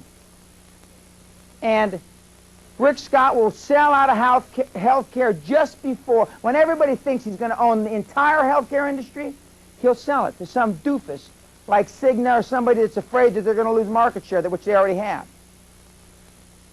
Because nothing's forever. I wrote him a letter about a year ago. I said, remember 3 things. Glory is fleeting. Nothing's forever. No up cycle or no down cycle. Number 1. Number 2, he's been married to his high school sweetheart all these years. He still drives a 1987 Buick. He didn't buy it with a radio because he wouldn't pay extra. True story. And I said, hey, get a new car, Rick. When you're worth $500 million, you can afford a new car. So he probably went up to an Oldsmobile, probably bought one from Brownie. An Oldsmobile, buy a new car. Just one moment, man. And I said, number 3, spend time with your kids, because I didn't, but I think you should. And so, but that's what it's about. Now, as far as your quandary with the veterinary medicine and the competition, if I remember correctly, you said that there was what I call systematized veterinary medicine coming in then, 2 years ago. But now, I just told you that in San Diego. Okay. In San Diego, you told me that. Okay. It's tough to lock heads with an organization that's got that built-in market. You know, it's absolutely tough. And that's not any place when you're going into somebody that can control the market, because they control both ends of the market. And that's not a good business to get rich in. And unless you've got big capital, and if you've got a lot of capital, I can tell you other businesses get richer a lot quicker than going in and fighting that. But I think you're right. And one of the things that I would disagree with is you don't have to wait till a cash flow business to come in the door before you sell the cash flow business you've got. I don't agree with that, because you're staying in a business that you know is a dead end or almost a dead end business now, and if you kiss a lot of frogs and you expose yourself not to so much a lot of seminars, but you expose yourself to a lot of deals, because a lot of the ideas behind the seminars, other than this one, is networking, where you pass out cards and you've got bulletin boards. We don't do any of that. You know, because I don't care if anybody here does business with anybody else. That's not why we're here. You know, I'm not, in theory, I'm not a marketing guy, but I know a lot about marketing. But we're here to hopefully, in my mind, I will have given everything you need to change your whole way of thinking, your whole mindset about how you look at business. There's no doubt in that. But whether you do it or not, you know, that's another question. And I can't, you know, you can bring a horse to water, but you can't make it drink, and you know, and I can't do that. That's not my job. With a few of you, hopefully I'll work with a few of you. Because if that doesn't work out either, it doesn't, you know, won't change my lifestyle any, I can assure you. But I will have given you the information. That's where I, you know, feel that my job ends for most of you. So I would sell the business. I wouldn't worry about another cash flow business. You'll find one. It'll give you more time to find that cash flow business if you're not dealing in the business that you already are inclined to get rid of anyway. So we're going to sell it to one of the associates. Yeah. We're going to tell him next Friday. Absolutely. Okay, sir. My name is Chris Travis. I'm from Vancouver, Canada, by way of Trinidad, the Caribbean. And I've been living down here in California on and off for about 10 years. You're talking about doofus Canadians. I realized that. That's why I came down here and went to college and tried to learn a little bit about making money, because it seemed like it was pretty hard to do up in Canada. A lot of doofuses up there. A lot of doofuses, yeah. My background is telemarketing, specifically calling total strangers up and having them send me thousands of dollars. I like doing it. I've been successful at it. I was involved in wireless cable TV until that whole market went sideways on me. I'm currently looking at forming my own independent ISO and jumping into the telephone debit card market, which is big over in Europe and big in Japan. The big companies, AT&T, have been trying to get it accepted, but they've been having some problems because they're still thinking the old way. I'm hoping with some of my techniques I learned here that I can get some kind of control over it, or find out if it's even worth my while messing with it. And so right now I'm in transition from quitting what I'm doing, which is I'm working for a small brokerage firm here in Torrance, to having my own investors and just doing my own thing. And the reason why I'm here is because I'm an ex-seminar junkie, so to speak, because I was not going to go to this seminar. Because I've been to Jay Abrahams and I've been to other seminars too. I was impressed with Ted Nicholas, and he made a recommendation that this was, I think, the best seminar he'd been to, I think, if I'm not mistaken. Ted Nicholas, who's, in my judgment, arguably the best copywriter in the country, he said he learned 103 ways to increase his net worth geometrically from me. 103. That was the only reason I came, because I was through with seminars. I spent thousands of dollars. I have a library that's the size of a storage unit of you name it. And I've read every single book there is. 99% of the books that are out there are garbage by people who've never been there. And that's why I'm here. I knew I liked this kid right away. See? I knew I liked this kid. By the way, you're sitting behind a guy that knows about debit marketing right there. Debit card. Okay. So that's the only reason I showed up, because I was pretty much through with seminars. You know, I've heard it all. I'm qualified to give them, quite frankly. But the old doofus way. The old doofus way. Okay. Number one, I told you, just coincidentally, you're sitting behind a guy that knows a lot about what you're interested in. Number two, Ted, who I have a lot of respect for, he's one of the ones that I would spend money, and I have gone to his seminars. Ted is a very knowledgeable guy, and he's got money. He's made money. He built a business.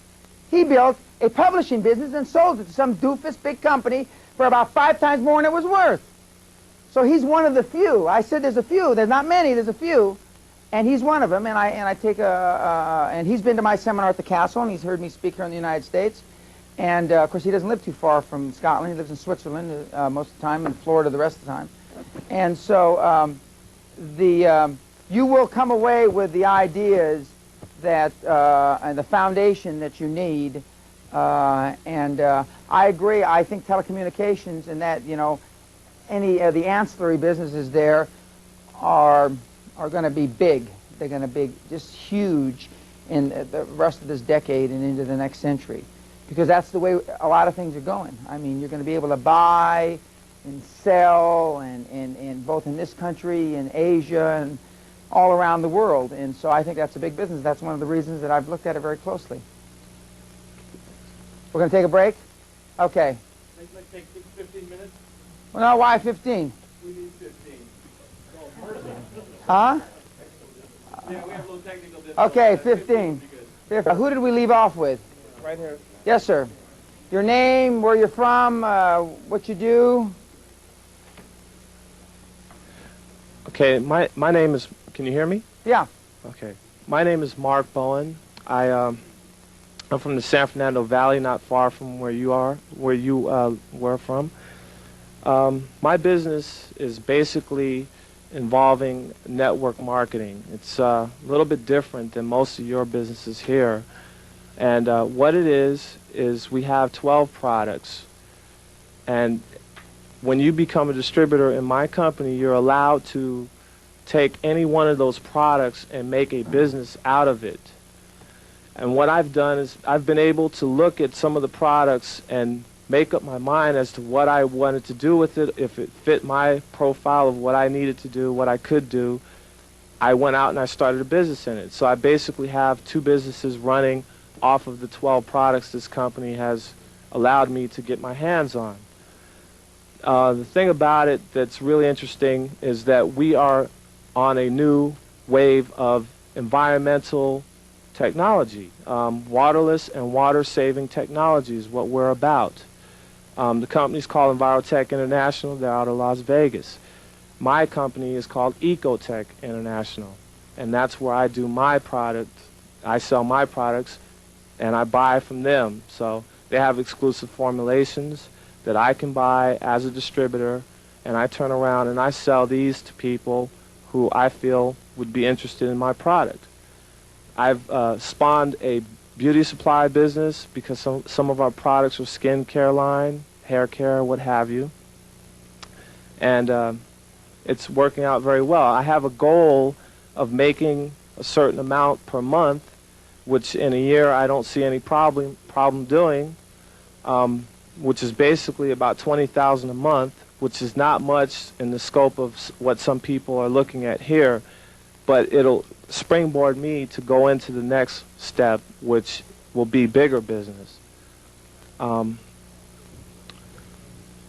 really don't have goals beyond that, because I can say that $20,000 a month may not sound like much to some people here, but for me that's a fairly good amount of money, and I know I can achieve that. So that's my goal. And I did want to say one thing that I like about the business I'm in. J. Paul Getty once said that he would rather have 1% of 100 people's efforts than 100% of his own, which is what network marketing offers me. I get paid basically on the efforts of others. I get a percentage off of every bottle of the products that someone in my so-called downline sells or buys from the company of my product. The company sends me a check for that amount. Well, I can say that it is growing, and it's growing very rapidly. And really, we have a saying in our business, the stickers will get rich. If you have a good company, the stickers, the people that stay with it. Oh, stick it out. the people that stay with it and don't come in and not work the business will get rich. And with our company, we feel we have the best company out there. They pay the highest compensation available in the market today. They're getting accolades all over the United States and all over the world. It's basically an international business. There's nowhere that you cannot do my business. So I'm very excited. I could go to Hawaii and do my business. I can go to Thailand and do my business. And that's one of the things I like. It offers flexibility beyond anything else I've done. I've had other businesses which, unfortunately did not work out. But this one is, and I'm very excited. And really what I wanted to do is I wanted to ask you, Mr. Pena, what do you feel about network marketing? Okay. Three things. What is that? A gun on your? What is that on your hip? Well, that's one of my products. It's called. You guys will be hearing about it sooner or later. It's called Dry Wash and Guard. And what this does is this washes, polishes, and protects. Puts a protective sealant on a vehicle without a single drop of water. And a bottle this size will last you approximately 1 year on one vehicle. 1 year. Okay. And I can show it to anyone who's interested. Okay. In seeing Well, I it. assume that's why you're wearing it.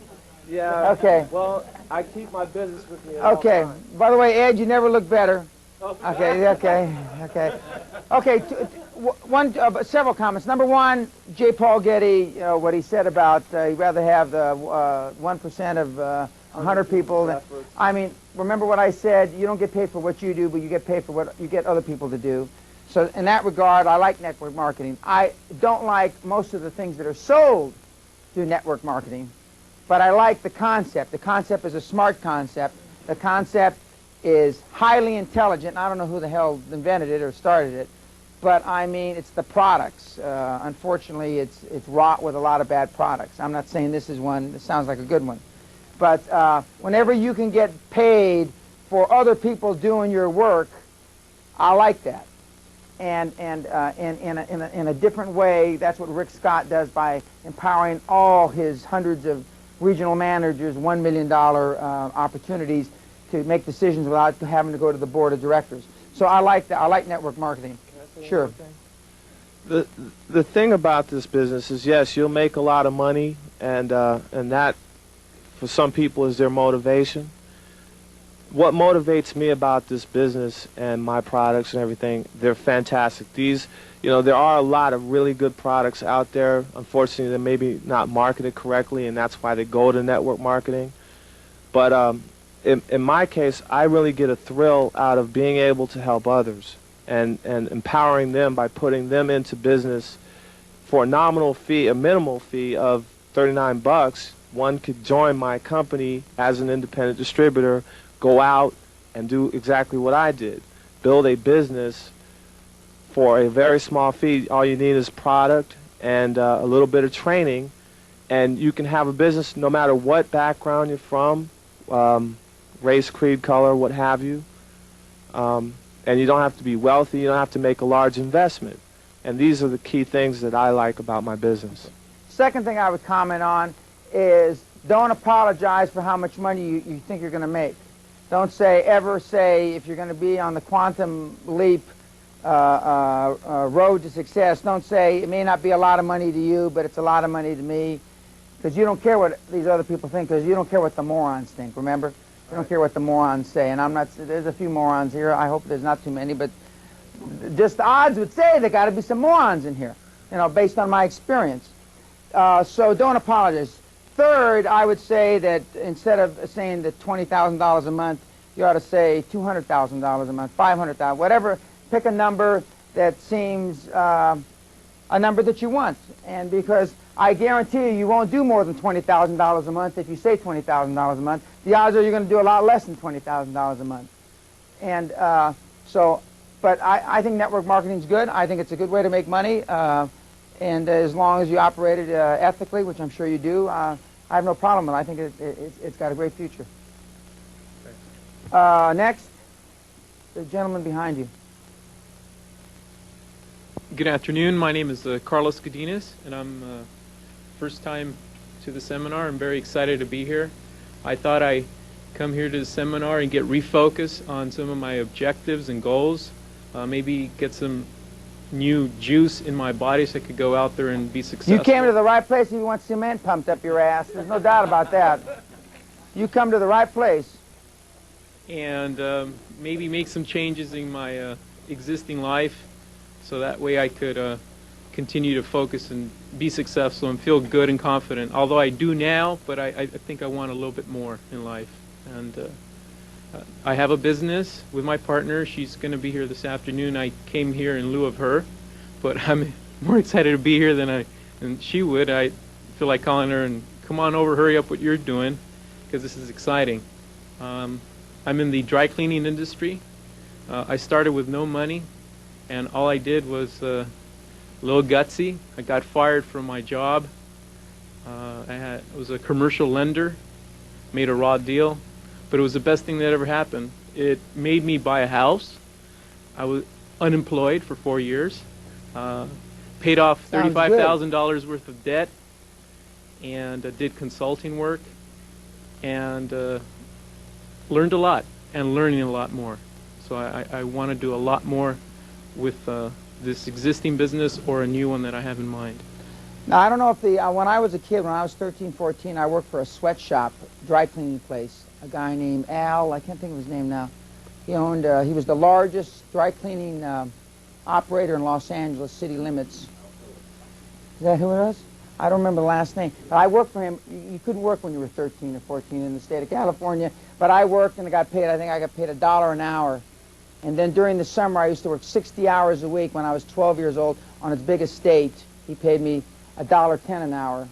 And I got 10 minutes break for lunch and no breaks during the day. And I used to make, at that time, I used to make about $60 to $70 a week cash when you're 12 years old. In 1957, that was a lot of money. And but the economics about the dry cleaning business, because he used to show me. Of course, he wasn't paying anybody any money, and I don't know if I guess you can't do that anymore. But I mean, he showed me the economics, Dan. You get 59 cents for the shirt and the $2 for this, and our cost is about a minus 2 cents. And then I don't pay these people anyway because you throw them out because they're illegal aliens. You throw their ass out, and if you can manage them a little, because I spoke a little Spanish, and so you manage, you can help me. You know, I'll give you a dime extra an hour. That's how come I got $1.10, because I was a manager at 12 years old, 13 years old. So now, if the economics are the same in the dry cleaning business, I like it. I don't like the way I was introduced to the dry cleaning business, but the dry cleaning business, you know, that was in fact my first business exposure was in the dry cleaning. Unfortunately, it was a sweatshop, but as I said, when you got fired earlier, it forced you to make a decision to do something. Okay. And it was the right decision. And absolutely, he went out and bought a house. And one of the things I'm going to talk to you about tomorrow is I spend at least 110% of my income each year, minimum.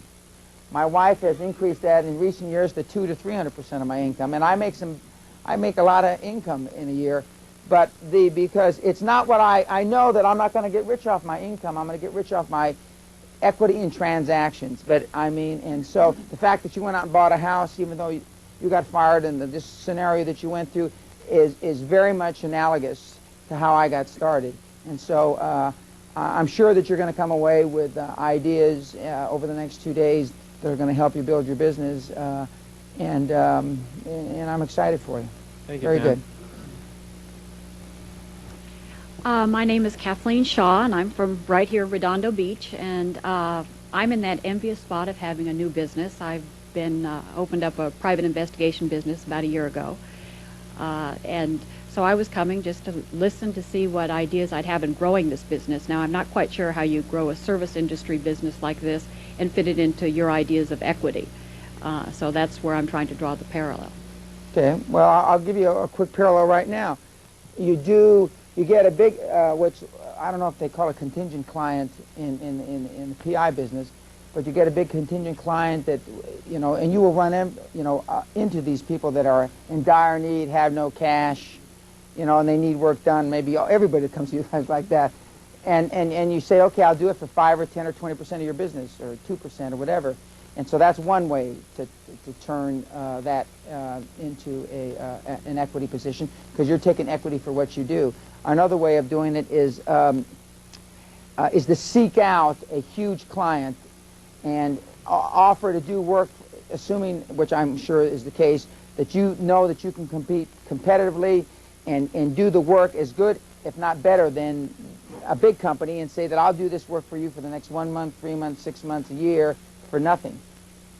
At the end of that time, contingent on my success, I'll get a piece of this, I'll get something, and contrary to what you've been told, people will do that. People will allow you to get into equity, and because service businesses, the theories and the precepts that I use are the same theories and precepts I used on Wall Street, and there's no bigger service business than Wall Street.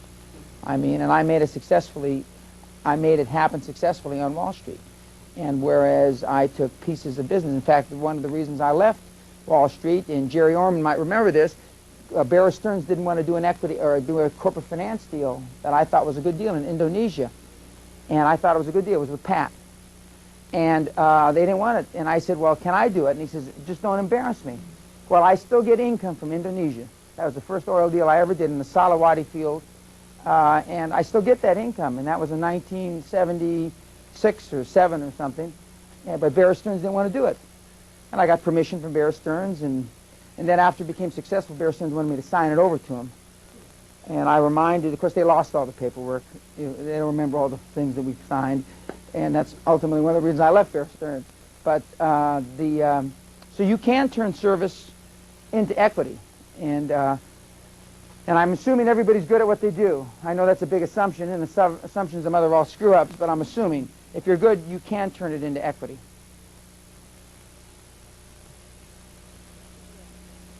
Give it to one of the Doofus brothers. My Doofus brothers.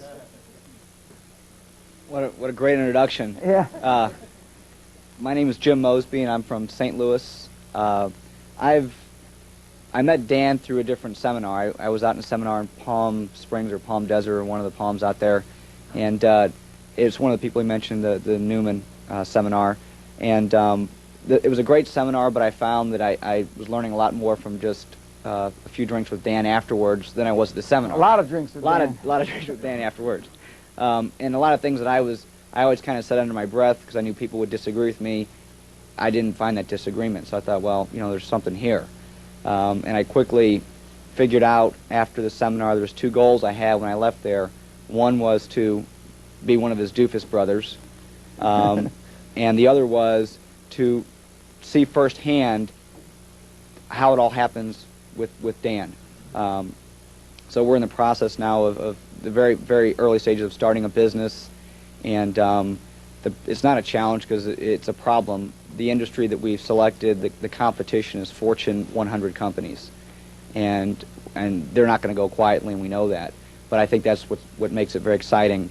The goals that I have, I've always wanted to take a company public. I want to do it as soon as we can get financials audited that are worthy of taking a company public. I see it in 3 to 5 years, and what I'd like to do is a lot of what people in here have already accomplished and are wanting to accomplish, and that's take the company public and do it again and do it again. And what I like about the situation I'm in today is I worked for a large corporation, Citicorp, where you got to make one decision in your whole lifetime, and even if you did make it, they didn't take you up on it.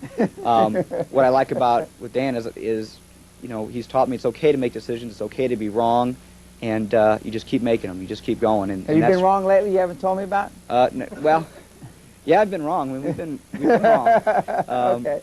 And everything's not great. So there are a lot of not challenges, they're problems. I agree, but I'm very excited about it. I'm glad to be in an atmosphere where people think a lot alike or would like to take that next step. And I also do want to add one point.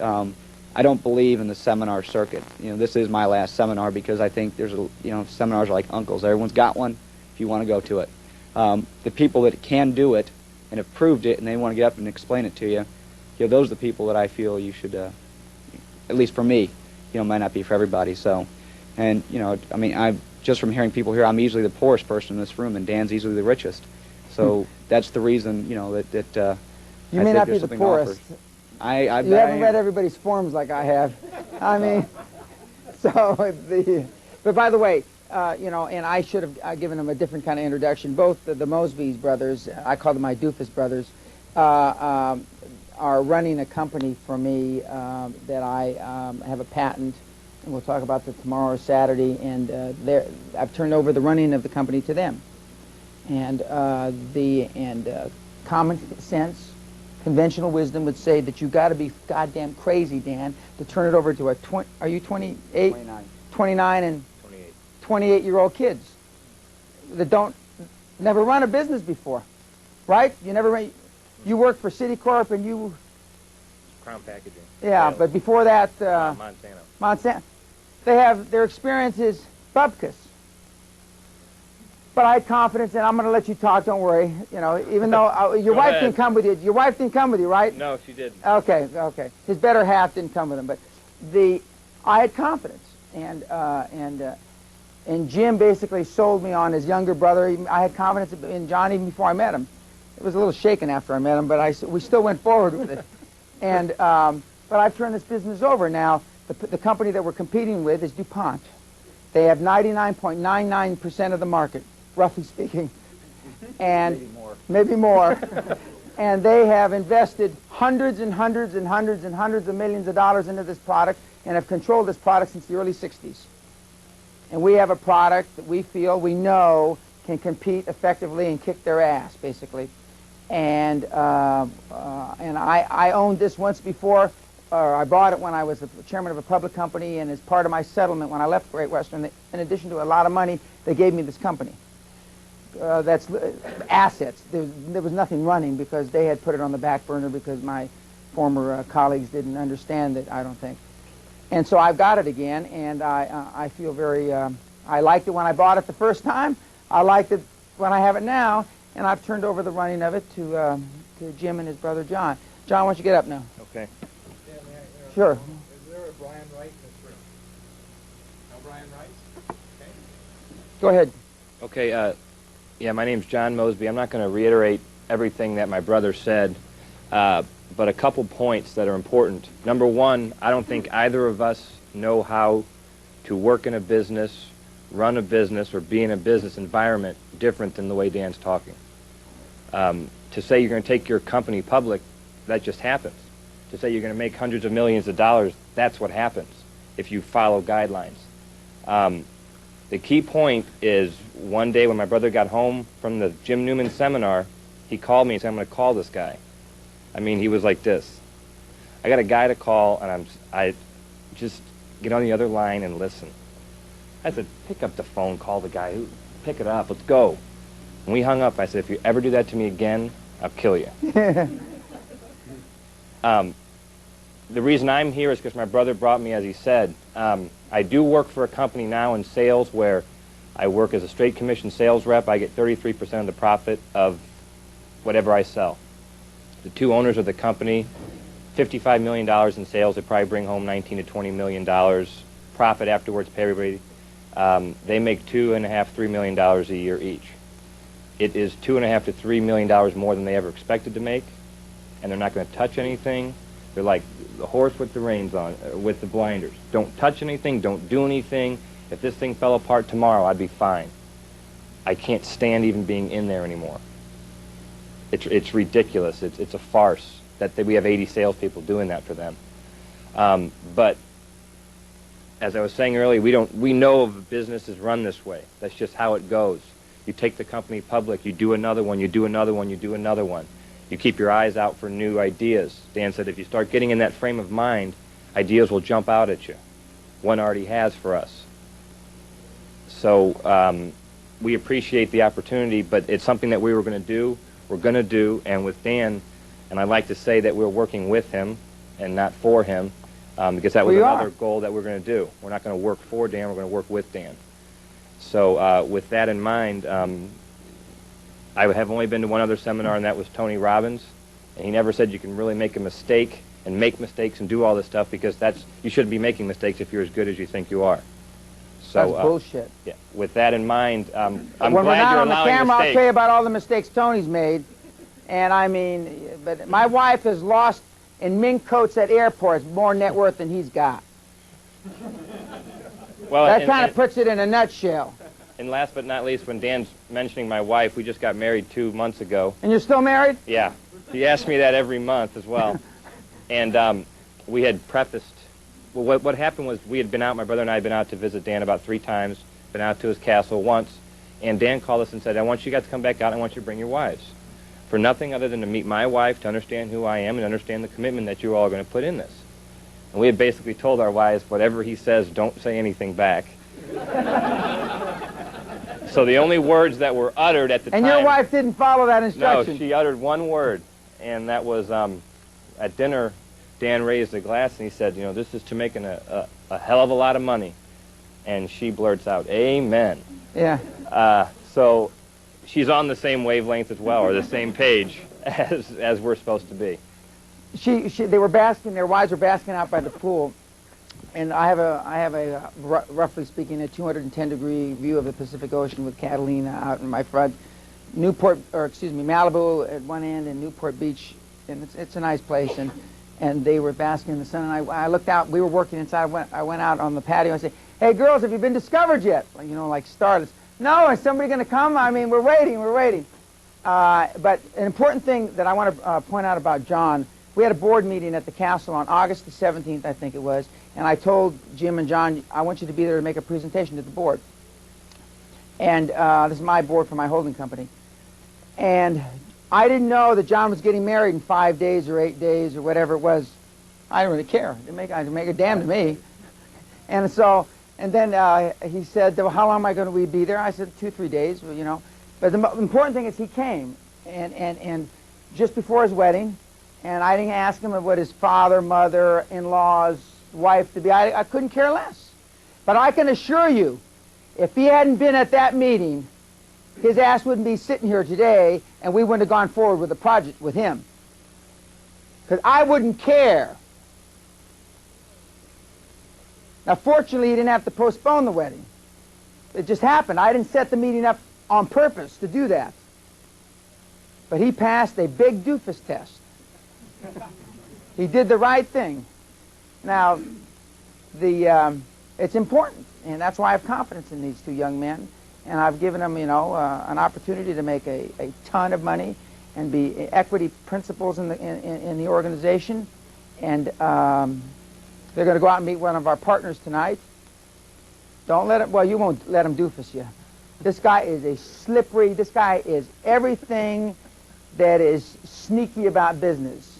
Well, he's a 10% partner in the deal. He weaseled his way into this years ago.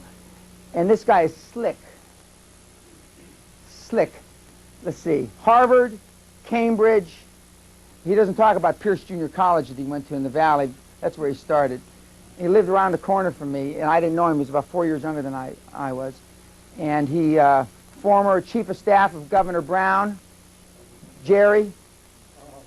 And I mean, this guy is slicker than baby shit. I mean, he's smooth. So, but I'm sending the 2 kids because this guy, you know, this guy's good. He's extracted a lot of money and flesh off people over the years. But we're sending the two kids to have dinner with him. And don't buy his dinner, remember. Yeah, don't buy his dinner. So, but these guys have the right attitude, and I feel comfortable. I'm the largest controlling shareholder, but I mean, I feel comfortable.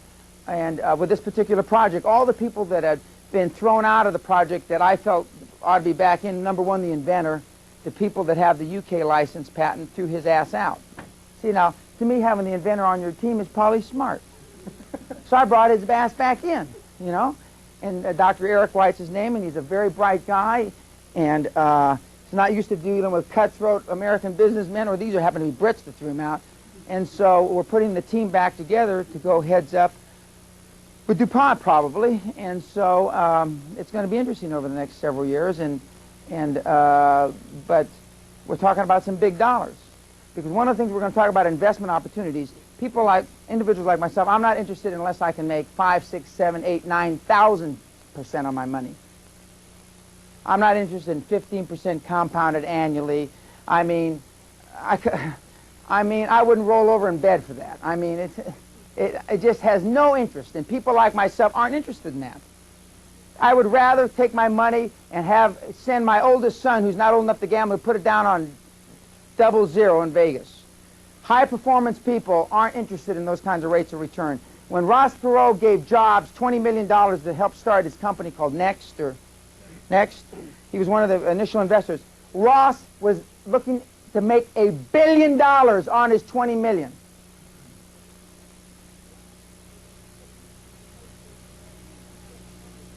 So, I mean, and in my judgment, if the difference between interest rates, everybody bitches about interest rates, if the difference between 6 and 8% interest rates kills your deal, you ought to blow your brains out.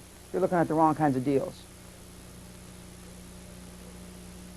I have a big arsenal at my house. I'll set you up. Some of my stars just walked in. Verdier's from Baltimore or someplace like that. But we went to the University of Maryland together, we found out.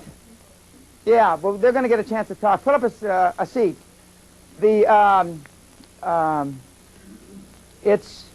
were control freaks. These are former control freaks. Now they're richer former control freaks. But see, I feel comfortable with the young guys. There's not many guys my age that have been as successful. Well, virtually probably hardly anybody in this room would do what I've already done. And I've done 2 or 3 projects like that because I know 3 things. Number one, I can mold these guys and give them the right tools. They don't have as much crappy preconditioned thinking. Number one. Number two, they've got good educations, even though they were raised there and educated in the Catholic system. I'm a Catholic myself, but notwithstanding that, I mean, and they look like Mr. Clean. See, they got the Bruce Whipple look. See, now you see what he looks like. They got the IBM look. And it's easier to take a man or woman's money if you look like an IBM salesman. It's a lot easier. I mean, he looks sincere. I know him. I know better. But I mean, that's why I told him you got to focus in on the Fortune 50. I mean, because he relates. Don't you all look alike when you sit in the meetings? I mean, they all look alike. And I mean, if you're gonna go to Egypt, I dress like Egyptians. I mean, it's that simple. And so but that's the format that I use, and have been pretty successful at it. And I find these things to run, and I let young men like the Moses brothers run with them. Next. I'm Vince Pena, and I'm Dan's kid brother, and I came to the first seminar almost 2 years ago. May of '93. Yeah, and this is the first time I've been back since. And what I want to know is, have you been mentioning my name and referring to me ever since? Because if so, yes. Yeah, well, you owe me a little something. Yeah, I do. And a few other people here, too. Vince was, or I don't know if he still is, but when he was promoted, he was the youngest fire captain in the state of California. He's with the Los Angeles County Fire Department, and he was their, or probably still is, their child prodigy, the young guy that is going to lead him into the next century. And I'm old enough almost to be his father, but my dad had we ain't going to talk about that. He had a second life after I left home. But I do mention you probably have some royalties, do you? But we'll talk about that later. Okay, later. Okay. Anyway, what Dan says is correct. At one time I was the youngest fire captain on the job, and in the state. And I've been a captain now for 5 years, and ever since then, Dan has been hounding me and trying to, pound me and taking the next step up. And I've very comfortable where I am and wanted to get that balance and experience, which is important in my field. But now I feel like I have the experience, especially through proven ability. And I'm going to go for that next step up and start bumping through the ranks. And even though my area of expertise is different than what most people here are shooting for, everything he says I use, and I've been using for 20 years. Everything he says, it's not something that's made up to put on an overhead. I mean, I've heard all these things. I've heard them in the back room. I've heard them on the golf course. I've heard them. When we've both been down on the ground. I mean, he lives by this, and it's his proven ability is why, I use him for advice, and and he motivates me, and will do so throughout. And so anyway, two things I want to get out of here is, one, I'm here because I enjoy his motivation and the guidance that I get through him. Two, it will help me bump up through the ranks, and which it did get me to where I have been. And three, I've always been caught up in the passion with the fire service with my job, and now through that and through the experience, I've found an area which is just ripe for the pickings to start a business, which the time schedule of the firemen, you're able to do things off duty, and it's just a business it's an area that is in promotional workshops and training courses, which has only started the last 5 to 6 years, and it's something that is just ripe for the picking. There's only one person that does it worth a darn, and he's an LA City battalion chief. And I see flyers coming through the fire station all the time. I see guys of mine, not of mine, but guys on our department that are paying thousands of dollars for these courses, and it's just it's killing me to see this. That it's something that one, I don't think he's doing justice to the profession, and two, I think he could be had. And I've seen that because one, where I got myself without any help in a fast way, and two, the men that I've had for the last few years, I constantly promote them and get them up through the ranks without paying thousands of dollars and without any fancy program. So I think that's something that can be marketed, and that's where my passion is, and I know I'm good at it through proven ability, and that's just something that I think, in fact, I know that there's a market out there, and where it can end up, I don't know, and I don't care, because it's just so new, and there's just so much there to be had. That's what I'm going to go for. Okay, thank you, Vince. And coincidentally, the business that the Mosbys are running is a fire-resistant a chemical process where you change the molecules in fabric to make it fire-resistant, more fire-resistant than DuPont's Nomex and Kevlar products. And coincidentally, one of the reasons I have a great deal of comfort in the area is because my kid brother is in that business and has been instrumental in guiding us. And whereas he felt he needed more experience, he's in a life-death business. Except for the doctor. Where's the doctor? Unless you're a doctor, I mean, nobody in here is going to make a decision that actually, in the cosmos of time, is more than a fart in the wind. We aren't in the life-death business. Nobody has ever made a decision in the big picture scheme of things amounts to spit. Doctors, not all doctors, and I don't know what kind of doctor you are, but I mean some doctors actually make life-death decisions. Policemen, firemen make life-death decisions. You better be qualified. For us, doesn't mean a damn whether we're right or wrong. Yet we labor, we kill ourselves, we pound the hell out of ourselves on some of these decisions. We Lotus 1, 2, 3 to death. Ladies and gentlemen, nothing that you've ever done in your career, nor probably nothing that you will ever do henceforth in the cosmos of time means spit. So why do we beat ourselves up? Why do we spend such an inordinate amount of time deciding on what to do? Tomorrow and the next day we're gonna go into that ad nauseum, because we're going to go around and we're going to talk to people about decisions that we've made. And nobody's made more wrong decisions in this room than me. Okay. Verdiers we're going to save till last. Move the mic up. My name is David Marshall. I'm from North Carolina. No background. I'm 30 years old. I just sold a company of mine, and I'm in the process of the people that I sold it to. They want me. The guy that I sold it to, that's running the company, he's spending most of his time buying other companies and growing the company. He wants me to help him work with taking that company public. That is one of the goals that I'm working on right now. Another goal that I'm working on is in the information business to do an online service, something along the lines of Prodigy or America Online in that business. So I really came to this seminar to find out if I wanted to go to your seminar in Scotland. Well, I already could tell you the answer is yes. Yeah, well, no I figured that out already this morning. You know, I can say this is an experience, but Scotland is a quantum leap above this experience, because you're being, when my butler comes and gives you, as the Verdiers or some of the other Burl, some of the other people who've been to the castle, it's a different thing. And I don't mean to interrupt, but see, he sold his business. You're only 30, right?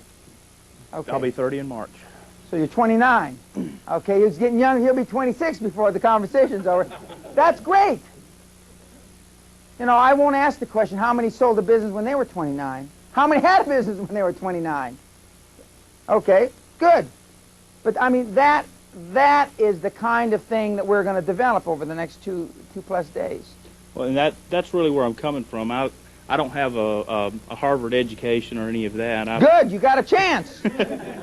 I got started scrapping when I was a kid, and I've had businesses since I was a kid, and I've started some and I've bought some, and I've mostly been playing in the lower tier, and so I'm at that point in my life where I want to take that, to use your terminology, quantum leap into, the big time and be a real player. And so that's what I'm working on. You want to hunt with the big dogs. I want to pee in the tall That's grass exactly with the big right. Now he's from a part of the country that understands hunting with the big dogs. That's right. So now, I'm trying to get off the porch. That's right. How many has any? Well, I won't ask the question. I'll give you the answer. If you read everybody's literature now, how many times do you see quantum leap program, quantum leap theory from all the gurus now? It's all over. Now, I should be happy that everybody's, stealing my stuff. But they may be stealing the title, but that's it. Because there's nobody out there that I'm aware of that can teach the methodology. But there's a lot of quantum leaps guys now, but I mean, there's not that much quantum leap methodology. But you will, I mean, it's great that you've sold a business and you've been in businesses, and some of the business you've lost money, right? I've had some big dogs. Yeah, some big dogs. And that's just the point. I mean, he's been out there amongst them.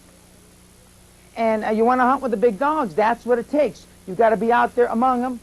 You've got to be taking, not necessarily risking your net worth like I've done 4 or 5 times in my career, but I mean, you've got to be out there amongst them.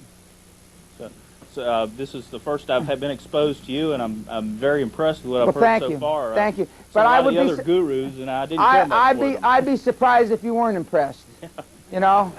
Quite frankly, I'd be surprised. Yes, sir. My name is Mike Crabb. I was down at the San Diego conference, like a few of us were down there. And actually, I think I got more excited about Dan's seminar because I had gotten some material on it, but I think the marketing piece that was sent out intrigued me more than all of the other stuff that I got. So I kind of took a risk. And Ed's looking for a raise now. Did you do it? Yeah. Oh. Well, it intrigued me because my philosophy has always been I wanted to roll with the guys who've already done it. Then I go down there and find out that Dan says he's been there and he's done that. And that's the kind Not only said it, I've done it. Yeah. And he also did it, and the piece actually referred to it. I've been in the travel business for well over 15 years, in the airline, the travel wholesale, and just recently the hotel business.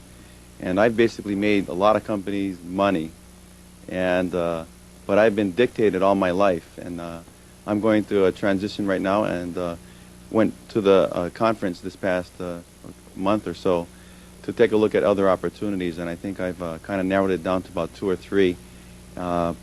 But what was more important to me when I went to Dan's workshop down there was the principles and attitudes that I have already shifted since then.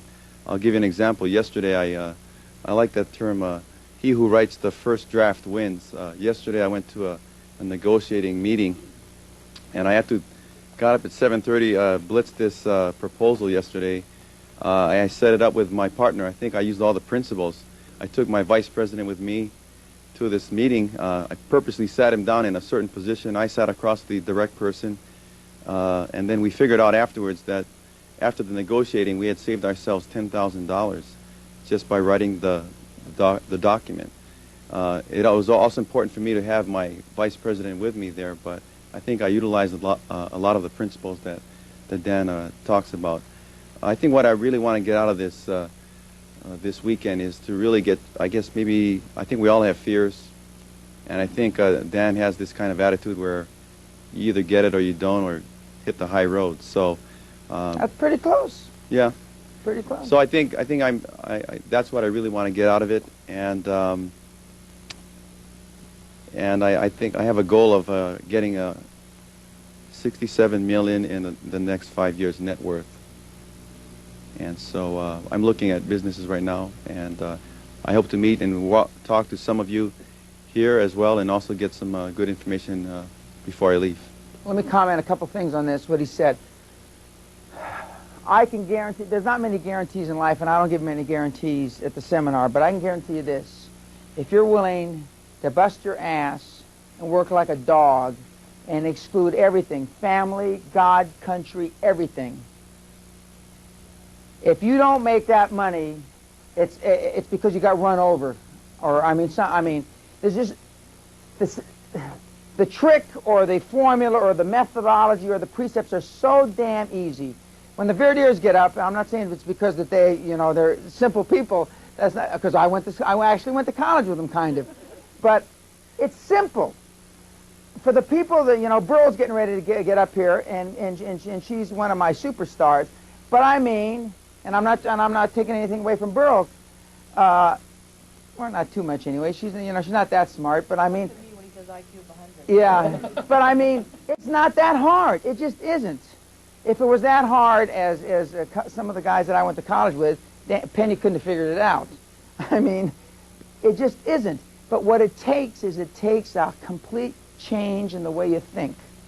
That's what's hard. The actual doing it, like this young lady.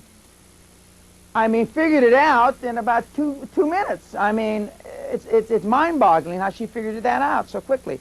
But that's what's difficult. It's getting over all the bullshit that we've been inundated with all our lives by everybody that we have to do with, the guys we play golf with, play bridge with, go to the gym with, eat lunch with, went to school with, etc., etc., etc. That's what's difficult. And the hardest thing for some of you in this room is to stop hanging around with the doofuses you hang around with, because that's become habit. The morons you hang around with. The know-nothing morons. They're debilitating. The second for some of you, the hardest thing, believe me, be harder than, is to limit your association to your doofus parents and your doofus family. That's tough. Impossible for some people. My name is Brill Crump. I'm from Ottawa, Canada. I met Dan about 18 months ago at somebody else's seminar. Dan, cover your ears. In San Diego, he talked about seminar junkies. 4 years ago, I sold my real estate company. They gave me a good whack of cash, and then they paid me royalties every month for 3 years. So I was wandering around aimlessly, didn't know what to do, except for spend $73,000 on seminars. Jesus Christ. I didn't know this. I know. I didn't know this. Cover your ears. Okay. I don't go to seminars anymore unless Dan is there or other Dan seminars. So I was kind of aimlessly, I knew what I wanted, but I didn't find it in anybody else. And I've seen them all. There isn't anybody. I have their tapes, their books, their videos, their autographs. Just got everything. And the first time I seen Dan, I couldn't relate. He was larger than life. He was where I wanted to be, but I didn't know. I was just somebody that run a small business and that wanted to be very wealthy. When I met him, I'd done okay. Probably my net worth was between $5 and $6 million. Nothing that I consider very wealthy, but some people would. Today, in less than 18 months, my net worth, personal net worth now, not my businesses, are somewhere between 20 and 30 million. And I know Dan's discounting that, but I've already discounted it, so you don't have to do that. Yeah, you're right. I was just trying to put I've already done it. Put the doofus factor on it. You're right. Anyways, I was doing $2 million deals, $4 million deals, making $20,000 on a deal, $80,000 I think was the biggest I'd ever make. Now I'm doing $46.5 million and making close to $20 million on my deals. So that's a quantum leap. We went to the castle in May, and I watched him, and he was telling about doing all these deals. I thought, I got to do a deal. I mean, I got to find some idiot out there that I can bring to him that we'll do a deal. Lo and behold, I got 3 of the ugliest frogs that you ever met. I mean, I'm kissing them big time, but they're bad. And so I brought them down, and we went over to Dan's house, and he sits in his living room, and he does everything he says in the seminar. I mean, I was waiting for some big revelation. I was really disappointed because he does exactly what you see.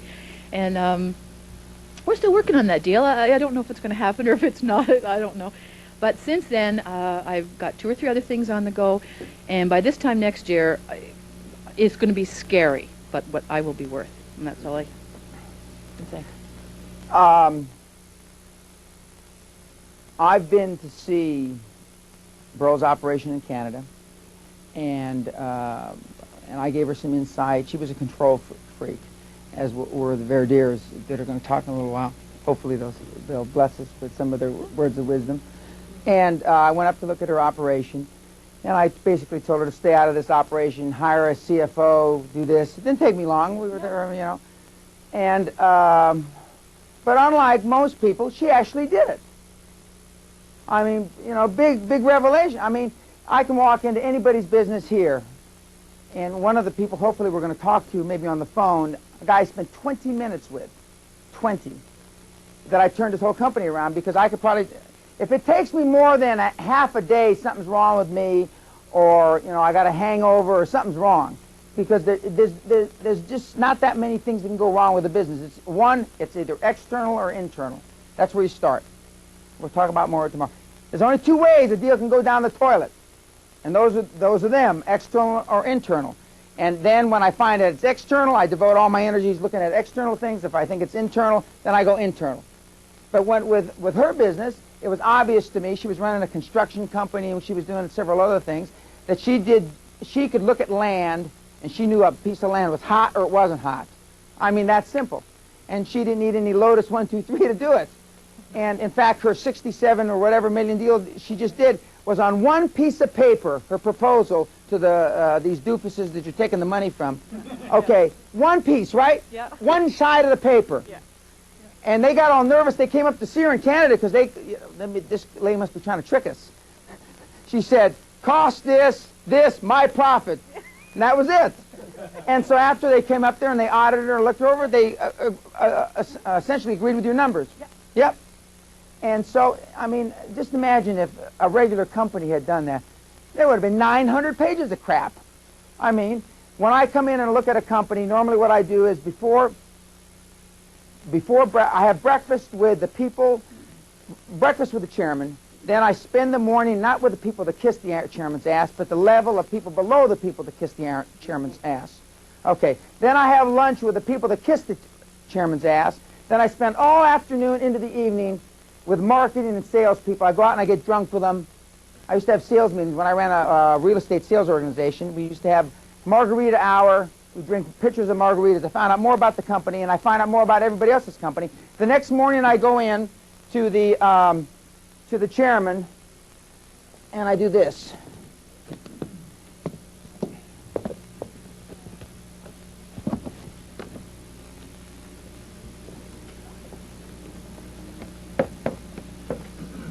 This company X, Y. How do I get this piece of shit?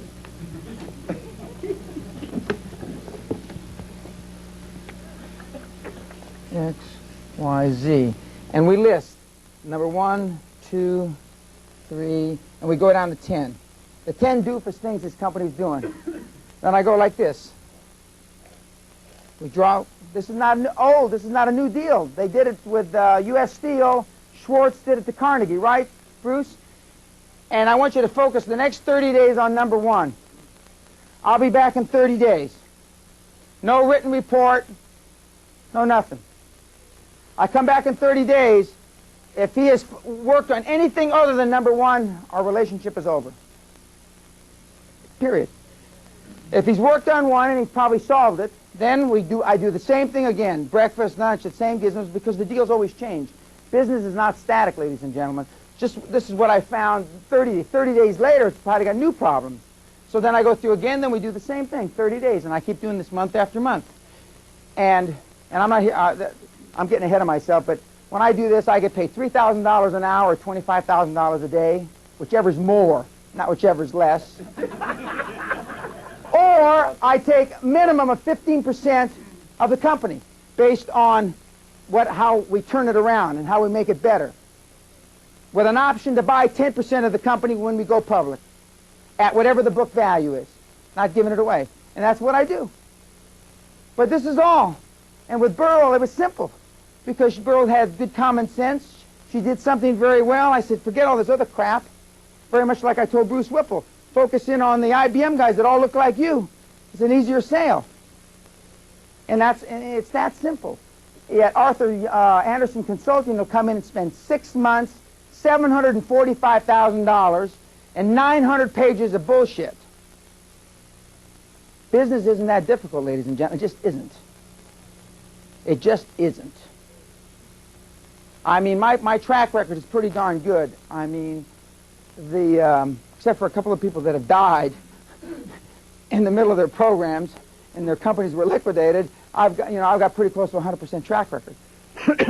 But the caveat is, if you don't do what I say, and I'm not telling you leverage your company, borrow $1 billion, etc. If you don't do what I say, our business relationship is over. Because if I can't control, then I don't, not controlling the day-to-day function, but if I can't control the information and what you're going to do, and if you're not going to follow up on it, then I don't want to have anything to do with it, because I realize then I'm not there for the, then I don't want to actually get paid the $3,000 an hour. I want the equity in the deal.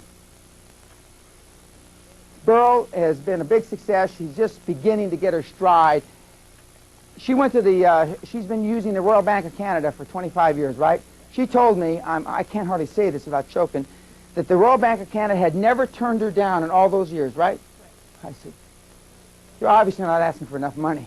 I mean, banks turn me down all the time. Because I always ask for at least 3 to 5 times more money I think I need. Because when I borrow money, I take a company public, I always pay myself. We're going to talk about it tomorrow next. I take a big chunk and I pay myself a bonus, and I pay everybody involved in the deal a bonus. I used to pay $3 to $10 million on a deal in bonuses. This is out of the equity that I get from the bank, the money that I borrowed. And she's never been turned down. I said, you've got to change your attitude with the banks. And she has. She did a huge no money down deal, which she showed me. That's that property by your place. And she's flipped the switch on the bank, because the bank doesn't want to lose her business. And banking's tough in Canada because of all the doofus rules they've got. But, and she's just taken the ball and run. And she's been over the goal several times now since our relationship has started. And so it's not, and I'm not demeaning or saying any of the people that have been successful aren't that bright, but we're not that, maybe Whipple is, because he looks brighter than he is. But certainly when the Verdiers get to talk here in a little bit, they don't even look bright. They look young. They're almost as old as me. Look at how young they look. Okay, next. Young lady with a tough handshake. Hello, my name is Naima, and I have my own cosmetic company, and I distribute my products to Southern California Broadway. Is anyone familiar with that chain of stores? I'd like to tell you a little bit how I started. I came here with a dream, and my life has been very, I won't say planned, but I always knew my destiny.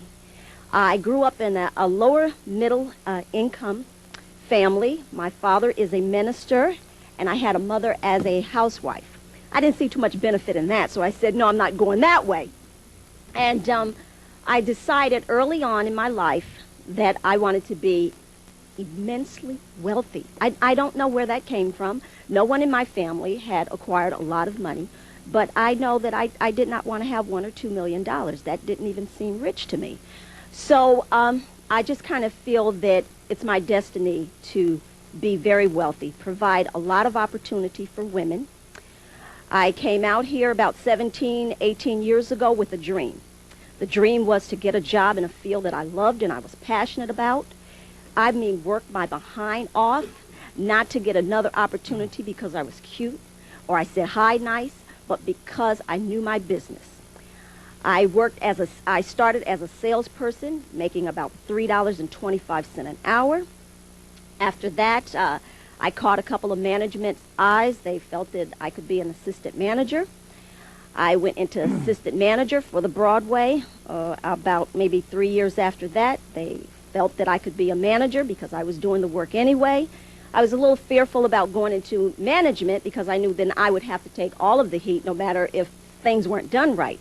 I had 3 children at the time, and really do I want to put that much energy in someone else's business when my purpose was to come out here and to have my own business. But I felt I needed more training, more insight into the business I chose. I worked at that, I accepted that and went on, and I did very well at that, and I think it was because I always love to motivate people to do what you do well. And if you do it well and if you're passionate about it, you don't have to worry too much about the competition. After that, JCPenney's heard about me. They hired me as a cosmetic merchandise manager. So now I'm buying cosmetics. I'm developing a staff, I'm motivating them, and I'm trying to get the women to do the best job they could. Not so much for myself, but I believe that if you get people to enjoy what they're doing and do it well, they will always go the extra mile because they're feeling good about it, and you're letting them do what they do best. So I stayed there for about a year. A man by the name of Mr. Johnson, who owns Johnson Publishing Company, called me from Chicago. My name came up a couple of times in this area. He needed an account executive for cosmetics to be a account executive. Oh, and so many people told me, oh, Naima, you can't do that. You can't be an account executive. You can't be a manager. You have 3 children. You're married. And you're black. You can't do all of these things. But every time someone told me I couldn't do it, I knew that I could, not only because I knew that I could, but I had read something about Henry Ford, where Henry Ford didn't even pass the 4th grade, but he hired the Harvard and the Yale guys. But he had the Dime a vision. dozen. He had the vision. So I knew that if I just could cultivate my vision and bring it to fruition in my mind and visualize it, I could get the staff that could help me achieve my goal. After working for Mr. Johnson and falling deeply in love with him, he is a black man. He is one of the wealthiest black people in the country. Good place to start.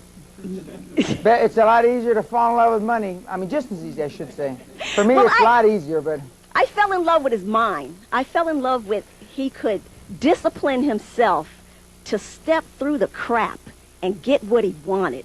And I would be sitting in a sales conference, and I said, how can I get from here to there? That was the only question that just kept coming up. Well, because I fell so in love and in awe with this man, it was nothing, outside, in no bedroom or anything, but I just loved his fortitude and all of what he had done in the time that he had came from, because he came up in the 40s and the 50s where, they told you couldn't do anything if you were black. So I worked for him for 7 years. My plan was to work for him only 2 years and then go for my business. But because I got caught up in his vision, and I was doing basically what I love to do, and that is to go into stores, hire women, motivate them, try to get them past their families, not spending all the money on their children and their husbands and all of their energy and effort, but save some time for themselves and to develop the gift that God had given them. After I did that for 7 years, I could not rest, I could not sleep. Something inside said, you have to do it. You've got to go for it. Why I was so excited about getting an opportunity with Mr. Johnson, because it was like destiny had given me a man that had the roadmap. And I was so excited. I mean, the plane, I think, brought me in there about 35,000 feet. But, I was about 100 feet above sea level. And when I got to meet him, I was just so in awe of him. And when they told me he liked me, I said, oh, my God, that's great. Well, I worked for him for 7 wonderful years. And I know that I have been called to do what I'm doing because I could not sleep. I was up at night watching Tony Robbins and, oh my God, what am I going to do? How can I enter a cosmetic field in the department stores where you have to have millions of dollars to even approach them, to even be attracted to them? So what I did, I worked on my dream. I worked on what I felt that I could offer women in a product. I came up with the idea. I called a lady who was a She called on the Broadway stores. She was like she represented other cosmetic companies. So I asked her, would she go in there for me and talk to them? And then the night before the meeting took place, I was laying in the bed and I said, no one can tell it like you can. You are going to be the CEO of the company, the president. Nobody can speak it like you. So what I did, I called the lady and I said, I'm going with you. I knew once I did that, I was out of a job because the cosmetic field is very, very small. I went in and I talked to the buyer. I had only a picture.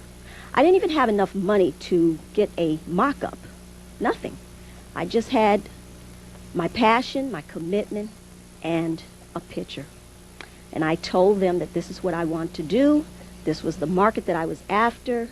And they said, okay, Naima, we want you. I was so happy. I said, my dream is coming true. I'm visualizing things. Oh, it's going to be such a success when it goes in. And I could see the people buying my product. And it didn't happen. The product went in. I found a manufacturer that manufactured my goods on a handshake. No money. No money. Just a handshake. Offshore. He delivered my goods on time within the 30 days PO that the Broadway gave me. And the merchandise set. It sold pretty good, but not as well as we had anticipated. So for the last year and a half, it has been a struggle to keep my vision alive and not look at my circumstances, but always keep my eye on the vision. So I'm just so happy to be here with a gentleman that has a roadmap to several millions, hundreds of millions, that I could take back to my company and instill some of the philosophies that he has to make my company a multi-million-dollar company. I see myself going worldwide. I'm not going to be a child of just America. I want to be a child of the universe. So I want to offer my products. I have an opportunity to do business in South Africa. I feel that that is going to come to fruition, and I want to go into other markets, Jamaica, South America, and provide my cosmetics with them. Now, how I differ from many other people is that I am a mother of 3. I always had to have my makeup on and look like I came out of one of those magazines. So I came up with... Ebony. Oh, Ebony? Well, you know, that's Mr. Johnson's company. Yeah, I know it. That's why I said it. I know But Mr. Johnson. You do? Yes. And so I came up with a collection of colors that would make it easy and simple for women to apply their makeup and at a great value.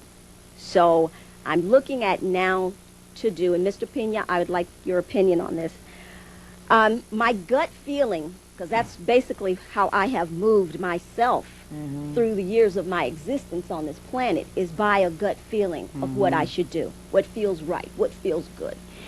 And I feel I want to move my company out of the department stores, which the Lauders and the Lancomes and the Cliniques, they control. You can barely get enough shelf space to even merchandise your goods. And plus, no one really cares about your goods because you don't employ them. They're working for the store. I want to move my cosmetics into mass, into Walmarts or Sears. And my projection and my goal was to take into account that I wanted to employ women, so women would have an opportunity to make more money than minimum wage like I did and work their behind off, have more control over their lives, and be able to raise their children where they want them to be. So if they wanted to work 100 or 1,000%, that is basically what you would get out of your territory. I'm going to lose track of a bunch of the things you said. I want to make some comments right now. She's embodied pretty much what the seminar is about. Now, she's talking about this passion and commitment, which Mr. Johnson has, which all the high-performance people in the country have. She talked about a mentor relationship, and we're going to talk about that tomorrow and the next day, that I think the mastermind system really leaves a lot to be desired, not worth a spit. And the mentor, to find a mentor is the quickest, fastest way to quantum growth. She talked about you're your best spokesperson. Always. You are. And but when you're into the quantum growing, you can't always be your own spokesperson. You just can't. By definition, you can't. Because you can't be there. You can't be in enough places at enough time. She talked about the visualization and dreaming. She learned from her mistakes. But then she talked about Walmart and Sears. Now, I disagree with using Walmart and Sears for two simple reasons. Sam Walton, who's been so many things written about what a great guy was. You know, Walmart would continue to do business with you until they represent 60, 70% of your business, and then they come in and they cut you off and they say, we own your business now. Excuse me. You're ours. That's how Sears got big. They go in and they give you business. It's like fishing, you know. Throwing the bait out and throwing the bait out. And that's how Sears and Roebuck got big, and that's how Walmart continues to get big. And the reason why they say made in America at Walmart, it's because Walmart can't Asians, Mexicans, South Americans, and South Africans that way because they know better. Only ones stupid enough to do that are Americans. They get 60% of your business and then they turn the key.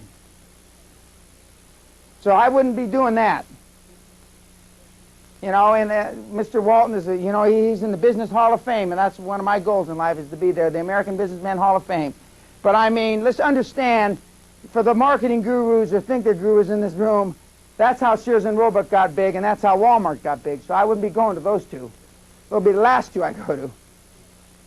That's how they did it, and then they control your business. Yes, sir. Wait a minute. Did you see her on TV? Yeah, she could be. Sure. I'd buy her stuff. Yeah, yeah, that's right. Now, that's exactly right. But the other thing I would do is I would get an African American woman spokesperson, give her 20% of the company, 10%. I'm trying to I like Goldberg, Whoopi, but she's not the right one. Not Whoopi, but I like Whoopi. But I mean, somebody get some African American lady, some black lady, that's high profile, that's not already in the makeup business. Sure, but yeah, is she that young, good-looking one, long legs? Yeah. Well, what I was going to tell you is that when I first wanted to pursue my cosmetic company, not to go into the same market that the man I so admired, Mr. Johnson, in the retail department stores, I had approached QVC. They did give me a meeting with them, but because they said, well, Naima, no one knows of you. That's right. Nobody knows about you. But, and they had Sherry Belafonte, and they opted to go with Sherry Belafonte. Well, then get somebody else. But see, that's what you need, name recognition. The easiest way to get name recognition is to give them part of the company. And what we're going to talk about in the next 2 days is all high-performance people give away equity. They give away parts of the company. I mean, they give away a great deal of money to make money. You know, I couldn't have made anywhere near a fraction of what I made if I didn't make 25 people worth $1 million and 10 people worth 10 million and 5 people worth 50 million and a couple, 3 worth 500 million. Couldn't have done it. Just couldn't. It's impossible. I mean, Ross Perot is a classic example. 45,000 employees. I think he made 3,000 millionaires. 1,500 were 10 million. 800. I mean, he's a classic example.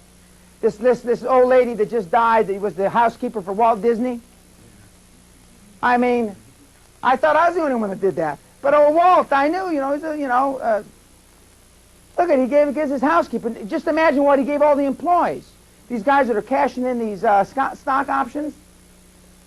We're going to talk about that tomorrow. But to get, whoever said you got to give to receive, or something like that. I forget what it is. Yeah. They were right. They weren't talking about business, I don't think. But I mean, but it works. You've got to give away. You know, at Great Western Resources, when I used to come in on Saturday or Sunday, it didn't look any different than Tuesday, other than they were wearing casual clothes. I challenge anybody in this room that's got a business, that's got more than 2 employees, him and his wife, that their employees work for nothing on the weekends. Nobody would ever even have thought of turning in overtime in my company. Even when the laws, became where they came in and checked. Never happened. Because I paid them so much. A 40 to 200% bonus was not unheard of. 40 to 200%. I got a few of those 200 myself. And they never begrudged me. I had the longest limo in Texas, and that's saying something in Texas. And that GWR license plate limo used to come around that corner, and they say, there goes the old man. That's what they used to call me. There goes the old man and his wife. My wife was on the board of the symphony and the opera and all these other things. There goes Mr. and Mrs. P. You know? And then when I've been through planes and yachts. I've been through all that stuff. But, there's no way you can justify a corporate plane. I don't care who you are. I mean, I've had a couple. In my judgment, you can. If you want to have a play toy, that's fine. Just call it a play toy. Don't try to justify it as a corporate plane. But we'll get into that in some depth. But give away part of the company, 10 or 20%, maybe more. It depends on how, if you want to get, I don't know how high profile. You need as high profile as you can get. And there's certain of the, not just African Americans, but I mean, I'm the only Latino that I know that's made any money that didn't make it stealing from the government. So, but I mean, you can find people that will want to be a part of something that transcends their life. And that's what I'm looking for now. Something that will be around after I'm gone. So, you shouldn't have any trouble finding that. I can't imagine you'll have trouble finding such a person. Yes, Burl, sure. Instead of going head to head, if I was to go buy your company, instead of going head to head with you guys in department stores, what I would do is have a home party. You made $5 billion doing that. You mean like Amway? No, Mary Kay does. Oh, okay. Yeah. That's direct sales. Yeah, definitely. Because you have your regular income buyer. You make a lot more money doing that than going head to head with the big guys. It isn't too much money to the people. Sir?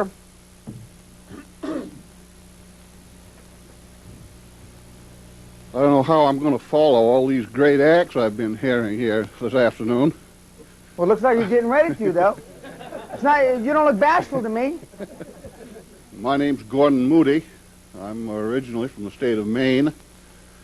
I've lived here on the west side of Los Angeles for 32 years. And I have no business experience, much anyway. I've been an electronics technician for all of my adult life. And I've been in the telephone industry for the last 15 years or so. But along about 20 years ago, I started getting wealth-oriented. And I said to myself, there must be something better than this.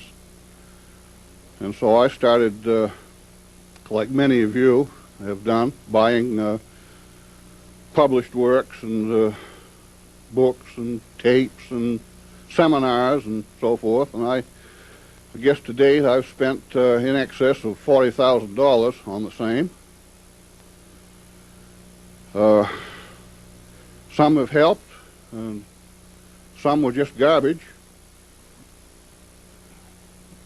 I retired from the General Telephone Company 3 years ago, and since that time I've been involved in electronics items like 900 numbers, paper call, and that's what I'm doing at this time. And I'm hoping that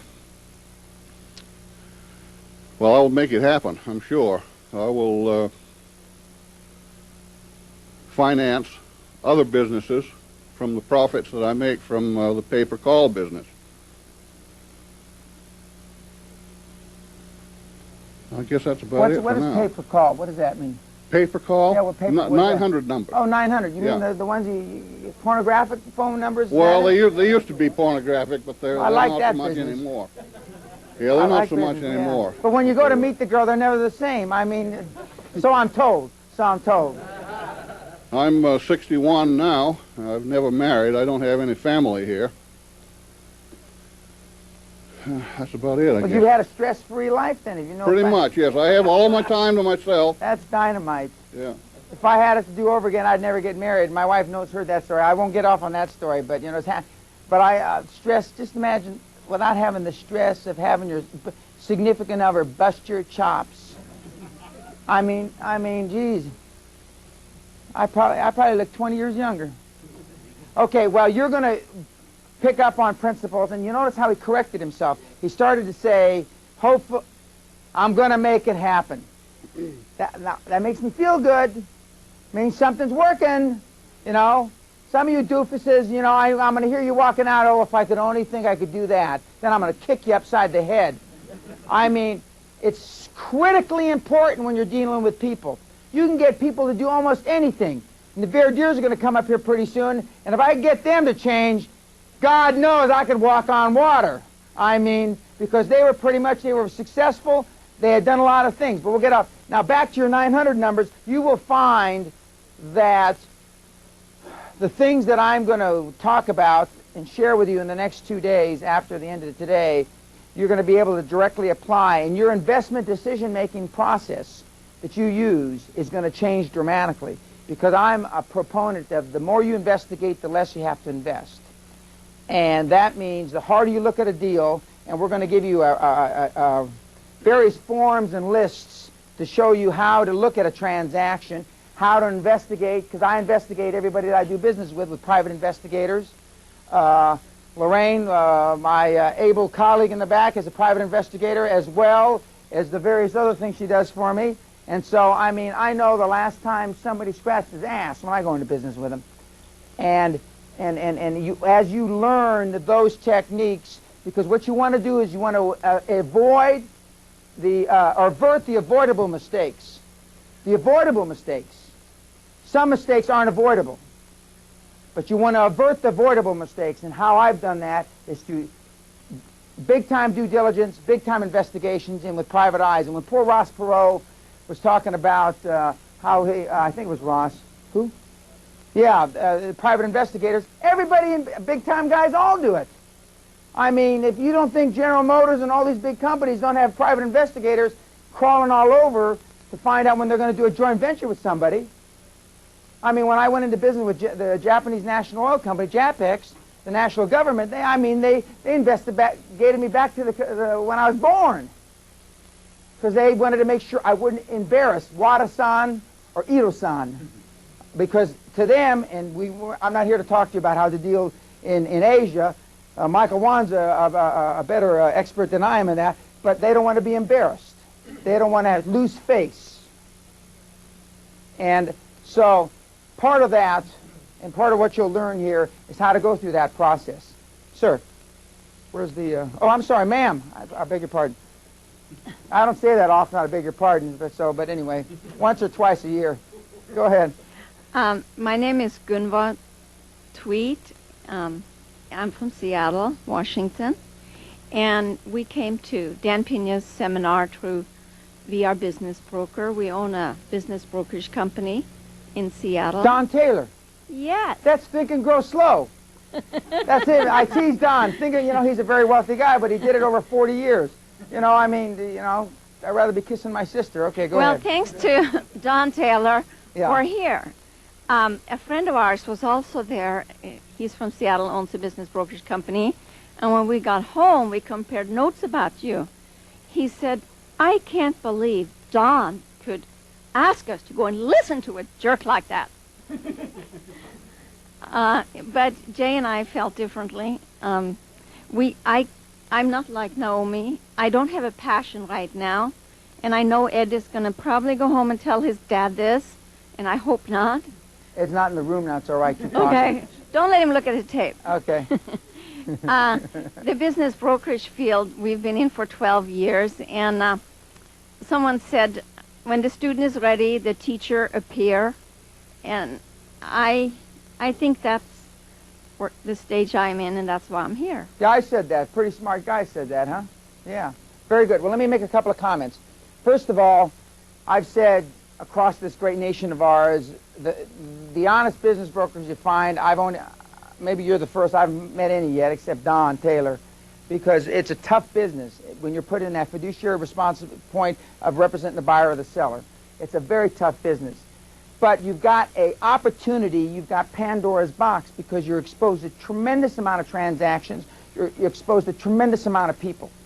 And if I was in, I've told Don this, it's nothing I haven't told Don already. I mean, if I were the chairman of VR Brokers, I'd be looking at all the transactions and all the people and all the network, and I don't like that word networking, that I can do with people all over the country, because what is there, 250 or some offices, or a lot of offices. Yeah, 100. Okay, 100 offices. And I'm not too good on details either. 100, 250, it's about the same to me. But I mean, and that's been my advice to him, to be exposed to all those transactions.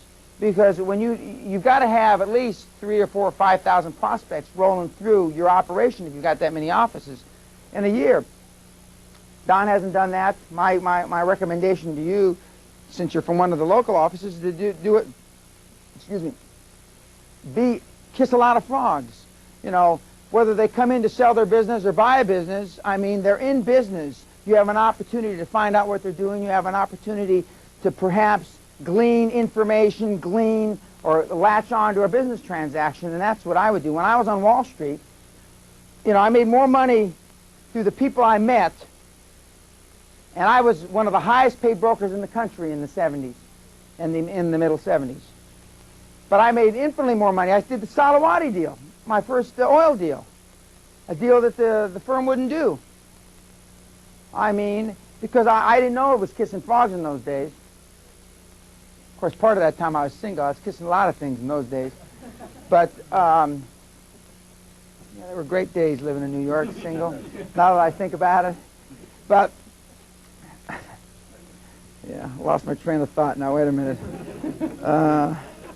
Okay, but that's what I would do. I would take advantage of the opportunity, all the people that you're seeing. You may find another business that you would rather be in, vis-a-vis the people that you're being introduced to, or people that they know.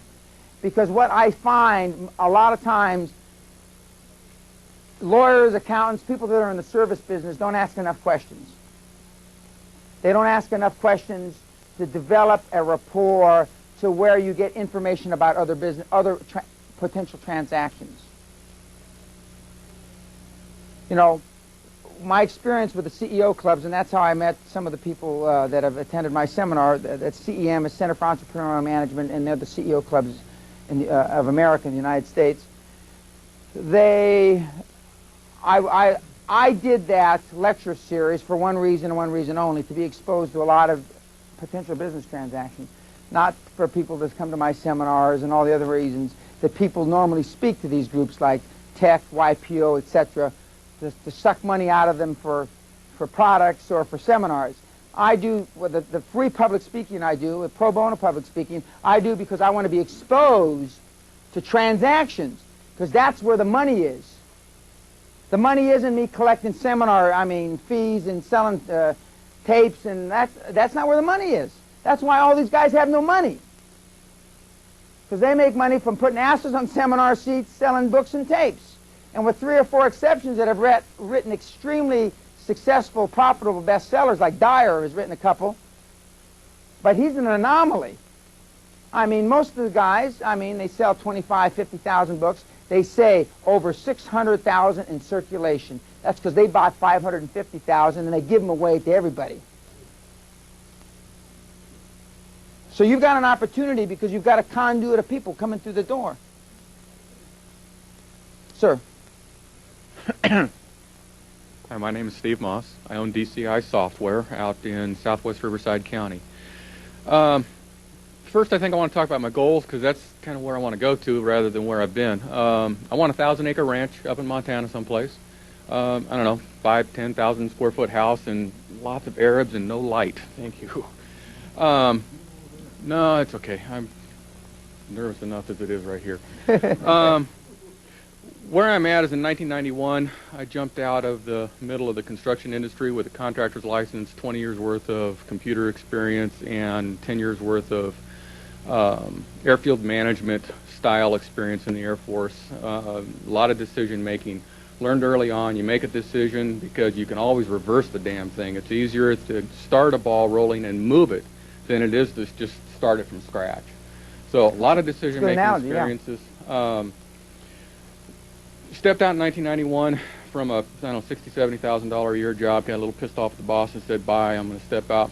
Been married a year, have a wife that's 9 months pregnant. I mean, 3 days later, my first son is born, right?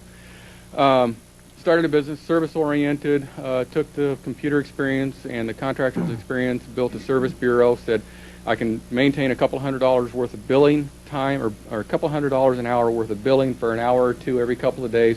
That'll put food on the table.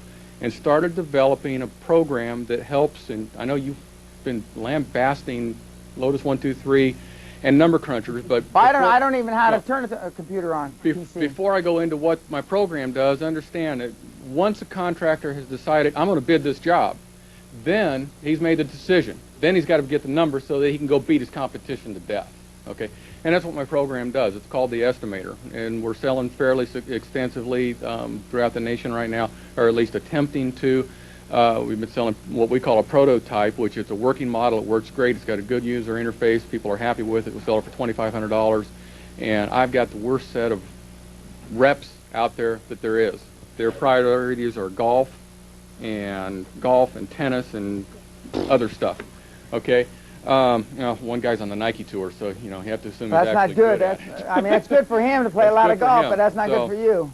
I'm in the process right now of exploring taking it into a direct marketing, direct mail campaign. Drop the price point down. We have a proven track record at $2,500. Talked to Mike over here a minute ago. We have no returns. We don't have that many out there, so it doesn't surprise anybody. But with essentially what I call under 1% return rate, it's a proven product. What does that mean when you mean people don't bring it back? People have, $2,500. Nobody's ever returned a product. Nobody's even questioned, hey, I don't think I like the thing. So, that's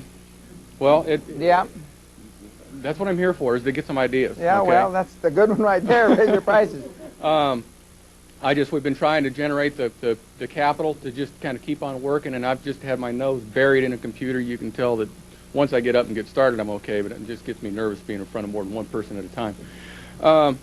My purpose for being here is to, one, learn what Dan's got to do. I'm one of 3 people, I think I counted, that had no knowledge of what Dan was 3 days ago.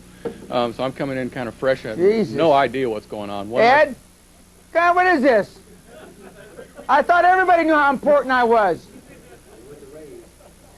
No, a friend of mine was in the San Diego seminar and has a family member dying in Colorado and said, Steve, quick, take my spot. I said, okay, no problem. She said, here's the questions that they asked on the survey. So I wrote them down, did them in the computer so that they'd be legible, because when you see me write, you understand why I do everything in a computer.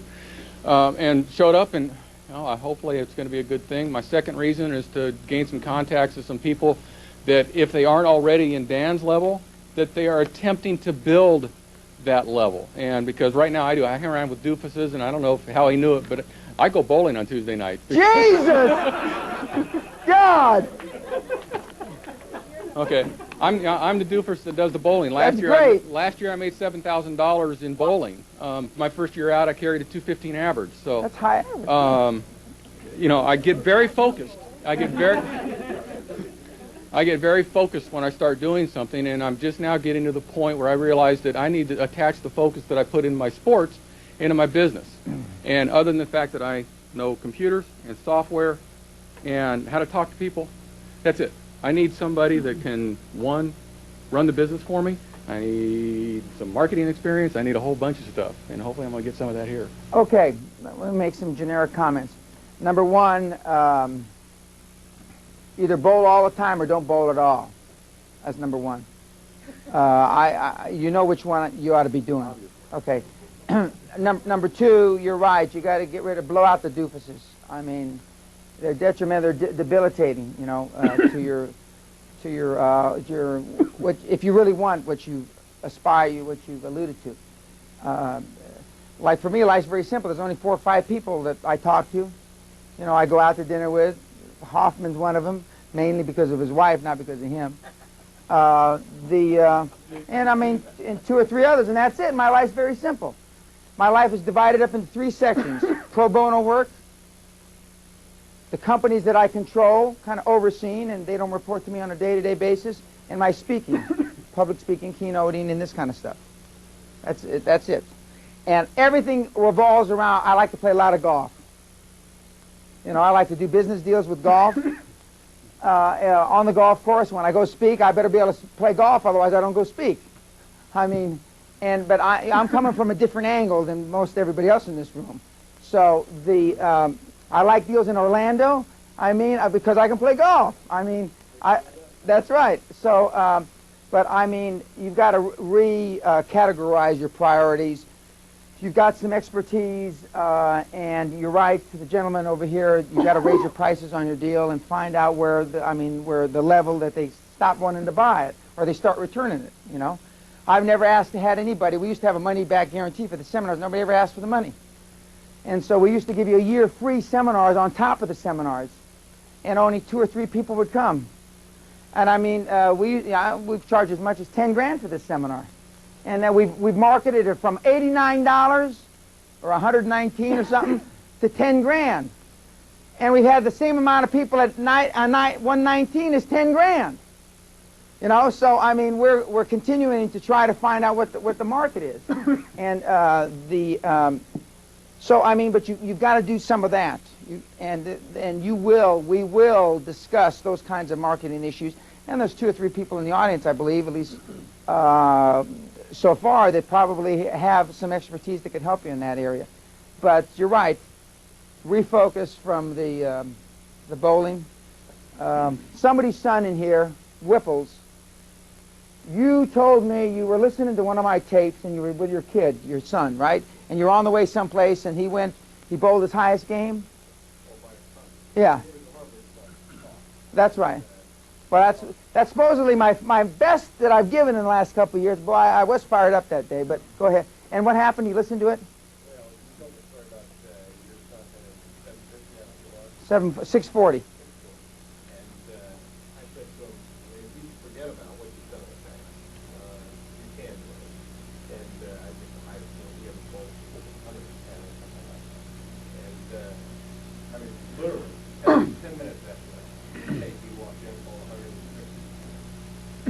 Yeah, I mean, if you block out what you know, you're preconditioned. Of course, when you're 10, 11, 12 years old, you don't have that so much preconditioned crap in your head, but you got enough because your parents put a lot there. And I know Bruce is probably like me. He's put a lot of it in his kids' ears, and so, but so you can. I think that you'll be able to develop a lot of good ideas how to move forward with your business, sir. The mic. My name is Jay Tweet, and I'm the other half of the VR Business Broker office in Seattle.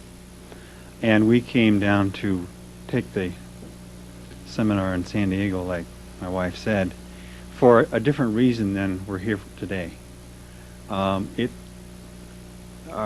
attending that, pretty much, we had the terms overused today a little bit, but we really had personally a paradigm shift. And perhaps it was right for us.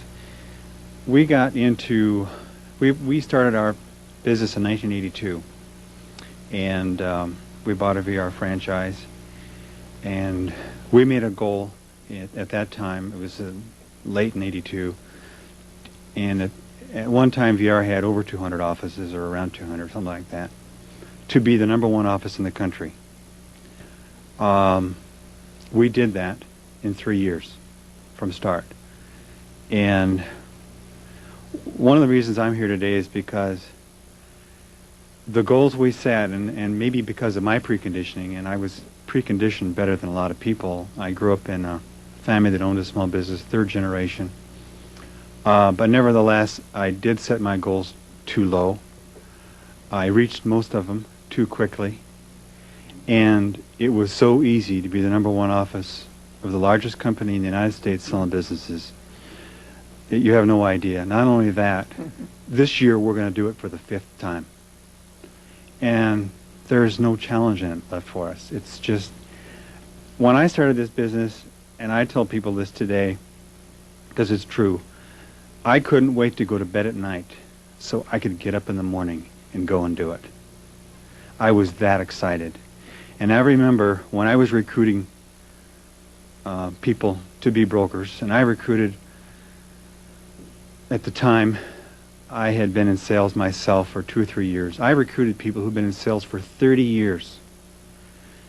And I interviewed people every day for 10 hours for 3 months. And I never got tired. And I had people tell me, they said, I don't know if you know what you're doing, but I know one thing for sure. You're awfully excited about this business. And they went to work for us. And I don't have that same passion anymore for the business I'm in, because there's really no challenge left in it for me. And unless we can figure out a way to, the exponential growth in some other field or something else.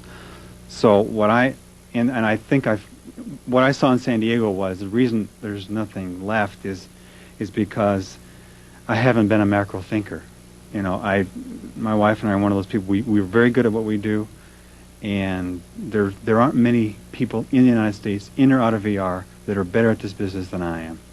And that sounds conceited to some people, but it's true. Good. And but we're kind of like the fellow who owns the restaurant chain, perhaps. We've done it by I certainly being... hope not. I mean, I know this guy.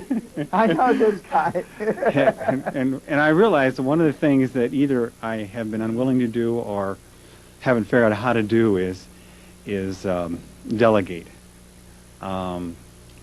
We haven't looked too hard, but we haven't tried to find anybody to take over this business and manage it for us. And it's maybe because I don't know what it is. If I'm a control freak or a perfectionist or whatever it is, it's what made us successful, incidentally.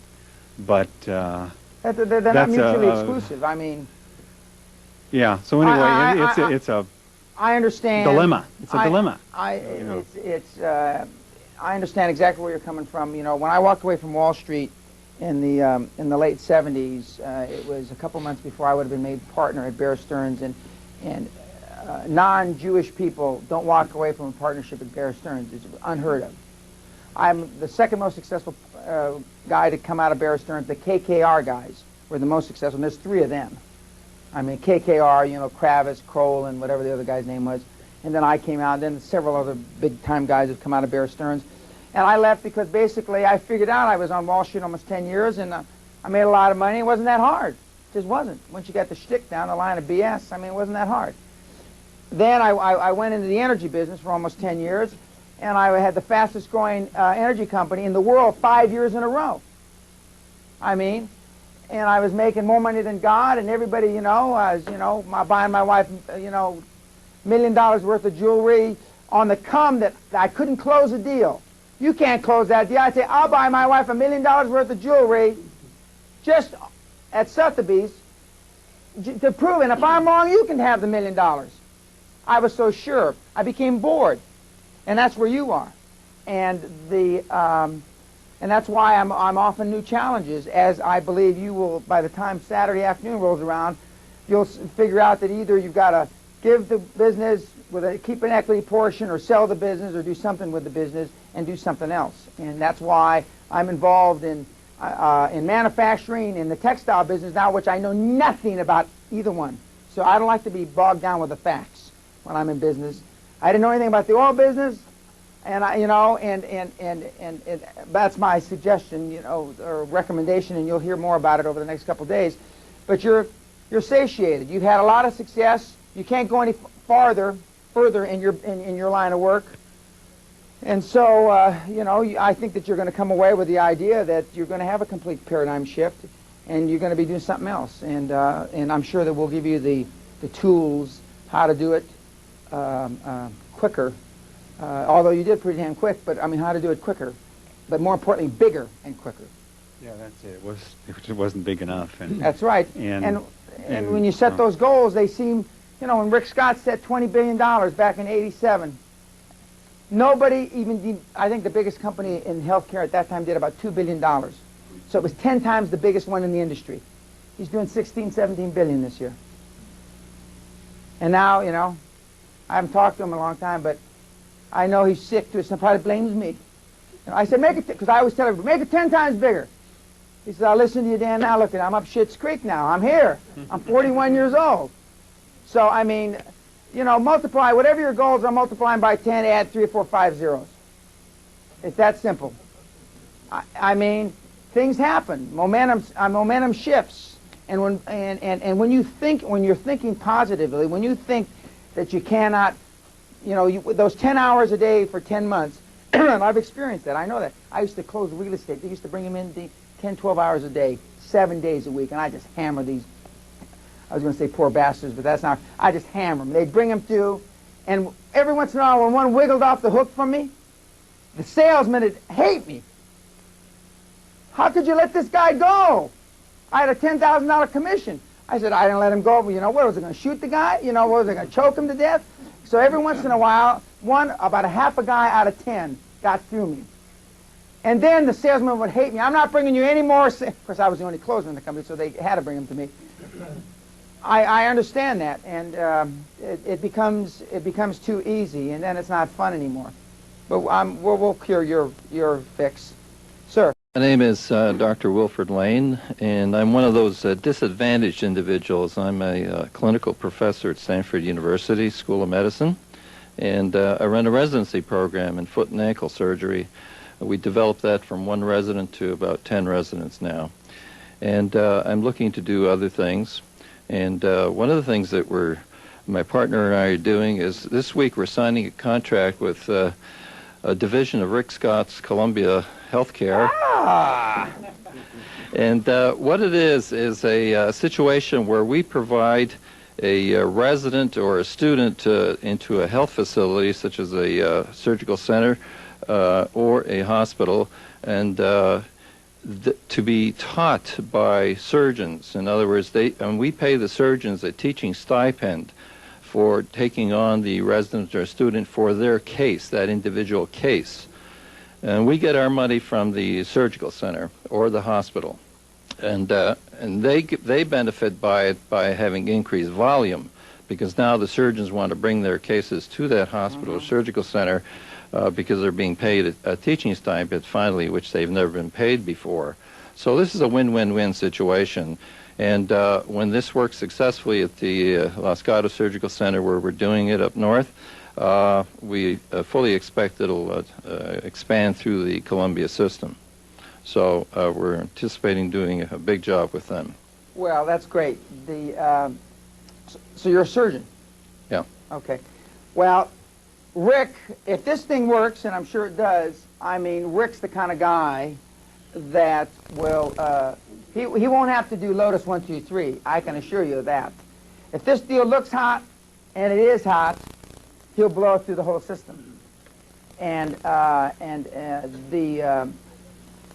think by the end of Saturday, you will, first of all, understand how Rick and his senior people think. Mm-hmm. Because Rick has trained these guys just like he is. And Rick's very much like I am. So, I mean, you're going to understand for future, you're going to get a double benefit here, because you're dealing with one of the guys that is out of the mold that I'm talking about. And and he has been extremely instrumental in training his senior people who have trained their senior people. And so it's flowed down the system. One of the reasons this company's been able to grow so rapidly is because there's a lot of entrepreneurial thinking, i.e. the million-dollar decisions at a fairly low level.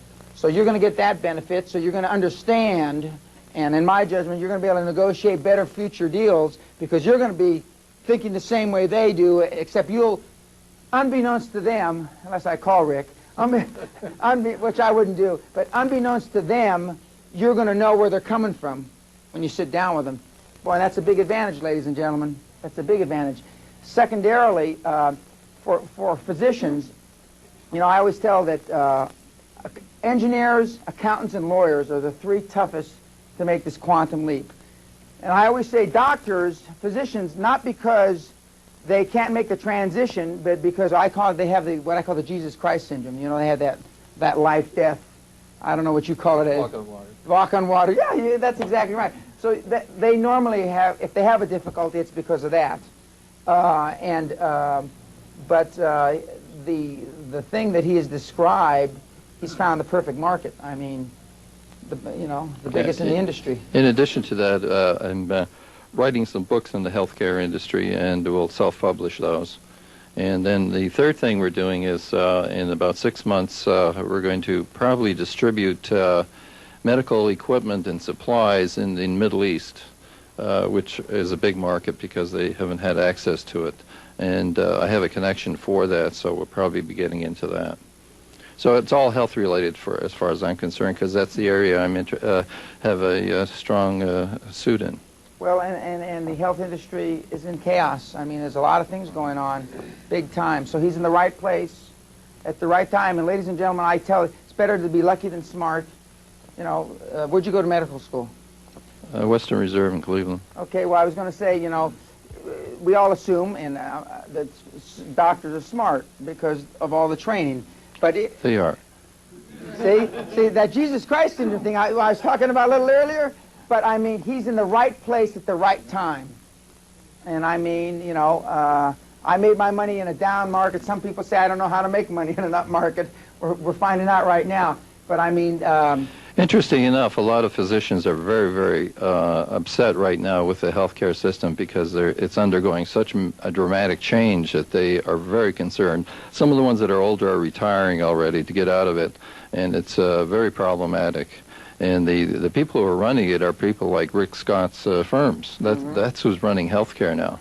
And I have a friend of mine that's a cardiologist. He's 56. He's retiring. Right. Because he tried to explain to me the difference. Well, you used to get paid $3,500 to do this. Now you get paid $400. And if you're number 2 on a surgical team, you get paid $1,900. Now you get paid. I mean, and he said. And if you're not on the plan, you can't even do it. Yeah, that's right. Plus the insurance, the, you know, malpractice and all that. Well, that sounds great. That sounds great. I got a question. If Yes, this sir. gentleman's about ready to do business with the Rick's people, who's going to want to sign it? Brett's going to want to write the deal up first. Well, that's the way they've been doing it. Who wrote your contract? Division. One of the executives in the division. His division. It's one of the divisions of Columbia. Yeah. Columbia is the owner of the whole shebang.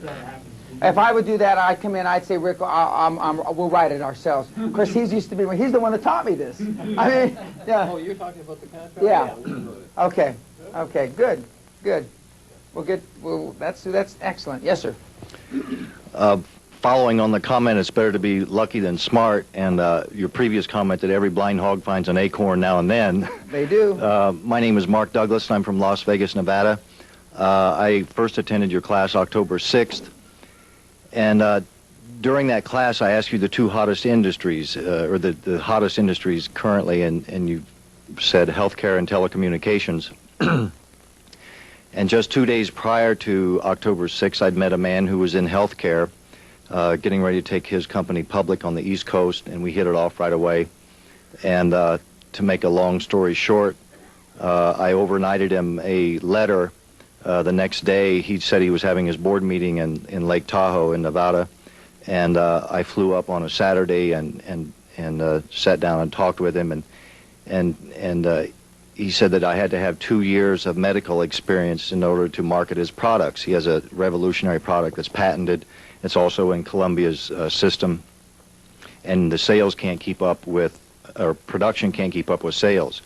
That's a good problem. Like this gentleman, he had a bunch of doofus sales reps that he couldn't control, and I spent 4 days with him in Lake Tahoe, and we drank red wine and gambled every night and hit it off very well, but he still wouldn't hire me. And I finally convinced him to let me come to South Carolina and meet him, which he did, and we spent another week there. And in that week, I convinced him to fire all of his doofus reps and to do all of the marketing via telemarketing and teleservicing with women with Southern accents, which is the most potent voice on the planet Earth on the telephone. In person, too. Yes. And so my new job will be to, and he gave me an equity position, discounted stock options, $50,000 more than I asked for, and I'll buy you all the martinis you can drink. Huh? I mean, hey, you know, the shit works. I'm telling you. I mean, it's not that difficult. Even for a group as low IQ as this one, the stuff works. I mean, Hoffman, even for you. I mean, there's no question about it. That's dynamite. You know, and I get these stories all the time, you know, and when my kids, you know, because I take calls. See, I'm one of these guys that actually takes calls. And one of the things and I work closely in various ways with these companies, but I really get off when I hear these things, especially a brief exposure one day down at that thing they call the seminar down in San Diego. But that's great, and we've had that kind of response since I started doing this in May of last year. Very good. Thank you. Ma'am. My name is Brenda Reiskin, and I'm not a seminar junkie either, and I hadn't been to one in a long time, and I'm really glad that I went to that one in San Diego, because if I hadn't, I wouldn't be here. I never want to listen to people who haven't done what they're talking about, and who aren't where I want to be. And I was fortunate enough to meet two people there, you who are where I want to be, financially free, and Ted Nicholas, who's doing what I want to do. So I feel... As I mentioned, he was one of the guys at this deal that has credibility. I mean, he's got a great amount of credibility. So I think it was real worthwhile for me. I'm a real estate broker and have been for a long time. I raised 2 children with my income, and because of that I was more conservative in doing some of the things that I now want to do.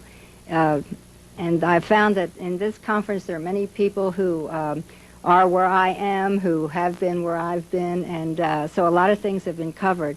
But basically, my business creates a lot of income for me, but it is a trap, and I want to be geographic. I do not want to be geographically bound anymore. I went to live in Paris for 2 years ago for a year, and I realized that I want to create a vehicle that will enable me to live where I want to be, and will have residual income.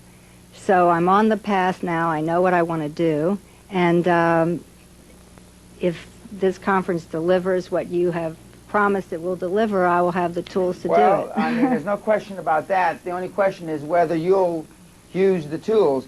As I've said, nobody's ever accused me of not delivering the tools, but you know, we ought to have a flip survey to go track people down, because I only hear about the successes. Because if you fall flat on your face, it's because you didn't do it. And I don't hear from those people. I mean, you know, when I see them, they walk on the other side of the road if I'm in an airport. And so that's fine, because it's not for everybody. And contrary to, you know, as I said earlier, it's socially acceptable to talk about making money. But it's not so socially acceptable to do the things it takes to make money. Big difference. You know, talk's cheap, takes money to buy whiskey in West Texas, right, Jerry? That's right. And so I mean, but well, you'll get the tools, but it's up to you to use them.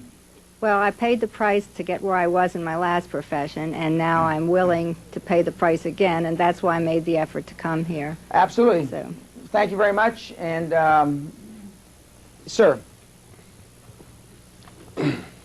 Hi, my name is Jeff Broderick. My dad talked me into coming here. He went to the one down in San Jose because he's getting involved in a business San venture. Diego. Or excuse me, area slip there. Anyway, we own a automotive repair facility in San Francisco, which I now manage after coming back about 6 months ago. And I guess he wanted me to get shook up a little bit here and see if we could give it a little bit of a jump start. So I think I need to change my goal from about a 50% increase in 1 year to probably at least double, and that's only because you can't do 10 times as much work within the facility we have unless we expand, which I guess is another possibility. So. Well, I mean, I remember you talking to your dad, now that he refreshed my memory, back about 8 or 9 months ago, right? Or a year and 8 or 9 months ago. April of 93 or 94 we talked? 93. 93, a year and a half ago. And they're in the, is antique car the right, or specialty car, or? No, he was dealing in specialty cars, Okay. which he still has some. But this is a general repair shop. Okay, well, I mean, it's a high volume shop in the city. Whether you've got the facility to be able to take as many cars as it would be to grow your business 300 or 400%, that's not the point. See, the point is you should expand your horizons, your expectations to that level, then you'll figure out a way how to do it. You know, if I had a hamburger stand that could only seat 100 people, and I'm getting out of school because I don't know anything about the restaurant business, Hoffman's smiling, he's thinking, oh, God, he's going to stick his foot in or as they say, the custard in England when you make a mistake. He's going to stick his cock in the custard. But, I mean, you will either find a new facility, you will expand your existing facility, something will happen. And so, I mean, so expand your horizons, expand your expectations beyond the capability of how many you can seat. I mean, or not how many you can seat, how much you can do in your store. But that's good. I'm glad your father talked you into coming. And now, your father. Yeah, hi, my name's Chuck Broderick. I met Dan Pena at the J. Abraham seminar. At that time, I was actually having two of my sons run the automotive repair business. By the way, our automotive repair business, my son's a little polite. We do over $1 million a year, and we are probably the highest tech shop in the San Francisco area, maybe in the state. We're a beta site for a company called Edge Diagnostic, which is a new technique that even the dealers don't use yet. And our equipment is almost computer freakish in its nature anyway. Our alignment machine is operated by a computer.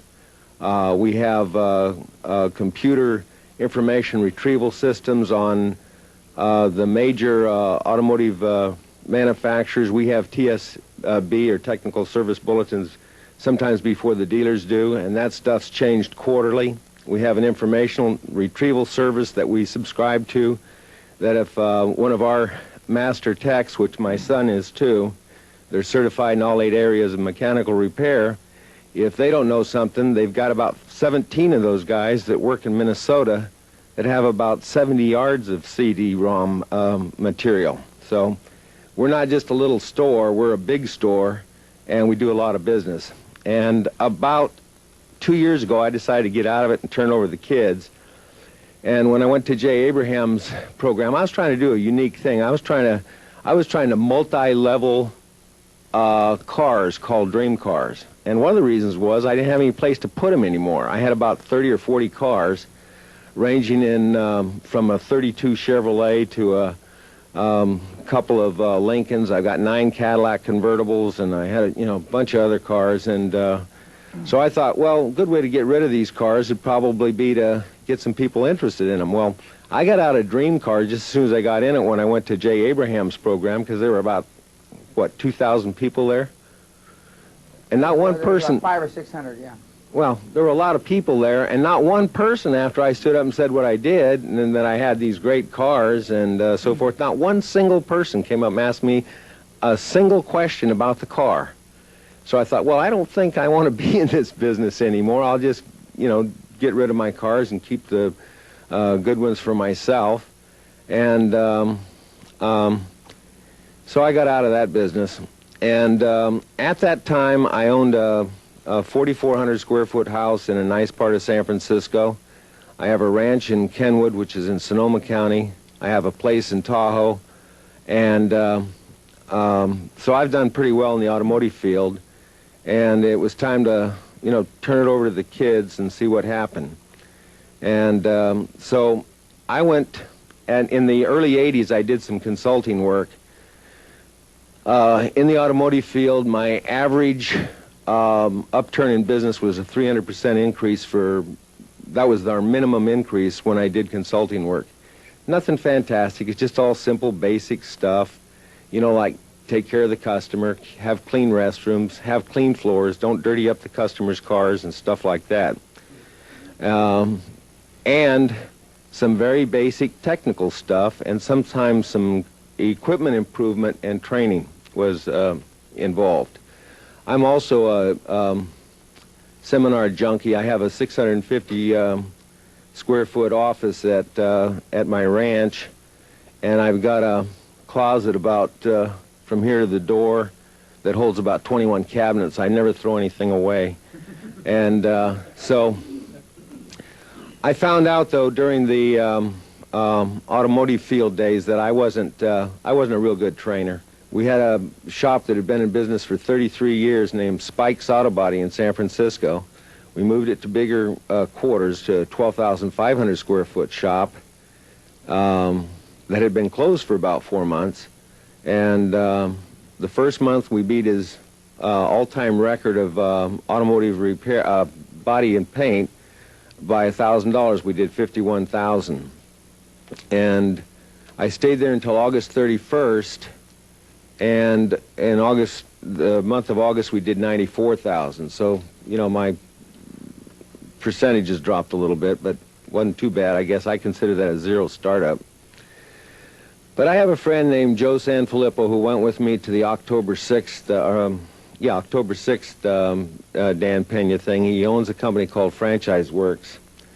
And he's developed franchises for probably 3 or 4 different companies, including one of the 100 best by the New Success Magazine's program, Cotman Transmission. He was the area developer for Cotman he's a San Diegan.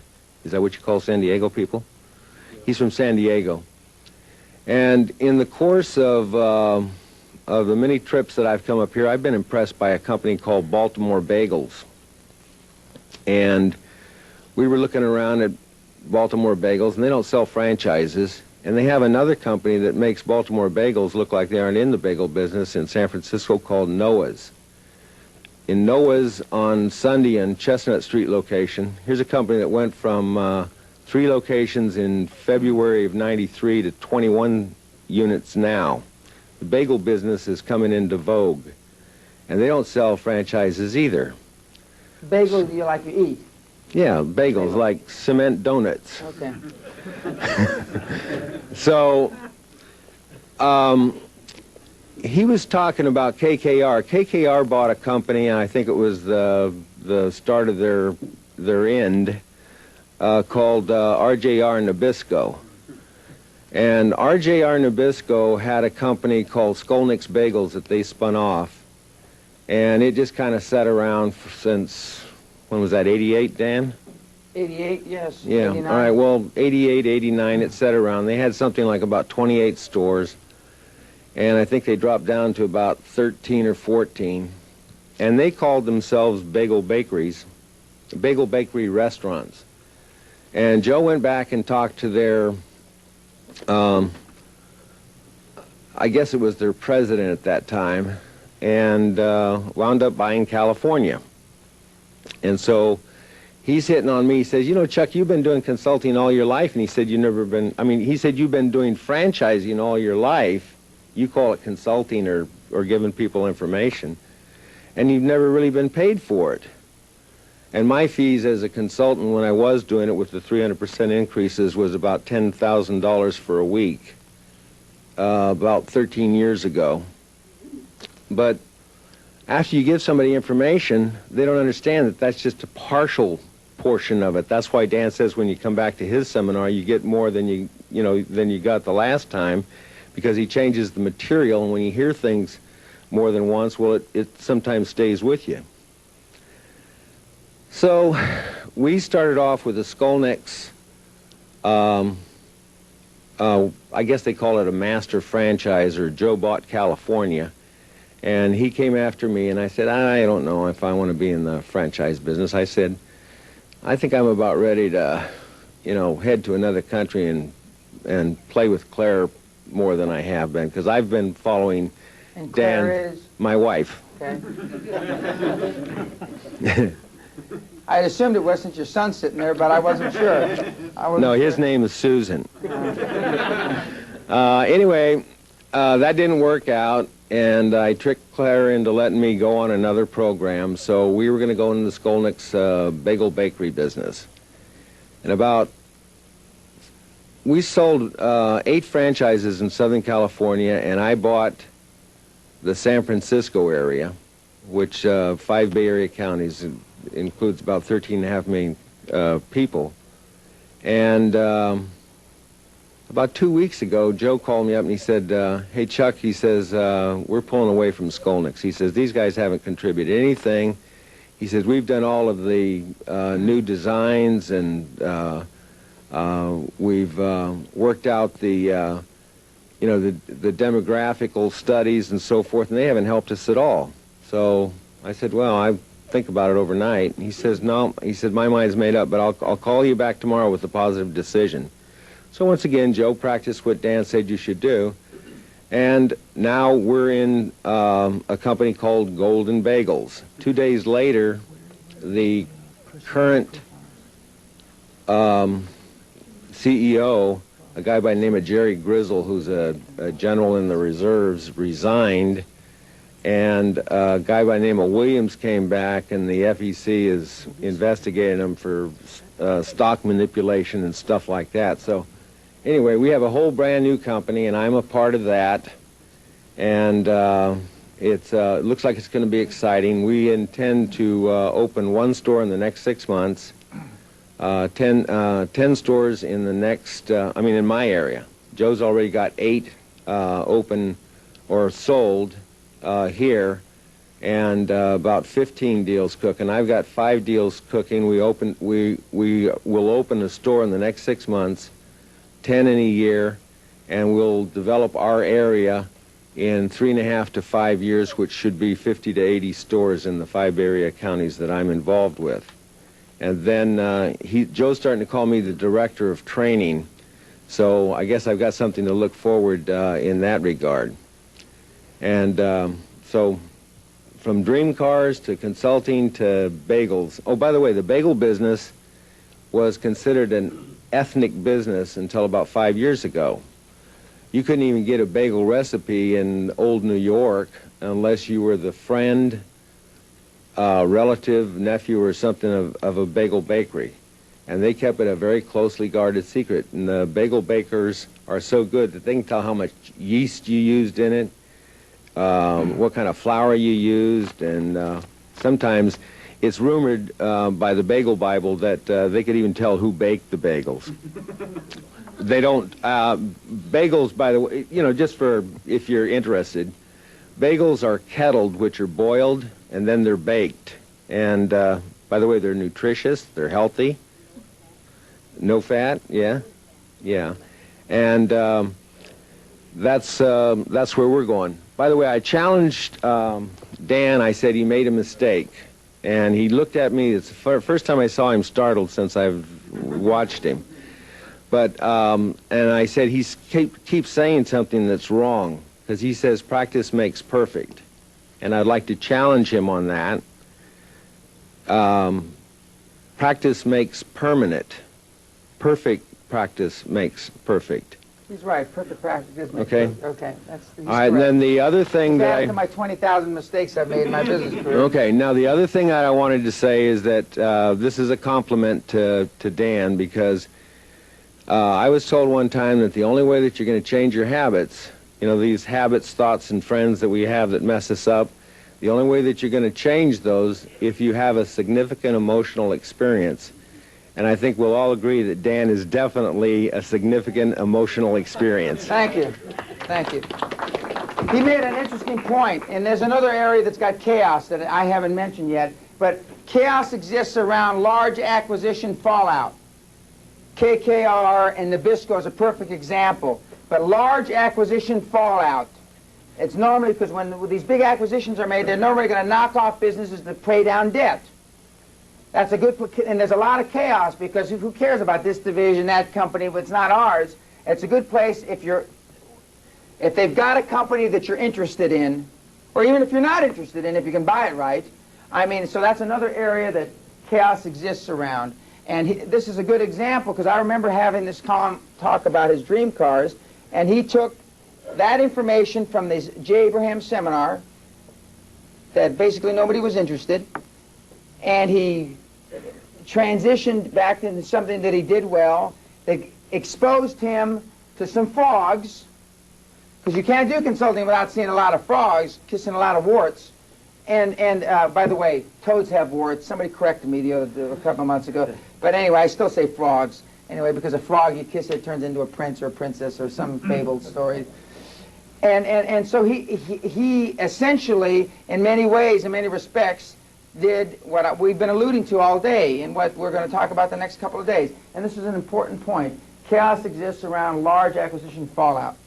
Now, last on our number 29 or 41 on our menu, number 1 on our hearts, the Verdiers. I'm going to ask them to come up, and I don't know if you both want to come up or one of you. I know one of you likes to talk more than the other. So, but there are 2 letters in your packet. Now, we designed these packets before I knew they were going to be here. And one letter is from George and Deanne shortly after the seminar at the castle. And then another letter is from Deanne, I think, 2 months later. Right? Okay. 2 miserable months. 60 days later. Okay? Now, notwithstanding the castle is a special place, you know, Lloyd's of London, who's just tripled my insurance rate because of all the screw-ups they've made, now I've got to pay for it, says it's one of the most finely appointed grand homes, estates in all of Great Britain. That's saying something. We had the, same interior decorators that did Buckingham Palace. I mean... How'd you acquire that? I bought it in 1984 because we're going to talk about perception as reality tomorrow. I wanted a different social and economic milieu to raise my kids in. If my kids were going to get screwed up, my wife and I were going to do it our way and on a different environment. And I wanted to be as far away as I humanly possibly could away from my parents and especially my in-laws, who are doofus morons, who are in their late 80s, live over here in the valley. And we wanted our kids, we would expose them once they got to be 10 or 12, and they already had their little characters built before we exposed them to the family. And that's what we did, and that's why we moved. But they were there, and but these letters that we got, and that's why I put them in the packet, 60 measly days. Now, and this is the truth, on the 3rd or 4th day, George looked like he was ill sitting there around the table, remember, up in my boardroom, because he was really thinking about this stuff. And he realized that he was going to have to have a life-changing experience, as was just mentioned, if they were going to do these things. And both he and his lovely wife had a difference of opinion on which way they should go. And his wife's sitting over there smiling, but she's a pretty opinionated lady. She's got a big mouth. I mean, she talks a lot, and she's very opinionated. And so he knew, and he was just sitting there, and when he'd walk out of the room, he looks like the bone marrow had been sucked from his bones.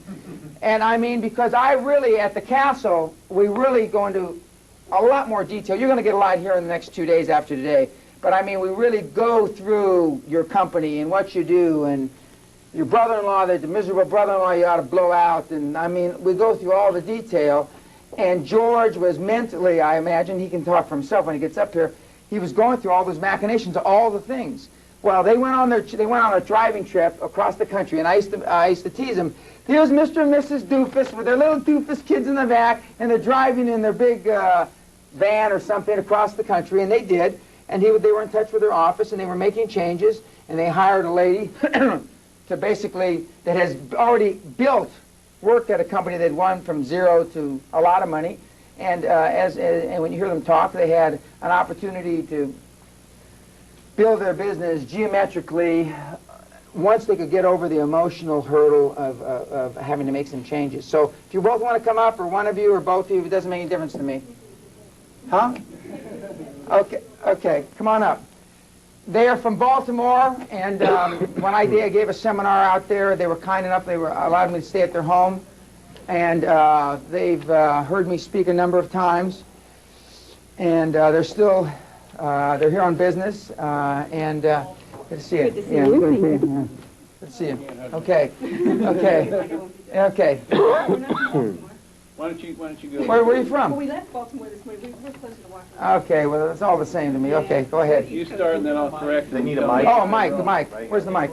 Yeah. Does this work? This isn't a real mic. This is just a prop. No, it is. It works for the camera. Oh, okay. But it doesn't, okay. I was going to say, I can project. Okay, it's all right. Go ahead. Well, I always have to go first because George always steals my thunder, so we just make it a policy. Dan's right. I do have a big mouth, and it runs all the time. But anyway, I guess we first met Dan. I went kicking and screaming literally to Las Vegas about almost a year ago. I didn't want to go. I didn't want to hear Dan speak, and I was totally against the whole idea. Well, it was a CEO club convention. We went, and Dan spoke maybe 15 minutes. Joe didn't give you a lot of time. 15, 20. But everything he said had meaning to me. It just, he was saying the things that I was thinking, and it just led us to believe that we wanted to hear more of what Dan had to say. Then he came to Washington and spoke at the CEO Club. Actually, I got to hear him twice, once in Baltimore and the second day in D.C., so I got a double dose. And then George and I decided shortly thereafter that we wanted to go to Scotland, and that was, I think, going to Las Vegas and meeting Dan, I really hit the major jackpot there. It changed not only our business, but our personal lives, the way we look at everything, the way we look at our friends or the people that we thought were our friends. You're right. Doofuses. Yeah, they're really shallow. They don't get it. They're narrow. They're not big thinkers. They just think small. And George and I have always been very focused people. We're the kind that once a year we sit down with a piece of paper and we list out our goals for the year. And then periodically throughout the year we bring it out and we look to see where we're at. Well, I'm sure this year when we started in January with our list, I'm sure we have gone far beyond our expectations. But I think, I don't even know where to start. So many things have happened since we saw you Talk about how last. much more money you're making. That's what these... Well, I don't deal with money. He deals with money. I just spend it, and I do a real good job of that. But She's the East Coast distributor of money. Yeah. I'm getting my new car next week, I think. But we started out, we knew we wanted to grow our business. We're in the, I hate to call it what we usually refer to it as arts and craft festivals, because people think of the little old ladies and the handmade doilies. But basically what we do is create a marketplace for fine artists and craft designers to meet with appreciative patrons. Isn't that good? I thought that up this morning on the plane. But that kind of describes what our business is. And we started out doing it in the D.C. area, and for, I guess, 13 years we stayed in D.C. And last year we decided that we wanted to branch out. We wanted to try our formula in New Jersey. So we were going a few hours north of our current existing locations. And then we went, actually right after the first show, or was it before? Well, right around the same time, we went to Scotland. And we decided that, when did we go to Scotland? That was June. May, June. Yeah, so it was right after our very first show. Well, we came home and decided that if we wanted to really grow our business and commit ourselves, well, we had made up our mind when we were there. I had an experience. I was corrected at dinner one night. I had an emotional experience. Ed was sitting across the table from me asking me questions as Dan quietly was eating his dinner. And then he looks at me and he says, "You don't get it." Well, then I had to sit and think about, do I understand what he's talking about? And I think I spent an entire evening deep in thought, and I realized... No, you went to your room. Yeah, I went to did. your room. Oh, I was deep in thought. We haven't had anybody cry yet. I cried. That's why I was in my room. I told Kaufman, because I know his wife, I wasn't going to make him cry in front of his wife. So, but if nobody else I've made any promises to. I had dignity. I went to my room and cried by myself. But yes, you succeeded. I don't know whether to give you the satisfaction of knowing. But it hurt my feelings, and then I thought, this is stupid. He's not trying to hurt your feelings. He's trying to teach you something. And I realized at the time that I had to make the commitment. If I was going to do this, well, I shouldn't be crude. You have to have the courage to stand up behind your convictions. Later, I'll tell you what I was going to say. But you do have to have the courage to be willing to put it all on the line, both cheeks on the line, and be willing to go either way. Otherwise, you're just not going to be able to do it. But we have focused our energies so strongly into what we want to do and set our goals. And since we were in Scotland, we've expanded our business by 50%. Starting in '95, we're going to be having 2 additional shows in Michigan. We're going to be in the Detroit area, and 2 shows in the Philadelphia area. We've taken numerous trips to Chicago, we want the Chicago area. It's in our A market. We know it would be a successful show, but we have to find the proper venue for it, which we haven't been able to do. We do not like to go into the downtown areas for our type of events. But we've been out to California. Now this is our second trip out. This will be our 3rd show that we're looking at. We're thinking of possibly acquiring this particular show we're going to see tomorrow. But anyhow, I have to attribute Dan to giving us the really the courage, the self-confidence, and the willingness to do what you have to do. And with that, thank you. Thank you. George. Deanne did a good preamble. I want to thank you for letting us stop in here today. We are out here on business. We're out here looking at shows to acquire. One of the things Dan's going to tell you is that there's a pay price to action to achieve the goals that you want to achieve. Our goal is to become super rich. One of our vehicles is the business we're in now. It's probably not the end vehicle. It's a vehicle along the way. We want to build it up, dress it up, and then sell it. Either take it public or sell it. One of my competitors just sold a string of 21 shows in this area to a $6 billion information company in Canada. So there's a market to do it, but we need to build it up. Our business is kind of where the real estate business was maybe 15 or 20 years ago, when you had all the little mom and pop real estate operations in every little city, and there was no one that was nationwide. No one had branded it. Century 21 came in and branded it.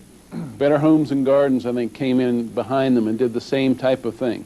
We want to be the first one to come in and brand the retail craft industry, and to do that, there's the pay price to action that Dan alludes to all the time. You have to change your way of thinking if you're going to grow your business. When you go back to your business, you can't do what you've been doing and expect to do a quantum leap. It's just not going to happen. More of the same gets you more of the same. So when we went back, we changed the way we did business. First of all, while we were in Scotland, and I got to tell you, this is as an emotional experience as you'll get, is being immersed into this tank for a week, non-stop, breakfast to bedtime, Dan Pena, and it's just, there's nothing like it. You won't get it here in 3 days, what you'll get there. It's amazing. At any rate, we made a plan there of the changes we wanted to make. On the way back on the plane, our minds are going because we're just all fired up with this. We came up with a way to increase our cash flow $500,000 immediately this year. Right now, it's coming in now as we speak. Our little beavers are back there depositing checks and socking them into the bank. We have increased in the last 4 months our business 50%. 5 weeks of that we were on vacation. We've been to 30... Point. They let loose. We got chokers of the business, I can tell, just by looking at you. Choking it, that's right. Yeah, Burl was the preeminent expert. Buy her a drink. Nobody choked her business more than Burl. They were maybe second place. She had her fingerprints on her throat like this. Go ahead. No, I'm an engineer. I was choking it pretty good. Yeah. We've been doing this business for 20 years. It was around $2 million, and we polished this car till it shined so perfectly you wouldn't believe it. When we came back, the first thing we did was assemble our staff. We told them that they're going to be running the business from here on, and most of them have been with us for some time, and it's not a feat that they couldn't rise to the moment. In fact, they have exceeded all my expectations in coming and taking charge, and God forbid they've even come up with ideas that are better than what I was doing and doing it. We gave them all a $2,000 raise. We told them we're going to be working them harder. They're going to be working themselves harder. 4 days later, we left for 5 weeks, and we left it with them to do it and build it. During that time, we have investigated every competitor of significance in the country. We've hired private investigators to look into 4 of them. We've done as much financial background as we can on the ones that we're interested in, and now we're at the point where we're going out individually and visiting each competitor and seeing if it's something that we want to try to acquire or not. Right now we're on the East Coast, as far west as Detroit. We want to be nationwide. In order to come to California, we need a customer base out here already. We need a beachhead. And so we're looking here to acquire some shows in the western United States here, so that we can then build this market out here and be nationwide. And then we'll have a vehicle that we can dress up. Right now, I spend all of my time on business development. I don't even turn on my computer anymore. The spreadsheets are still there. Thank God. All little budgets, and I was very comfortable. I could go into work and turn on the computer, and I could play all day and be comfortable, and we had a great life. But it wasn't going to go to a quantum leap, which is what we want to do. We're focused together. We're a team of 2, so we should be able to do it twice as fast. And Deanne is working easily as hard and perhaps harder than I am at getting this done. And it's an amazing thing to see it happen. The most amazing thing is we had all the tools, all of the knowledge we needed all along.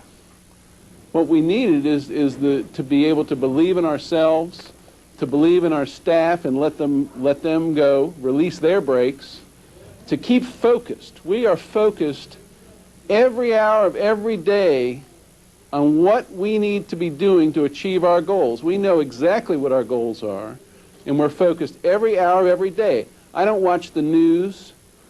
I don't go and do things that just flood my mind with a bunch of ideas that have nothing to do with what's happening to me. We've invaded Haiti, I'm told. I don't care. I if love they come this. and get me, I love it. They'll do it. Okay, They've gotten it doesn't comfortable. affect me. They've gotten comfortable knowing that it's okay. Their people are gonna make mistakes. They're gonna do more right than wrong, and they've even come up with some ideas that that are, and that will happen, that are better than your ideas, by definition. And they hired somebody that has been there before. That's right. And they used to be afraid to speak up. They were scared to death that we were... being around you, I can understand that. I mean, That's right. We've sold off part of our business. This last week I sold off 2 home shows that we also did to the second largest paper in Washington, D.C., and unloaded that because it was a split focus from what we were doing. We want to be focused like a laser beam on this project of building this business up. And I told the people back at the office, I said, I'm going to go out and get the cows, and I'm going to bring them into you. And then I'm going to want you to stand here and milk them and just keep milking them. I'm going to go out and get more cows and bring them in. And that's my job.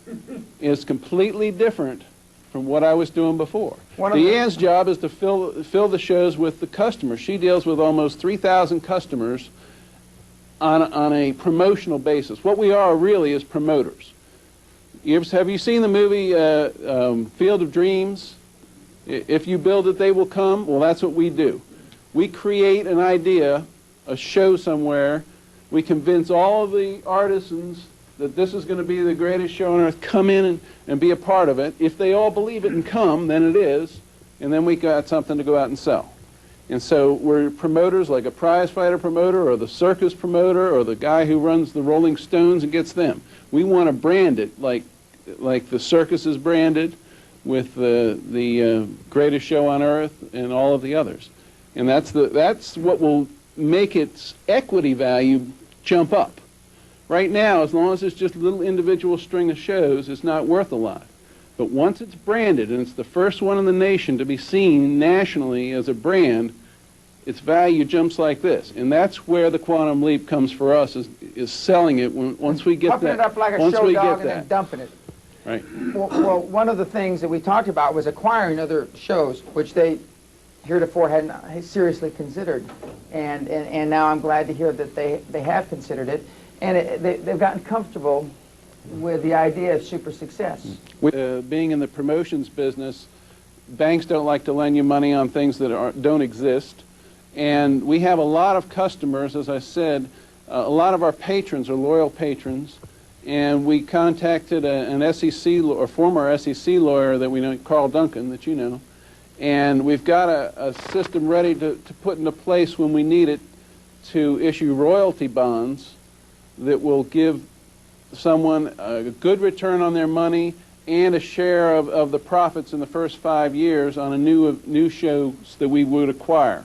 And we're targeting who are the frogs that we're going to want to bring into this that can do it. It's a minimum $25,000 investment, can be up $100,000, $200,000, and we're looking at raising maybe $1 million, depending on what we're buying.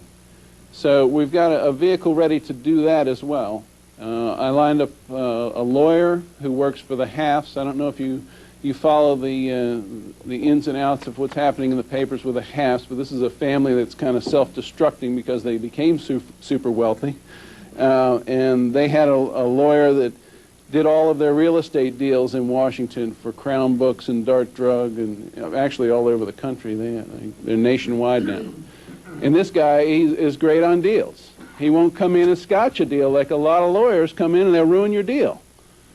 This guy comes in and he doesn't ruin the deal. He can help you close it and do it in a way that's final and complete. He didn't mess around. Tomorrow we're going to talk about building our dream team, or maybe that's Saturday. I can't remember which, and that's what they're alluding to, because I mean, because you can't do it alone. You've got to have a team, and if you're dealing with your brother-in-law, by definition, almost, unless he's a senior managing partner of O'Melveny and Myers or something, it's not the right guy. Right.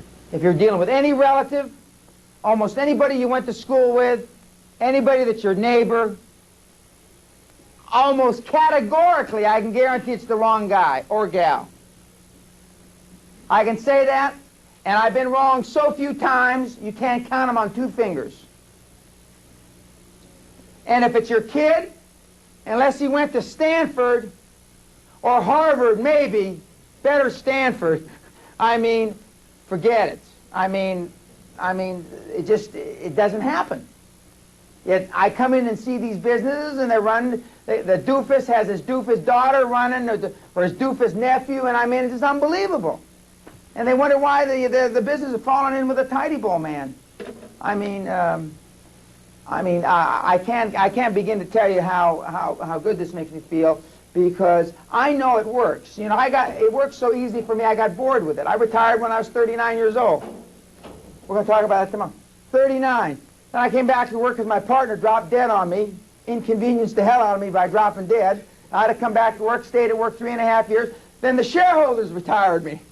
And so, but then, almost 3 years ago now, and then I got involved in this, and I enjoy doing this. And it's just not that hard. It just, I mean, if the Verdiers can do it, Jesus Christ, I mean, if Whipple can do it, if Burl can do it, God almighty, look at this. I mean, we're not talking to Einsteins. It's not that hard, is it? You got to stay focused, though. Commitment. It's commitment and it's focus to do it. And you do have to be committed. That's one of the things we got out of the seminar in Scotland, is that we came out of there with a complete commitment to do this, and we are 100% at it. Since the 1st of September, we've had 1 weekend at home with our kids, and we've been on the road. We're on the road now. We were in, I don't know where last weekend, and we've just been on the road. And so there is a pay price to action to do it. You still got that goofy dog? Yeah, when I see him, yeah. They got a great Dalmatian, really. Anyway, any questions of the Verdiers? I mean, sure. One of the things that... Mike. Thank you. The official. One of the things that we didn't really touch on, that in addition to the commitment and all that we made when we were in Scotland, one of the things that Dan really succeeded in doing is putting the passion back into the business. We've been in this business for 20 years, and it's successful. We have a nice house. He drives a nice car. I drive a nice car, too. It's going to be nicer next week. But everything was rolling along, and we were real happy. But it was kind of boring. You went to work. You knew every day what you were going to do. You could just pump the list out of the computer and just follow 1, 2, 3, exactly what you and your staff were going to do. But he compared it to when you first you first get married, and sex, and how exciting it is. Yes. You know, in the bathroom, on the kitchen table, in the car. I mean, you know, some of you got a twinkle. Well, I think I can remember that. Well, yeah. I mean, but when you wanted to come to work in the morning, remember you were talking about wanting to come to work and working those 10 hours? I mean, I still enjoy doing this, you know. When people send me faxes at 11, 12 o'clock at night, it's a game. I send them faxes back at 2 o'clock in the morning because I'm in my office. Of course, my office is in my home, but it's that lust for life. You wake up in the morning, you can't wait to get to work. You can't wait to see what's going to be in the mail. Well, I can't wait to see what my staff is coming up with. And I'm one of these people that had total control over everything. Everything was my project. Yes, I was choking it to death. And now I'm the queen of delegating. I delegate everything. I walk into the office, and half the time they don't even know if I'm there. We have a reception area in the middle. Our offices are off to the left. Their offices are off to the right. And if the receptionist doesn't answer the phone... In fact, Lorraine called the other day, and the receptionist was down the hall or whatever, and somebody in the back answered the phone. She didn't even know whether I was in. So it doesn't matter whether I'm in or not. They're running things. Most of the time it's better when you're not. Yeah. There's a question for you in the back.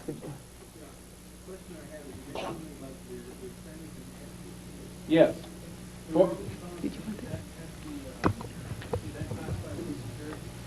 There are a lot of security laws that relate to royalty bonds, and you have to present them the way we were going to do it. In order to sell them, you couldn't be a broker of any kind to do it, and you had to pass a lot of qualifications.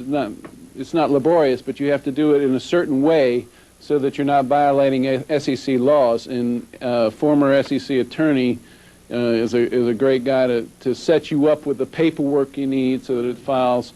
Because in a sense, you're selling part of your company. In a sense, you're just getting them to loan you money. So it's kind of a gray area there, but there's a lot of ins and outs of it. If you're interested, I'll give you the fellow's name. He's kind of an expert in this particular area of it. And I know Carl, right? Carl? Yeah, you know and Carl. I know Carl. Carl is a dynamite guy. I know what the point you're getting. I think I know the point.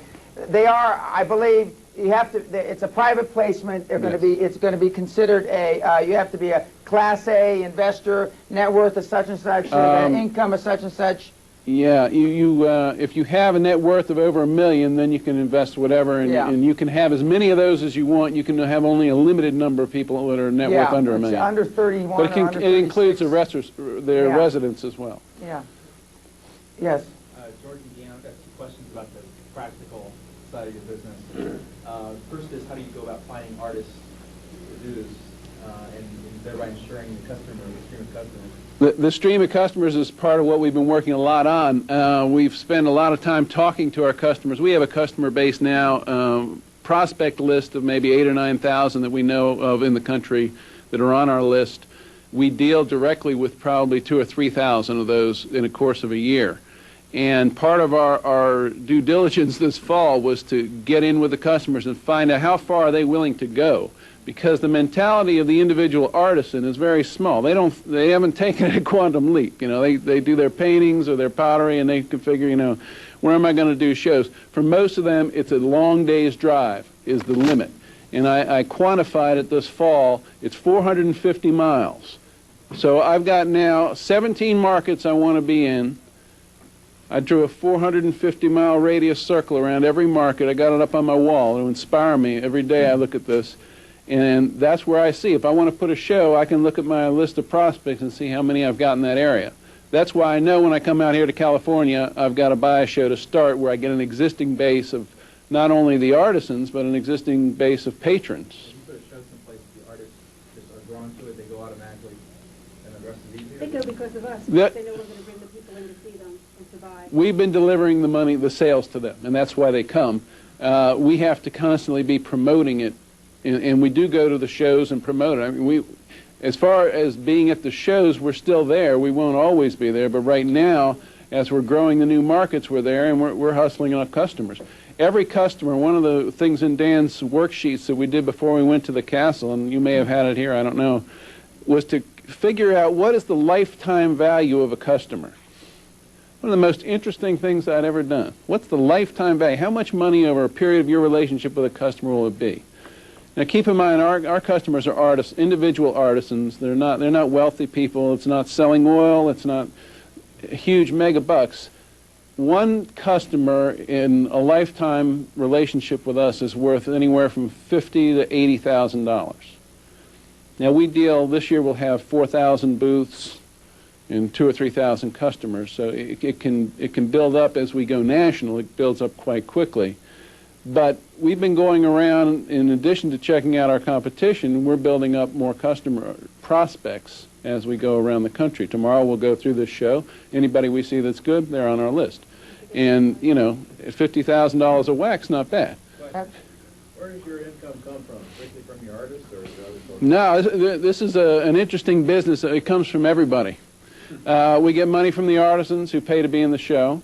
We get money from the patrons who pay to come to see the show. We get money from the food vendors who are in the show. Who else do we get money from? And I don't. Everybody pays us. I like that. You get a percentage of the sales? No, not directly. The booth fee is really based on the sales. Everything comes from the sales. If the artisan sells $5,000, they'd be willing to pay $500, about 10%, for a booth. They take their own sales, but we track their sales. But they do pay you a percentage then? No. Not directly. The food vendors are the only people who get For the artisans, it's a flat fee.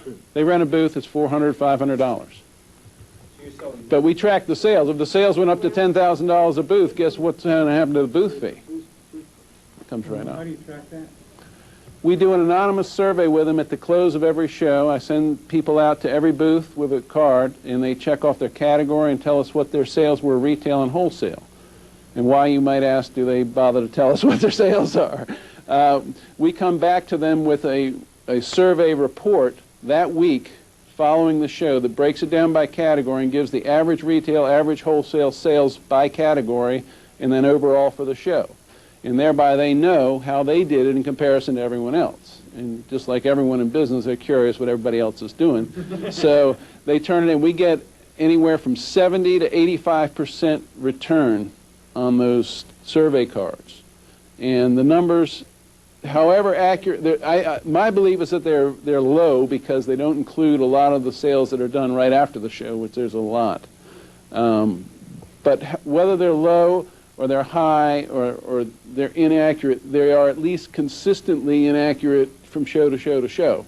So when you do use them as a comparison, it's a valid statistical comparison. I was an engineer in my former life, and so I like to play with a lot of numbers and things. And that's part of the fun. Any other questions? Thanks a lot. I'll see you at the show. Okay. Any questions before we call it a night? Very good. 9 o'clock tomorrow morning. Thank you very much. It's going to get real interesting. If you don't think it's interesting now, it's going to get a lot more interesting tomorrow. Thank you.